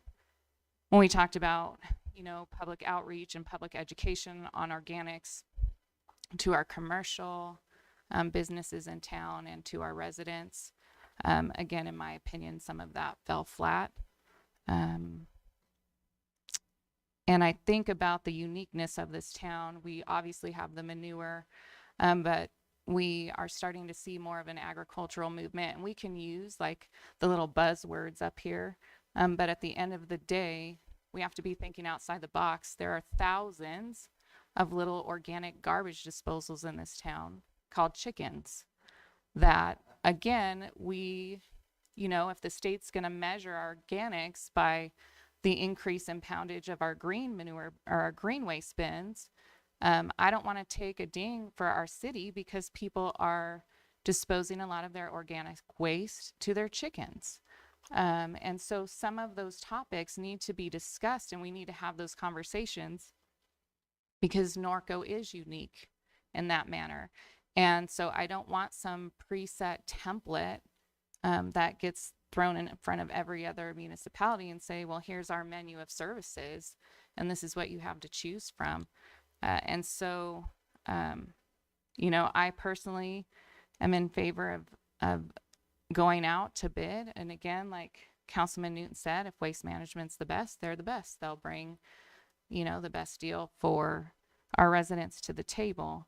I just am a little concerned about that because that's not been my experience so far, sitting on this side of the table. So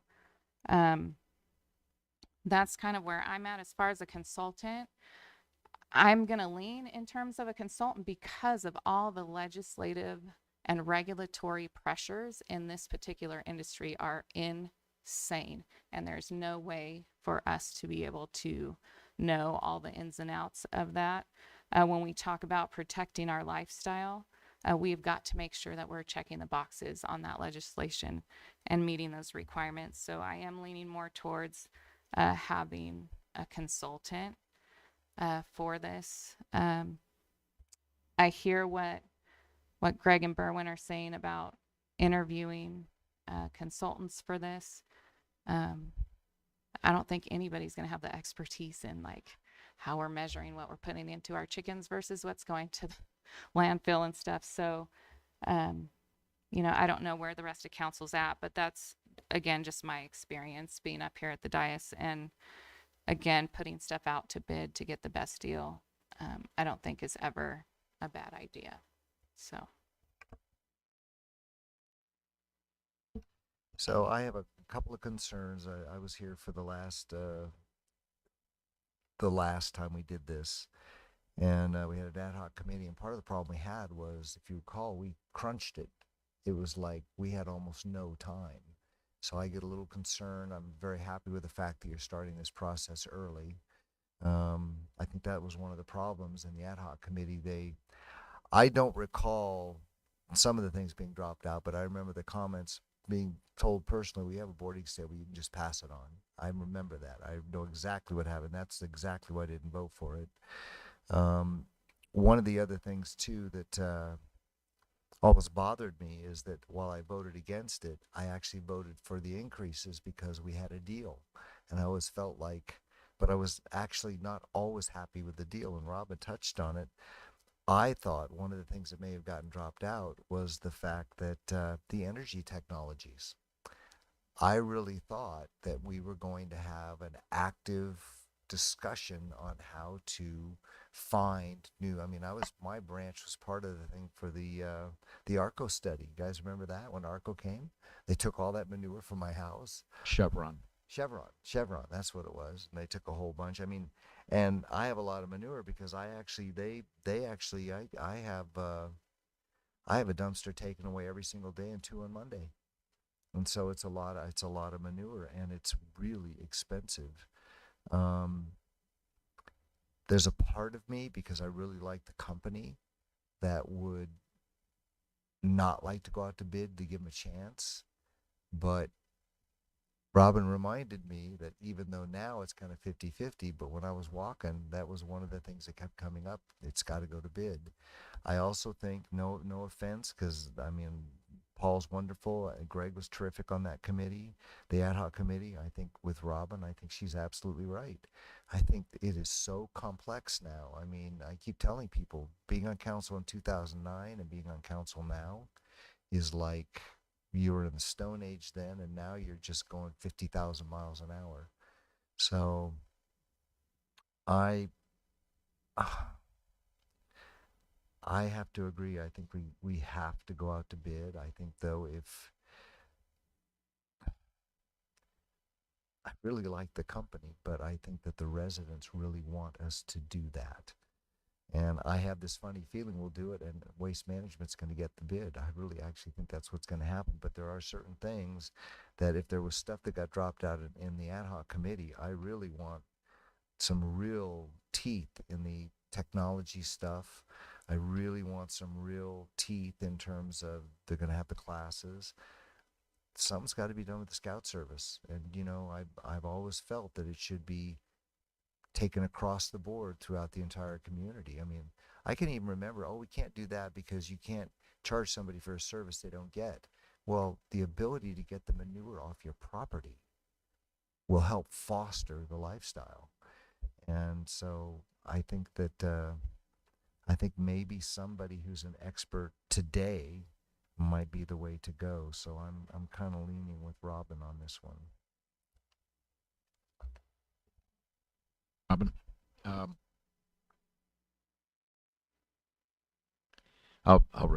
Berwin will remember that when former Mayor Malcolm Miller worked with the federal grant to get the money to pay for the Chevron study. And years ago, Kevin, and I was on that subcommittee with the Chevron. 700. Yep, something like that. But yeah, but on the side, I'll tell you sometime the whole story with that. Yeah, but ever since that time, up to the present, with Councilmember Hoffman, with our manure to energy subcommittee, looking at that, and with all of Chad's help, okay, that we've looked at multiple scenarios. And all different facilities, constantly. All the way to that guy that was selling the briquettes for your barbecue out of horse manure, okay? And still haven't focused on it. But in all this time it's been with Waste Management, we still haven't nailed it down. And so technologies change every day. You're learning more and more. And that's one of the reasons that I have a lot of confidence in Waste Management. But there may be that other company out there too that has a technology that they're working on. You know, now I'd refer back to Paul. Paul would know where all this stuff is in the queue, okay? And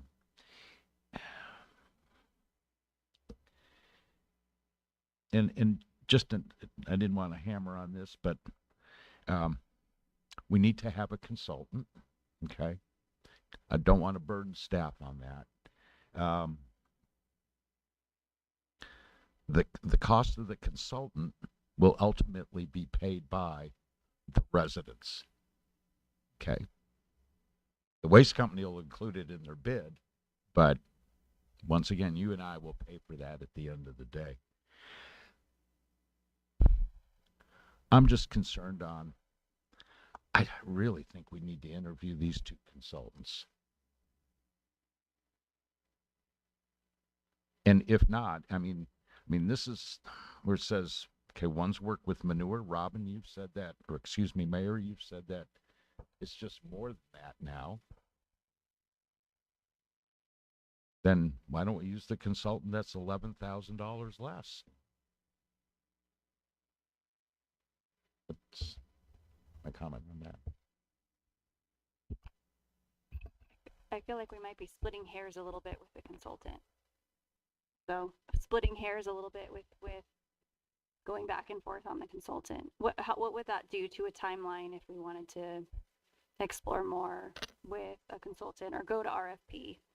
So we did solicit applications from these two consultants, so we did get proposals, but you could certainly interview them if you'd like. That's not our typical process, but you certainly could if that gives you a better, they're both very qualified, good consultants. They've both done this work in our immediate neighborhoods and they're very similar. So if you feel like you want to meet with them, we could certainly arrange that. I would be, if a subcommittee wanted to meet with them and do that.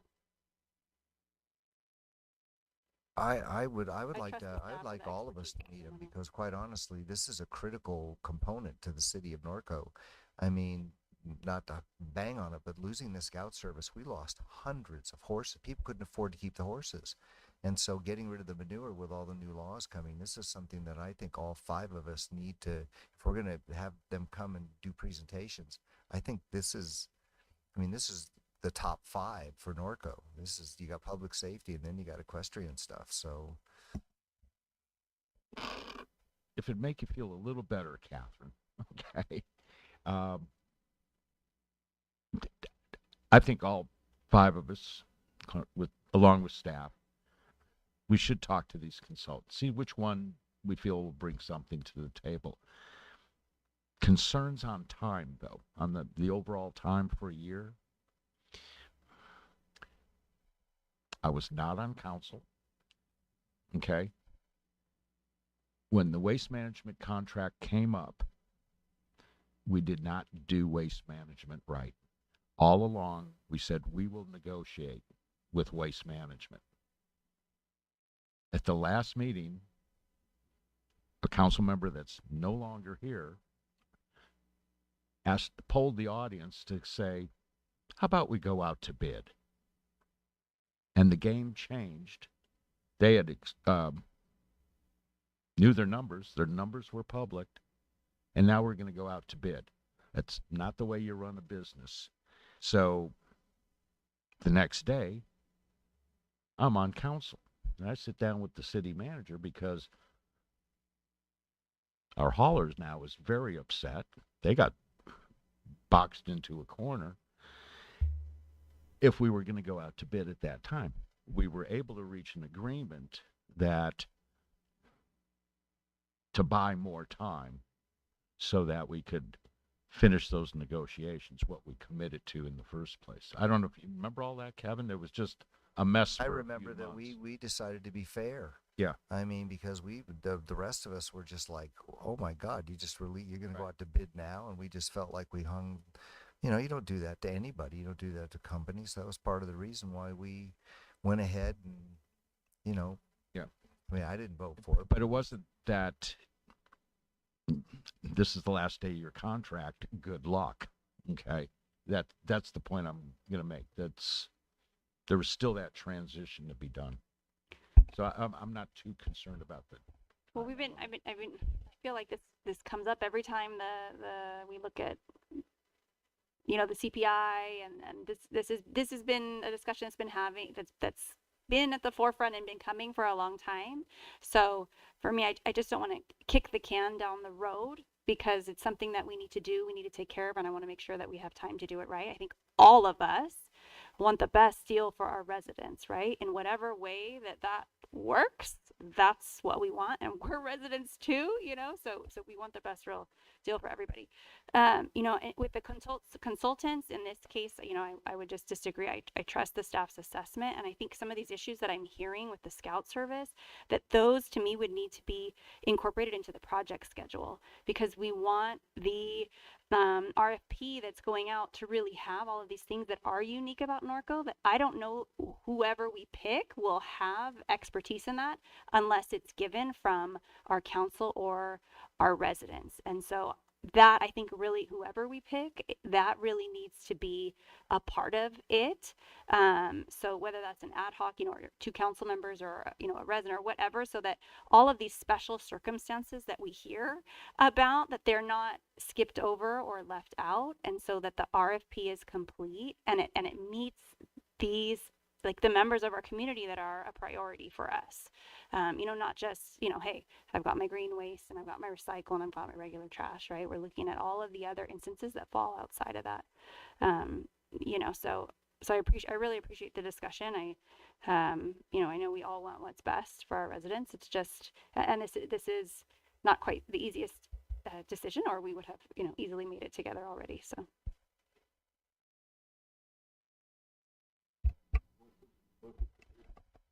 Well, I don't know what that would look like. I'm kind of going along with what Catherine says, because I think no matter which one we choose, they're not going to have the quote unquote Norco stuff, right, as a part of their regular toolbox. So I think the meetings that Greg is talking about after the consultant is selected, that council members can meet with the consultants at that point and say, here's kind of the menu of things that we're looking for. Here's what makes Norco unique. And these are the things that we want to see on that list, and talk them through, the consultants through that after they're hired, and have them do the work from that point of view. Because again, I'm not really interested in listening to a sales pitch, because they're going to just tell us what they think we want to hear. Like, they're going to say agriculture and rural lifestyle and we can help you. And I'm not interested in that at this point in time. I want to say, here's the services we want, and provide those to us. So, You know, Robin, what you're saying makes a lot of sense to me. And what I just realized is that we may be being unfair to waste management, because the actual experts in what, in actually the hauling in the city of Norco, is if we ask waste management to be a part of this, they're the experts, and they're basically going to be telling the competition what needs to be done. I mean, there's a part of me like, you know, but I, to your point that staff, I think staff would know, and I think you're also right. Nobody's really going to know how to do Norco. I mean, so what do you guys want to do?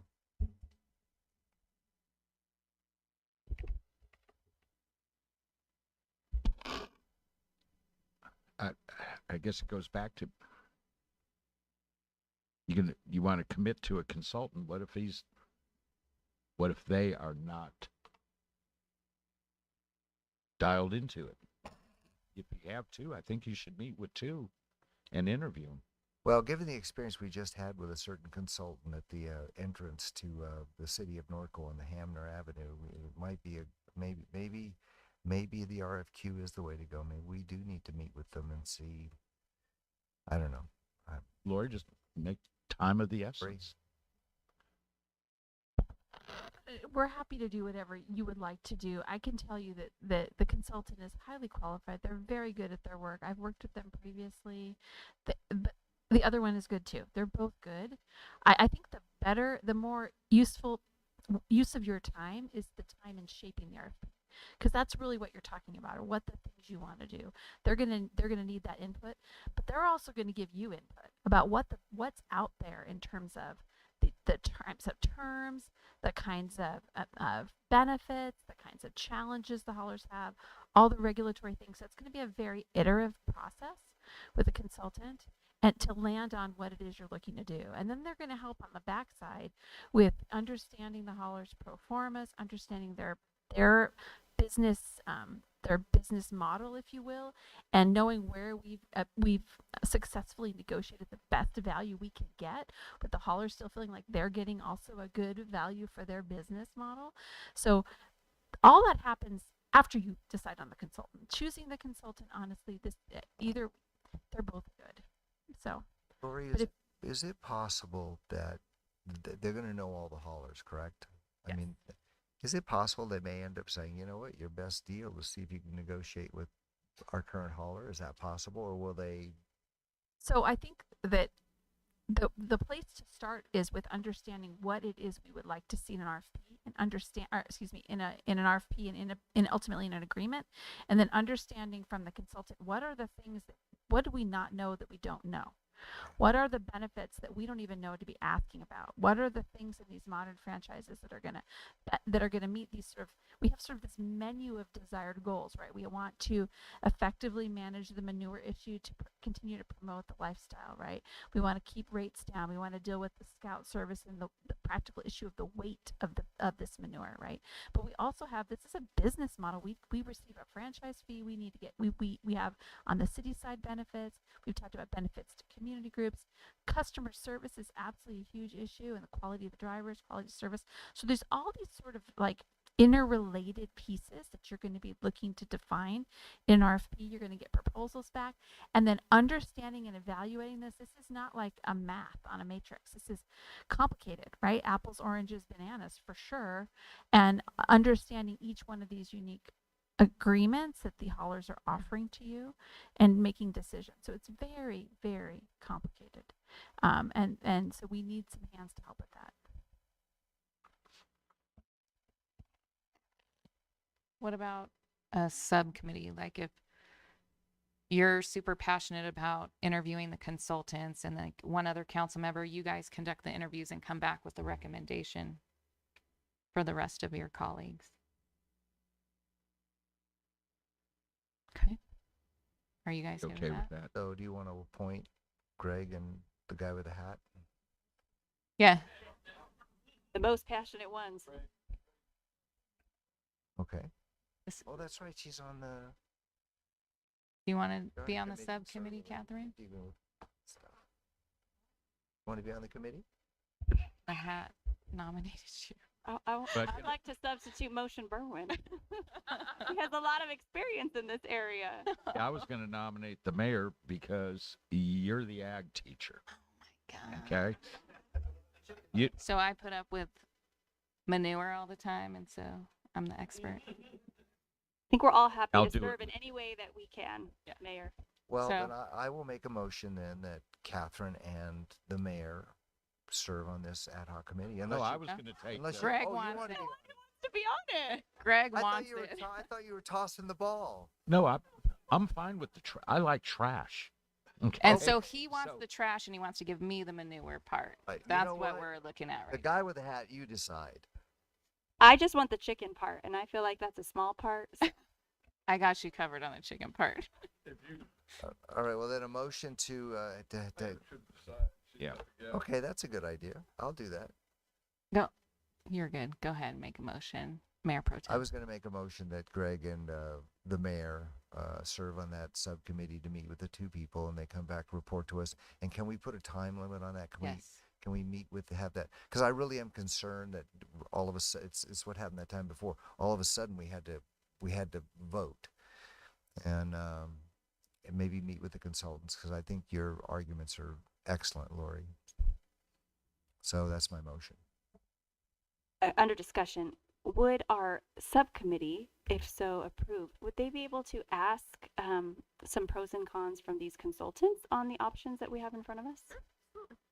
To bring back, to facilitate our discussion as well. Robin could explain to them about all those little things that takes care of the composting. and stuff. Right.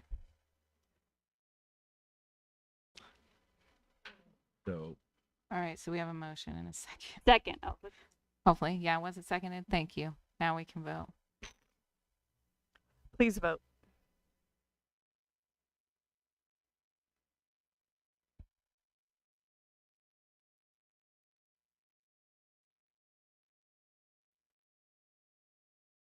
All agree and go.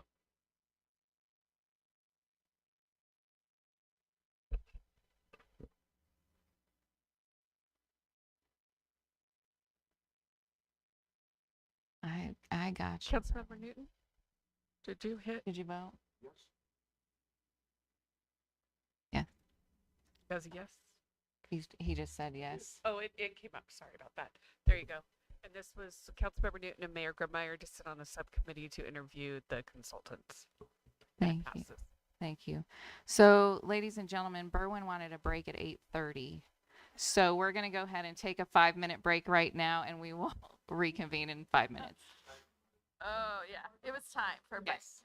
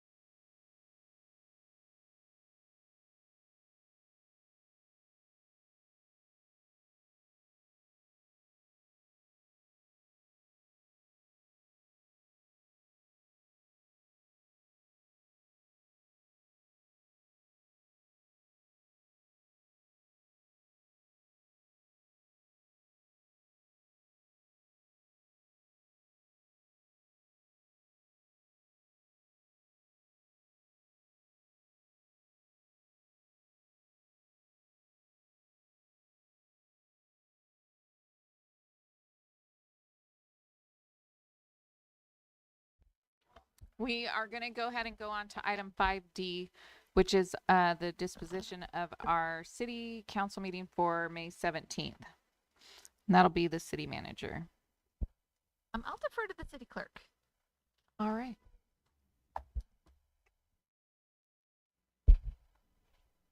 Just grab this here. So what we have before you this evening is due to two council members being out of the state for the regular meeting scheduled for May 17th, it was recommended that we cancel the May 17th meeting and schedule a special meeting on a separate date. I had discussed with each of the council members on what their preference would be and couldn't get a defined consensus. So I had went with the mayor's recommendation of Tuesday, May 23rd. But since that recommendation, we've had a lot of other things that have come across for that day. It seems to be a very special day for everybody. So where we are today is to defer to the council to see what is going to be the best for the five of you and for city staff to come up with that second meeting, because we do have items that do need to be heard at a second meeting this month. So I'm deferring to you to decide what you think would be best for the disposition of the May 17th meeting. Thank you. All right. So just going to start throwing dates out there. Monday, May 22nd. Yes. Got a hot day? All right, Monday, May 22nd. Are we serious? Do we just do that right now? What time though? Would we just do 6?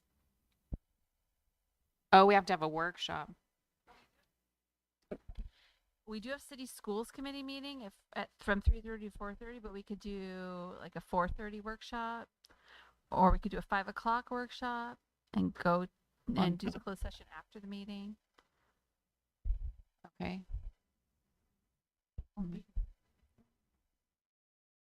No. Day of the Cowboy, you guys my can't go without apologies, me. Mayor. My apologies. That date, I'm actually gone. I'm at ICSC with Alma. We're at ICSC, so That's what I almost say. Darn it, I knew it was too easy. I'm so sorry. All right. Got too excited. I'm not very good at this calendar stuff for myself. Let's see. What about earlier in the week of the 17th? Like, I'm not sure when the council members are leaving to go. We will be in DC the 15th, 16th, and 17th. Very good. Is there on the 25th? I cannot do the 25th. The 18th is that's awards nights at Norco High School. Right. 29th? Yep. That's a holiday. Oh, Memorial Day. Memorial Day.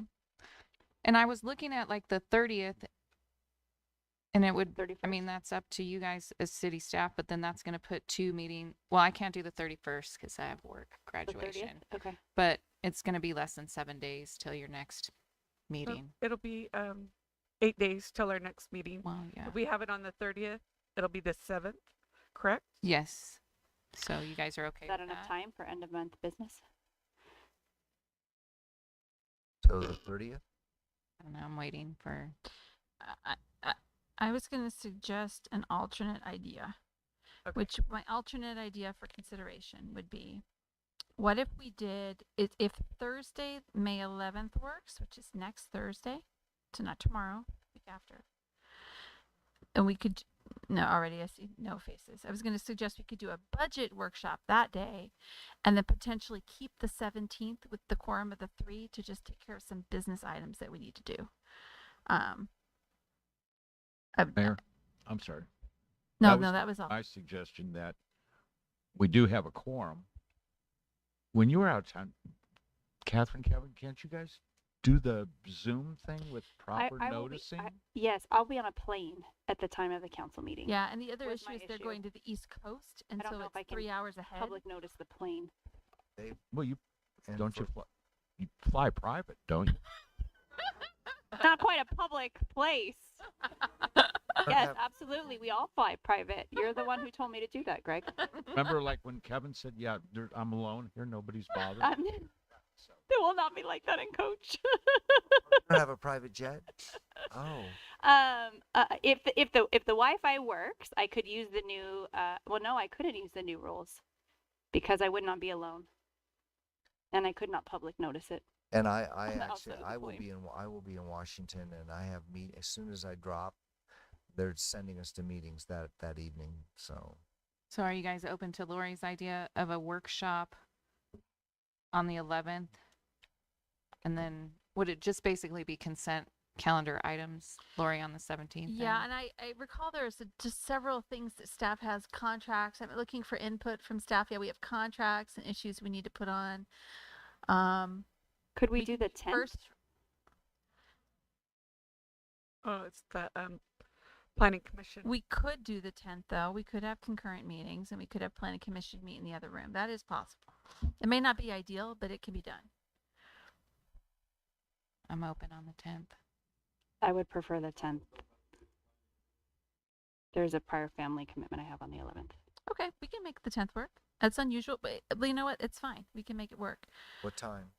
I would suggest we do a 4 p.m. start for our workshop, and then we can follow for a 6 p.m. council meeting. If we have any closed session, we can do it later 10th. on the 10th. Are you guys both good with that? So that's a week from tonight. Wednesday. So Okay. it just moves the meeting back a week. So I guess I would ask the clerk. So yeah, so really the main focus will be the budget workshop, Okay. and then whatever items are in the queue that we can put together in tomorrow for the agenda deadline. So Looks like staff's pulling an all-nighter, huh? we'll do what we Sorry, have you to do. guys. We might just put some titles on tomorrow and do a late pass out Monday with some backup for some of these. Like I see Matt's got an agreement. Look at We'll poor do some Matt's of that. face right now. Well, you'll be okay. We'll make it work, Matt. All right, so 4 o'clock Wednesday the 10th for a study session and 6 o'clock for a meeting. We're not going to do the 17th at all. Okay, just yes for the 10th. Correct. Okay. You're right. Unless you want to keep the 17th also and do your items that night with the three of you. But Is there going to be stuff? we could do the budget workshop on the 10th and just do the council meeting on the 17th if you wanted with the quorum of the three. Separate the two. That looks That would like be it easier would from be a prep. easier for staff. Yes, to that would do. be easier from a prep perspective. So Yeah. Okay. Yes. Are we good with that? The 10th. Okay, so 10th for the workshop. Budget workshop on the 10th, council meeting on the 17th, and we'll just do items where we know we can do with three. Okay, and so what time on the 10th? Are you still going with the 4 o'clock? I mean, if we can make it 4:30, traffic is Hmm? a bit gnarly around the 4:30 is schools. nice, and then we Okay. can do it in here, and we can be done before planning commission at 7. Perfect. All right. You guys good? Yeah. All We'll right. follow up with a notice for everyone for your calendars. 4:30 on the 10th. And then, so would it just be 7 o'clock then on the 17th? It'll just be, yeah, normal start time. 6 for closed session and then If we have close, yeah, 6 for closed session. Things since We there's can only put it 3 off of us. till Yeah. it's, unless we have labor. Oh yeah. Then would you guys be able to take a phone call at 9? Okay. Okay. We can put it off if you prefer. okay. 4:30. 10th at 4:30 on the 10th. For budget workshop and then May 17th regular meeting, 6 o'clock closed session if we have it, 7. Correct. They'll just do like consent stuff. Okay. We're gonna wait and make sure we're good. Are we good? Yep, we're good. Okay. Cool. So I brought it. So I made the motion. I'll entertain a second. Second. All right, now we can vote.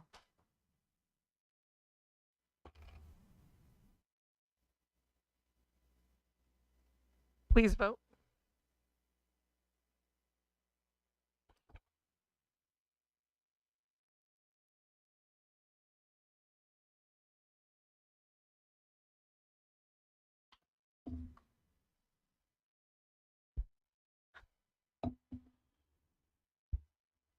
And motion passes unanimous. Okay, perfect. Thank you. Moving on to item number 6, our public hearings. We're going to start with 6A, which is our amendments to the city's general fee schedule. And that will be our finance director.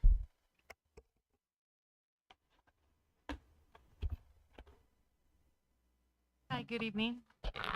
I'm presenting the amendments to the city's general fee schedule for fiscal year 23-24. Staff is recommending that we adjust our current fee schedule by 3.5%. Currently, the change in the CPI is 7.3 for January to January. We do have a couple new and modified fees in our fee schedule. One of the modifieds is the barbecue rental for facilities and park maintenance.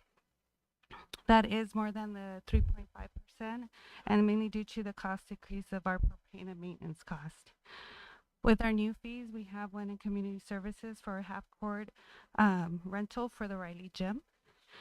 And facilities and park maintenance has a new fees for expecting the opening of the barn as well as the turf.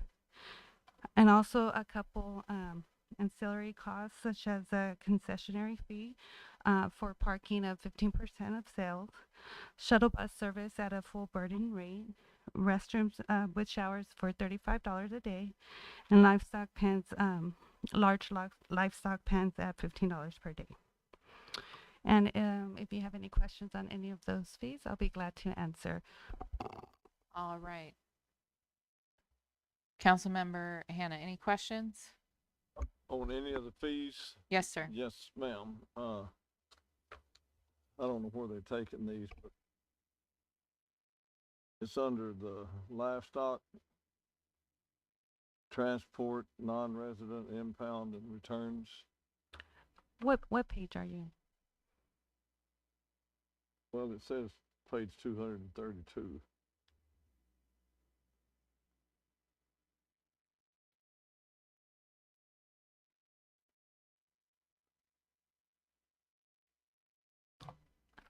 Yes. Okay, it says the price for transport, non-resident impound, $117 to $1,259. I want to know where are we loading them up and where are we delivering them to for that price? That information I do not know. I'm not sure if Michelle knows that, but we could get back to you with speaking with Animal Services. That we transported animals that far. I mean, that's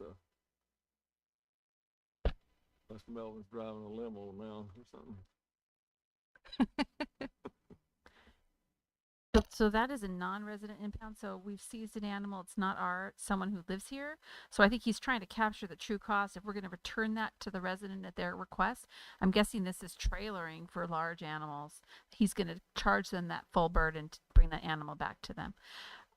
You want to know how far he's willing to go? Yeah, that's a big. The continental U.S.? No, I'm not sure. We'll look into that, Councilmember. I'm not sure. Unless Michelle knows off. Is she texting furiously to ask? Let's see if. Yeah. When we were evacuating animals with NART back during all those fires and everything, the farthest we went was from Big Bear and Lucerne Valley down to here. Wow. $1,200 and something bucks for a transport. You can haul a horse from here to Texas back for that. Maybe Melvin's going down there. I don't know. Now let me know when you find that out, Michelle. Yeah, we'll get back to you. Yeah. Thank you. Councilmember Newton. Hi. Question on the barn. I'm sorry, 211. 211 in the front. It just how did we come up with this? I'm kind of asking you and Robin and Amanda. I'll refer to Amanda. I wasn't paying attention then in the subcommittee meeting if we talked about this, but it was just kind of the price per hour per attendees. Yes. So Patty and Beth put a lot of work into this to survey different event centers around the area. Also, looking at square footage of venues. That was kind of hard to compare because the barn is such a large facility. So what the ladies did is they compared it to the McCoy Equestrian Barn in Chino Hills, the Hangar 244 City of Irvine, and SBC Fairgrounds. And a lot of how they broke it down was by the amount of people. And also with the amount of people, we can also determine how much parking we're going to need and if that's going to take up another facility too. So Okay, that was, so- these were all determining factors. And with our assembly rating, we can go up to 1,800? Yes. Actually, 1,870. Okay. So it got me thinking then about the parking. Let's just do it simple and say 1,000 people, right? Mhm. Where are we going to park them? Will we charge for parking So in these, with these type of events? yeah, so Or, I'm sorry, no, the rental rate will include parking. will not. Will include parking. We're saying that's included into the fee. In like the X amount of dollars per hour? Yes, the $300 per hour. I don't know if I'm comfortable with that, to include the parking in an hourly rate. We did when we did survey McCoy Equestrian Center. They're charging about $230 an hour. Then you have City of Irvine, $200 an hour, and then SBC Fairgrounds, which was $700 an hour. And those the parking wasn't included in that. It was very similar. And what's the occupancy on McCoy? McCoy is it's only 2,700 square feet. It's very it's a lot smaller. The that's what I hangar thought. 244 is 6,200 square feet. SBC Fairground 14,000. So we're exceeding all of those. Combined. Yes, and I mean we could charge more, but we were trying to keep it marketable.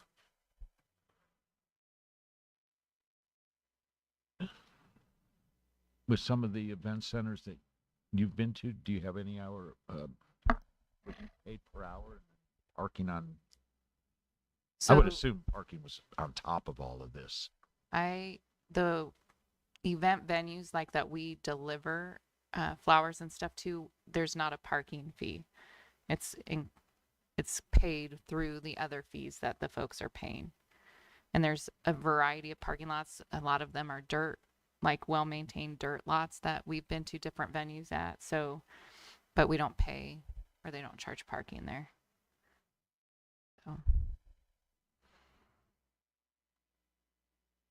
I just want to make sure down the road we have a return on our investment. And thank you. No, yeah, absolutely. And I think this is kind of like a starting point for us. Okay. And if we see that, we need to charge more, then I'm willing to charge people more, definitely. Let me ask a question on what Greg is talking to parking.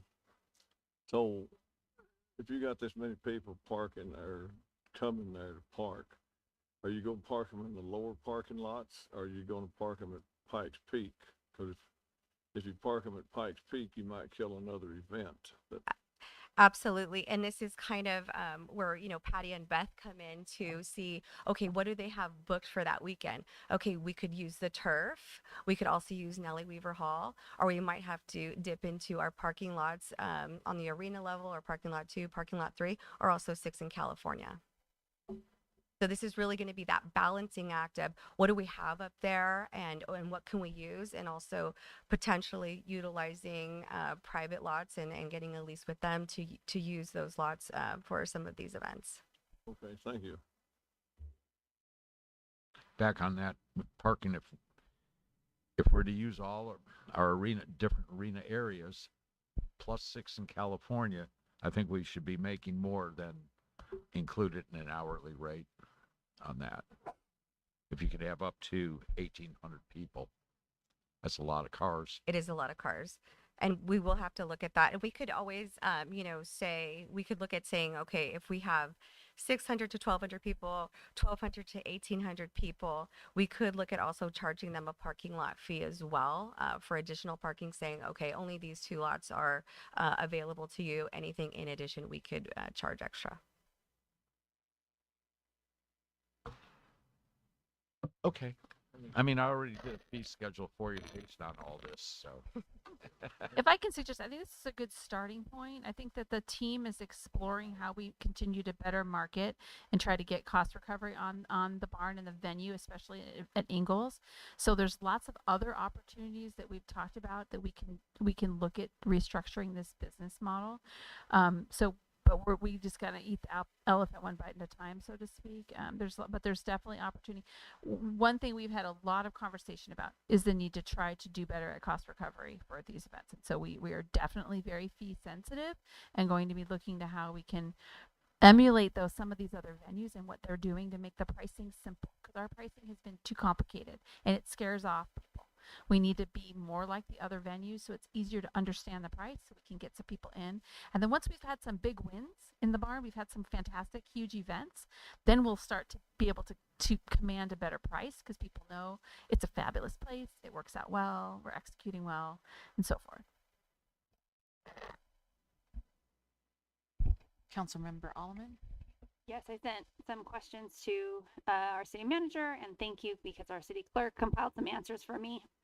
But just want to add to that discussion that part of our strategic plan is looking at that cost recovery number, and where do we want it? How much do we want to subsidize so we can kind of, tweak our fees to hit that sweet spot. So I appreciate, the creativity that's gone into looking at, like the turf. I was like, what's the turf? And looking at, and that we used to rent it out for a whole day for $80, and so making sure that we're competitive, but that folks are still able to use our facilities. So appreciate that, and no further questions.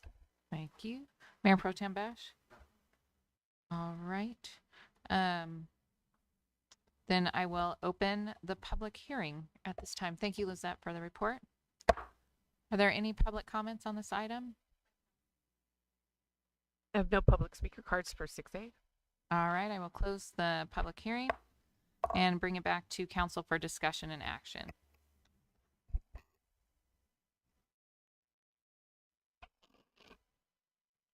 I don't have any further discussion. I was going to make a motion. I was gonna second, but you beat me to it. Okay, Stop.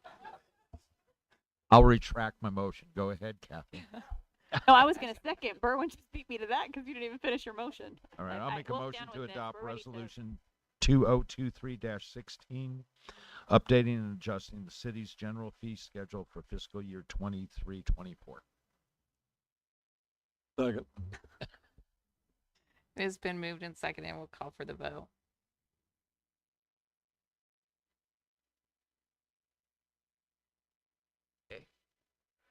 Please vote. It's all green.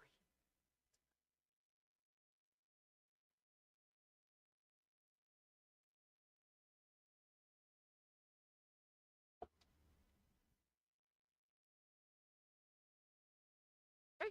Sorry, motion passes unanimous. Thank you. Thank you. Do you have to do anything or no? We're good on this one, right? You know, okay. Thank you. It's not an ordinance. Okay. Moving on, item 6B, public hearing with a zone code amendment. That will be our community development director. Yes, Madam Mayor, members of the City Council. This agenda item is just in a nutshell, it's the update to our development standards, use standards, operational standards of our industrial districts. More specifically, the M1 zone and the Gateway specific plan. So just a really brief history. Why are we here? Why are we updating? As the council is aware, we did adopt a moratorium on the approval of new applications for entitlements for building industrial buildings. And basically, the cause for this was that our standards were inadequate to address the the impacts that industrial uses bring onto the community. So the moratorium that was set will expire August 16th. The council directed staff to update the standards. So here we are this evening. In response, the city hired a consultant, Lisa Weiss consultant, and I believe the consultant is still on the line. Roger, are you there? Maybe not. Oh, there he is. Excellent. And he's here. He was very instrumental in basically helping us draft these standards and will be able to answer any questions. So I'm just going to give a brief summary of the most important changes. The intent and purpose of the industrial standard was updated, basically in a nutshell to provide orderly development of these uses, industrial uses, where impacts to sensitive uses are minimized, and basically to protect the public health, safety, and welfare of the community. Let me backtrack a little bit here. Oh, behind, sorry.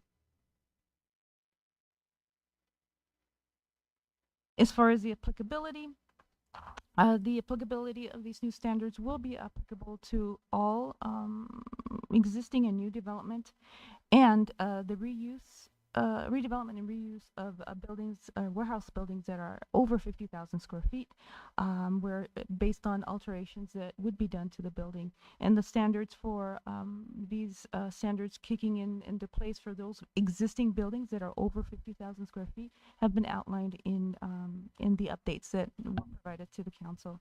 The use tables were updated to emphasize light industrial uses, consistent with our general plan. And probably the biggest thing that was modified is that large warehouse and distribution uses were removed from the permitted uses, and only allowing them in buildings that are under 50,000 square feet. Development standards were updated and modified. We used to have, previously we did not have a limit on sizes. Now the size of industrial building is being capped at by right at 20,000 square feet and up to 50,000 or less, just under, up to 50,000 with the approval of a conditional use permit. And the maximum height of the buildings by right before 35 feet. Now it's 25 feet and up to 40 feet with the approval of a conditional use permit. Site and architectural design standards were modified, requiring emphasis on aesthetically pleasing components. For example, orientation of loading docks and truck entrances, sheltered away from sensitive uses. Building design standards were updated, and we, as noted in your update, that design standards now specifically incorporate the requirement for Western element being specified in the design standards. Standards for trucks have been introduced to address the CARB compliance for trucks with a gross weight of 19,500 square feet, idling, traffic, queuing, etc. And definitions were added to basically clarify the uses that are allowed in the industrial zones. The administrative procedures for a reuse of buildings requiring reuse of buildings over 50,000 square feet. The administrative procedures as far as notification when should a situation come up where redevelopment or reuse of existing warehouse and industrial buildings with a gross floor area over 50,000 square feet. The noticing requirement when a conditional use permit is required has been increased for industrial uses from 300 to 1,000 square feet. So should there come a situation where a conditional use permit is required for the reuse of an industrial building that's existing and over 50,000 square feet, the noticing requirement has substantially increased. So with that,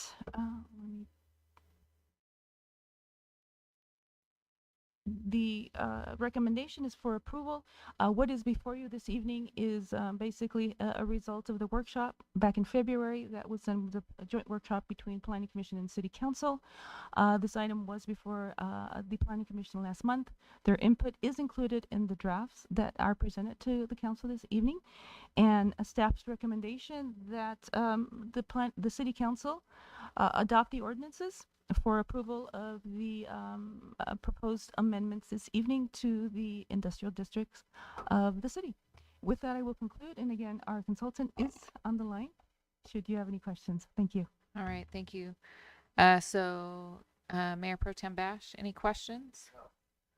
Councilmember Alleman, any questions? Yes, just 3 questions. Alma, on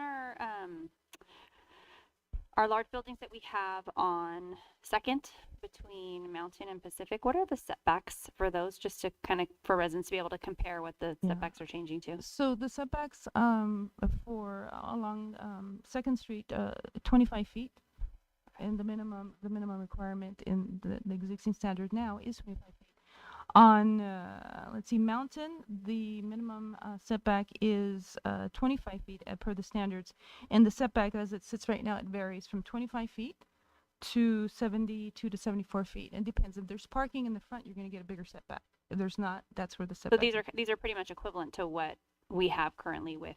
Yes, and then along Pacific, it's right now the setback, building setback is anywhere from 82 to 100 feet, the minimum being 50 feet for the standards now. Right, okay. Second question, on page 320, we have that all landscaping shall be drought tolerant. Yes. And requires a permanent irrigation system. Is there any requirement that it be a low water system, since these are drought tolerant plants? Yes, our chapter 18.55 of our municipal code is our water efficient landscaping requirements, and that's where it implements the California Department of Water Resource Model Water Efficiency Landscape Ordinance for the state. So it's in there. Our landscaping plans are reviewed according to that. And Perfect. So. Okay. And one more. On page 325, looking at truck traffic, just to clarify that I understand for any residents as well, for the what conditions trigger the operation and truck route plan? I read it as it applies to any site regardless of size or truck bays, or is there a certain threshold that would trigger operation and truck route plan? Where if you look at item B, truck traffic number 1, and maybe Roger can chime in on this one, but its operations and truck route plans shall be submitted for review and approval as part of a site plan review application. So anytime something has to go before the planning commission, so everyone will be required to do one regardless of if it requires review. It requires a discretionary review by the planning commission. Yes. Other than that, if it's just a change of use, permitted use in the building from one use to another, then no. Okay. Thank you. Councilmember Newton. Alma, what were after our joint meeting? Yes. Planning Commission had minor comments, points of clarification. Could you share some of those minor points that they made that are incorporated in this? Yes, some of one, like for example, in the detailing of the building, we're breaking the building as far as a long expanse. The recommendation was noted at 100 feet. They said, hey, can we make that 75 feet instead of 100 feet? So it was basically clarifications as far as wall height, expanse of plain buildings to break it up, maybe, like I said, no more than 75 feet. So it was very, very minor stuff, more clarification. Articulation. Yes, yes. Oh, and there was, we made sure that as far as the metal roofing was standing seam. Standing seam only? Yes. Yeah, so that's in there.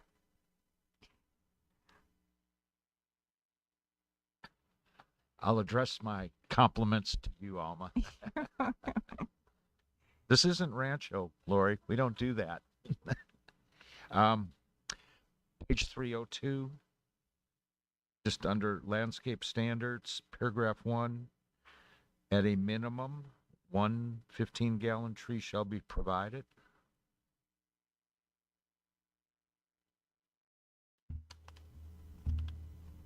That's of what, and I apologize, I have. Section,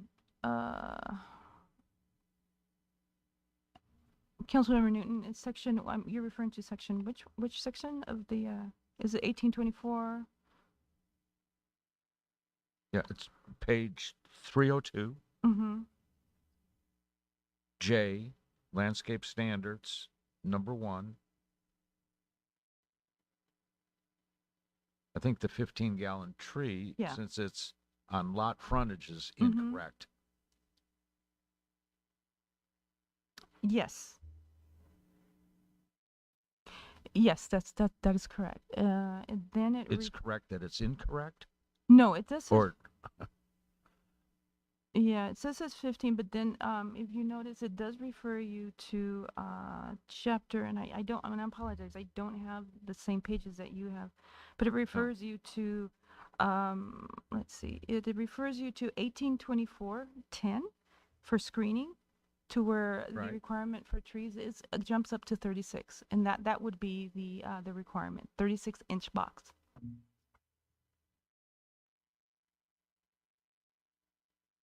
okay, I'm just picking it up on this where it said 15-gallon, but Yes, and that is correct, but then it says that, you know, it has to meet the standards of section 1824:10, which Okay. does require the 36-inch box.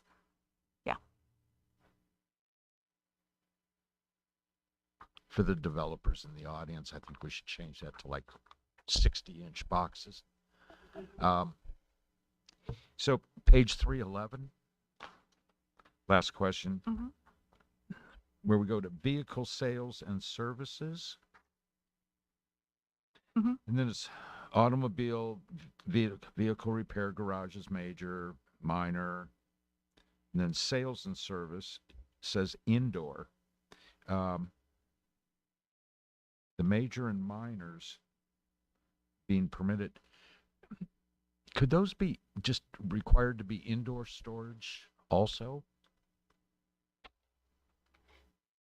For these repair garages?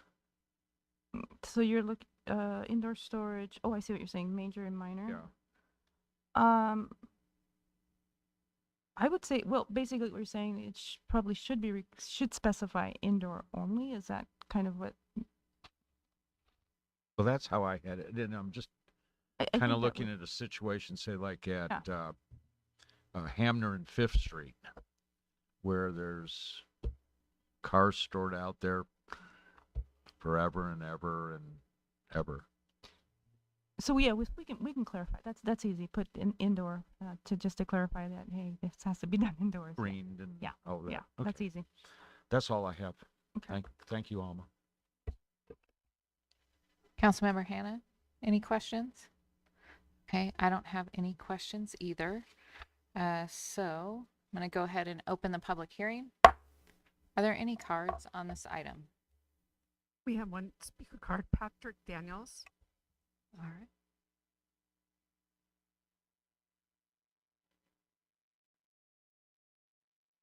Thank you, Mayor. Thank you, Council. Thank you for your time.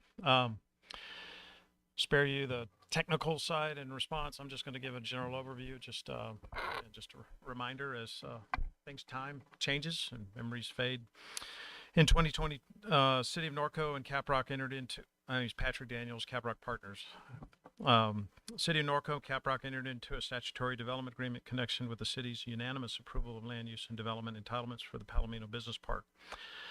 Palomino Business Park, 4-phase industrial warehouse, commercial office use development on approximately 116 acres of land, providing up to 2,050,000 square feet of new building space and off-site street and infrastructure improvements. The city prepared and certified an EIR that analyzed the 4-phase development project. At the time the DA was approved, the city approved a site plan for our first 2 phases of development covering 81.65 acres for the development of 1,445,000 square feet and 3 water quality basins. As you know from seeing the work on the site, the buildings are going up, and we are quickly doing everything we can to build out the first 2 phases of the project. The DA vested the rules, regulations, and policies that would govern the city's review and further future permitting of the build-out of Palomino Business Park. The applicable regulations are those that were in effect in September of 2020 when the DA was approved. Therefore, because of its vested rights under the DA, the Palomino Business Park would not be subject to the zoning code changes being considered by the city. But as a property owner and business owner in the city that wants to ensure that we have a healthy climate and a strong business-oriented community reputation to attract new businesses to lease our buildings and promote the economic development of Norco, we would urge the council to revise the zoning code change before you tonight, provide greater flexibility in the maximum square footage and approval process that is proposed. Just to give you an update, we're now marketing our constructed buildings at Palomino as well as Saddle Ranch, just to the north of our council chambers. In the projects, all of the interests we have right now exceed 60,000 square feet, every single one, whether they tour, inquire. And now our first two leases, you have one that has been signed at Palomino for 67,000 square feet. It's a company that's been in business for 80 years. You have a strong financial company creating jobs in Norco. We're about to sign a lease. My people are a little hesitant for me to mention this one, but we're going to be signing a lease days away from now at Saddle, just north here. And that company wanted 100,000 square feet as a minimum. And so we have the flexibility to accommodate that, but they also were concerned about their future growth. And since we have multiple buildings that can accommodate that growth, this company that's been in business for 150 years is actually signing a lease on the middle building just north of here for 120,000 square feet. And we're going to work creatively to work that in and allow them to grow into that lease.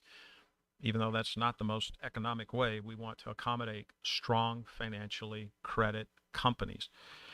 And so the smaller size buildings that are proposed in here are setting up for weaker and smaller and not as inclined to be strong companies to occupy these smaller buildings. When my partners and I started Caprock Partners coming out of the Great Recession, we found plenty of opportunities to buy non-performing notes for predominantly buildings of 50,000 square feet and less. That's how we got our company off the ground. We bought non-performing loans that banks no longer wanted, and we would take those projects because they failed to perform the loan obligations on, the parameters and terms of those conditions of those loans, and that was our opportunity. We had to go and foreclose on those properties and reposition those, and then have time and the financial wherewithal to wait for the recovery to come back and then make use of those buildings. So appreciate your time. Thank you. I don't know. Yes, Colin says you can.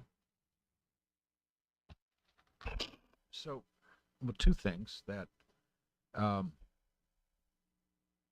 with the market, when we approved those additional phases, correct, it was the smaller footages, less than 60,000 square feet, that were the market drivers at the time. Well, I mean, in some of those conversations, it's a variety of mix. And so if you recall, we started working with city, holding community meetings, all the different community groups in the community. And obviously the original proposal by another competitor was much larger, and that got no traction. And we knew that going in. So it was a collaborative effort to sit down with staff and city leaders to come up with a plan that would work. And so right now, I mean, candidly for us, we have a difference of opinion on what's small and what's not small, but we'll clarify that. Our largest building out there is 159,000 square feet, and we oriented those very carefully. Remember all those conversations we had about Pacific Avenue, and oriented those, making sure the short end of the buildings were what the people might look like. But we, put a berm and landscaping and setbacks. I mean, Alma walked you through all the setbacks that we moved beyond what the city requirements were. So we have a variety of buildings. Right now in phase one, I believe our smallest building is along Second, and that's about 40 or 45,000 square feet. And then we have 8 buildings total there, and the largest is, I think, 158, 159. And then the future phases are a combination of those as well. We get to phase 3, there's narrow lots over there, and the buildings get smaller than the 45,000 on a few of those. But for the most part, we're orienting the very smaller buildings that fairly work with your new standards on the outside closest to the residents. And then they get only... I'm just kind of curious to what change of where we were a couple of years ago, and we're looking at the market right now. And yeah, it was a compromise so we can move the project forward, and that's how we came up with a site plan. Yeah, today's market right now, when the economy started to turn in last May, last June, buildings under 200,000 square feet are slowing down fastest.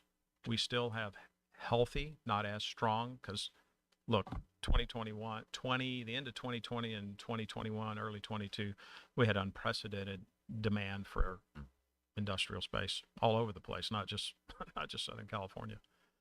And so right now it's moderating even in the larger buildings, and for us that's over 300,000 square feet. And the state law, I think it was mentioned just a little bit ago, and the update on the state legislature, maybe I misunderstood it. The legislature that's working its way to the governor's desk, it's coming out of committee soon, did go down to 300 foot on the setbacks, but it's for buildings 300,000 square feet and greater. That's what's coming down from the state. I thought I heard 50,000, but. All right. I was just curious to that change because, like, as you mentioned, we reached a compromise on our overall site plan as Right. it is. Yep. Okay. Thank you. Thank you. Colin, I have one last question for you real quick. That was mentioned in the development agreement that with these changes, I'm of the school of the development agreement is to keep the city from changing the rules in the game. Is that the case? So our development agreement and the standards would remain the same no matter what is changed here? Correct. That's my understanding, yes.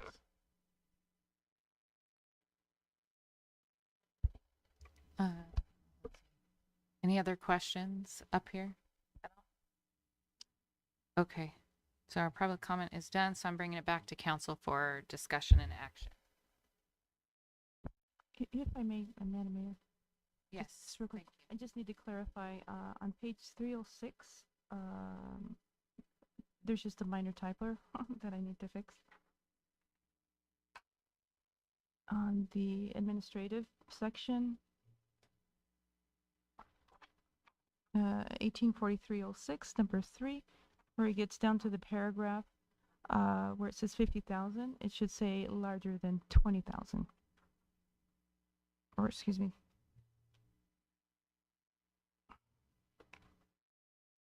Wait a minute, that is incorrect. Roger, are you on the line there?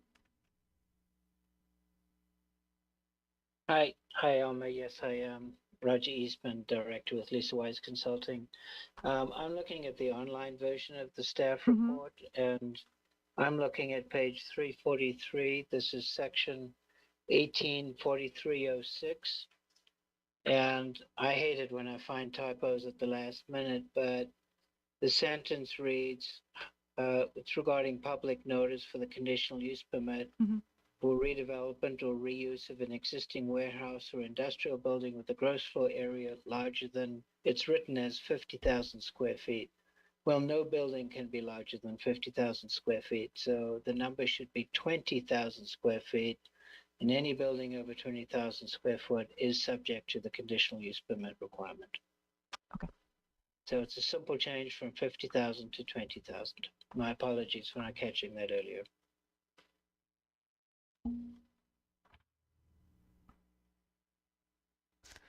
All right. Any other items? Alma, you're good? Yes. Okay.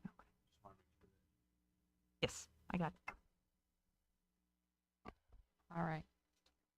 Go ahead and entertain a motion then. Madam Mayor, it is a 4/5 vote that's required on this, and should I read the title of the ordinances? Yes. Ordinance number 1096, an ordinance of the City Council of the City of Norco approving Zone Code Amendment 2023-01, a city-initiated proposal to amend Norco Municipal Code, Title 18 Zoning, Chapter 1824, M1 Zone, Heavy Commercial Light Manufacturing, amending the city's existing industrial regulations to provide new updated development use and operational regulations for industrial and warehouse uses.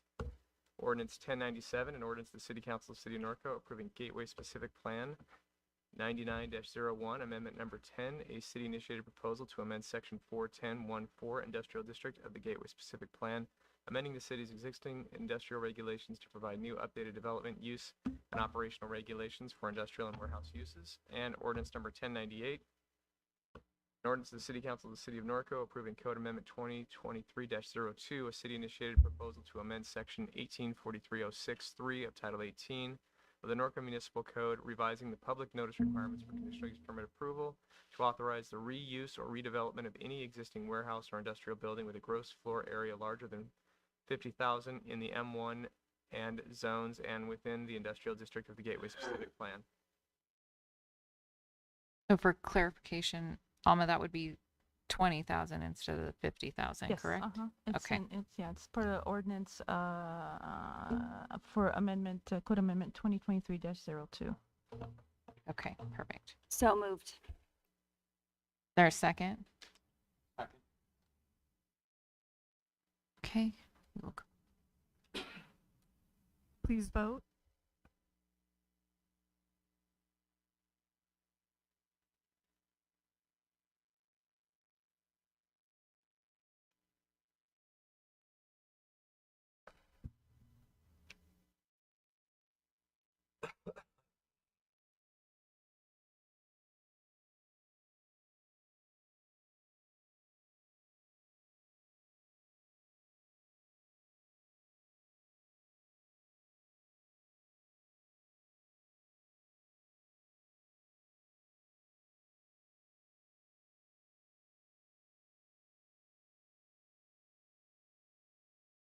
Councilmember Hannah? Just get to it. Oh, there it goes. Motion passes. All right, thank you very much. Agenda item number 7, City Council and staff communication. City staff, anything? All right, City Attorney, Nothing, Madam Mayor. Thank you. City Manager. Berwin. Greg. Have a good evening. Catherine. Mayor Grunmeyer mentioned chickens earlier, and there's some been interesting talk just about what we can do with those chickens in terms of eating our green waste and the state. So looking forward to see what we can do that would be special in Norco. Colonel Sanders.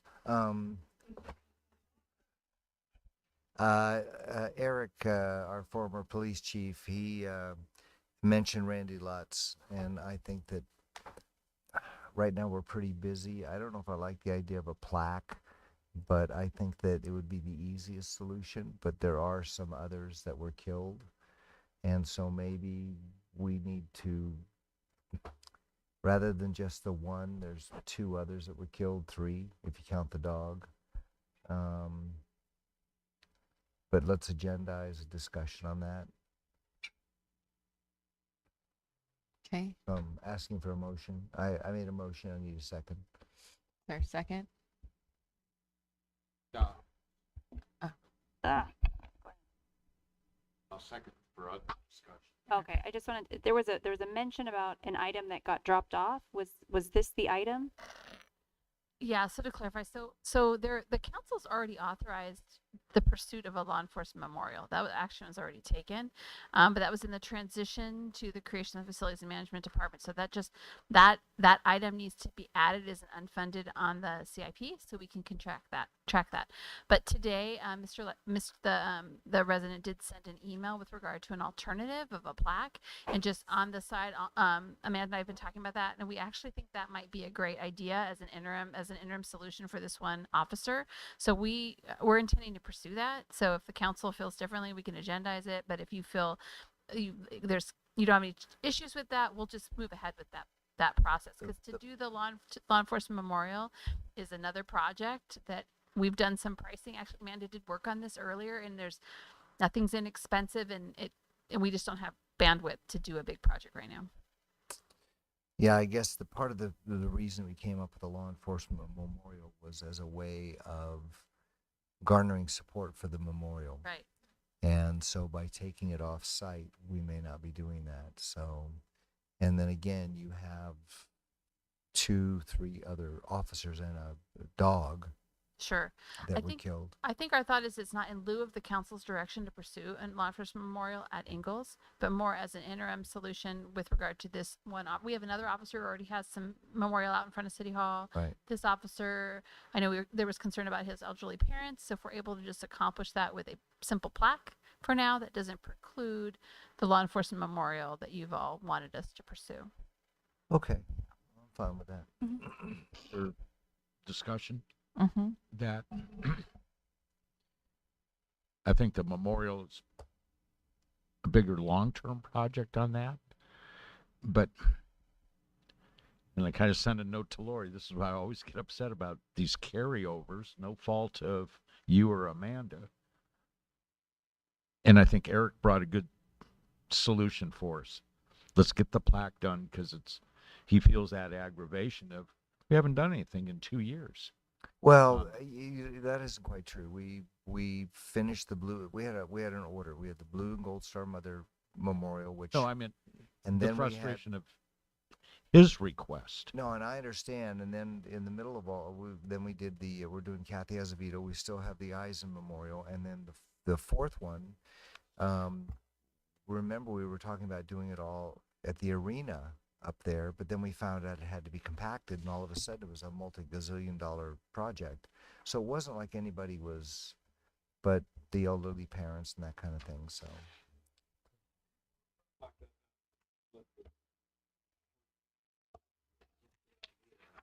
No, I've been in touch with Eric. He knows. I think that there's some pressure from the family that he wants to get this done. So, anyway, I think a plaque is fine. All right, very good. So, ladies and gentlemen, I will adjourn this meeting 11:02.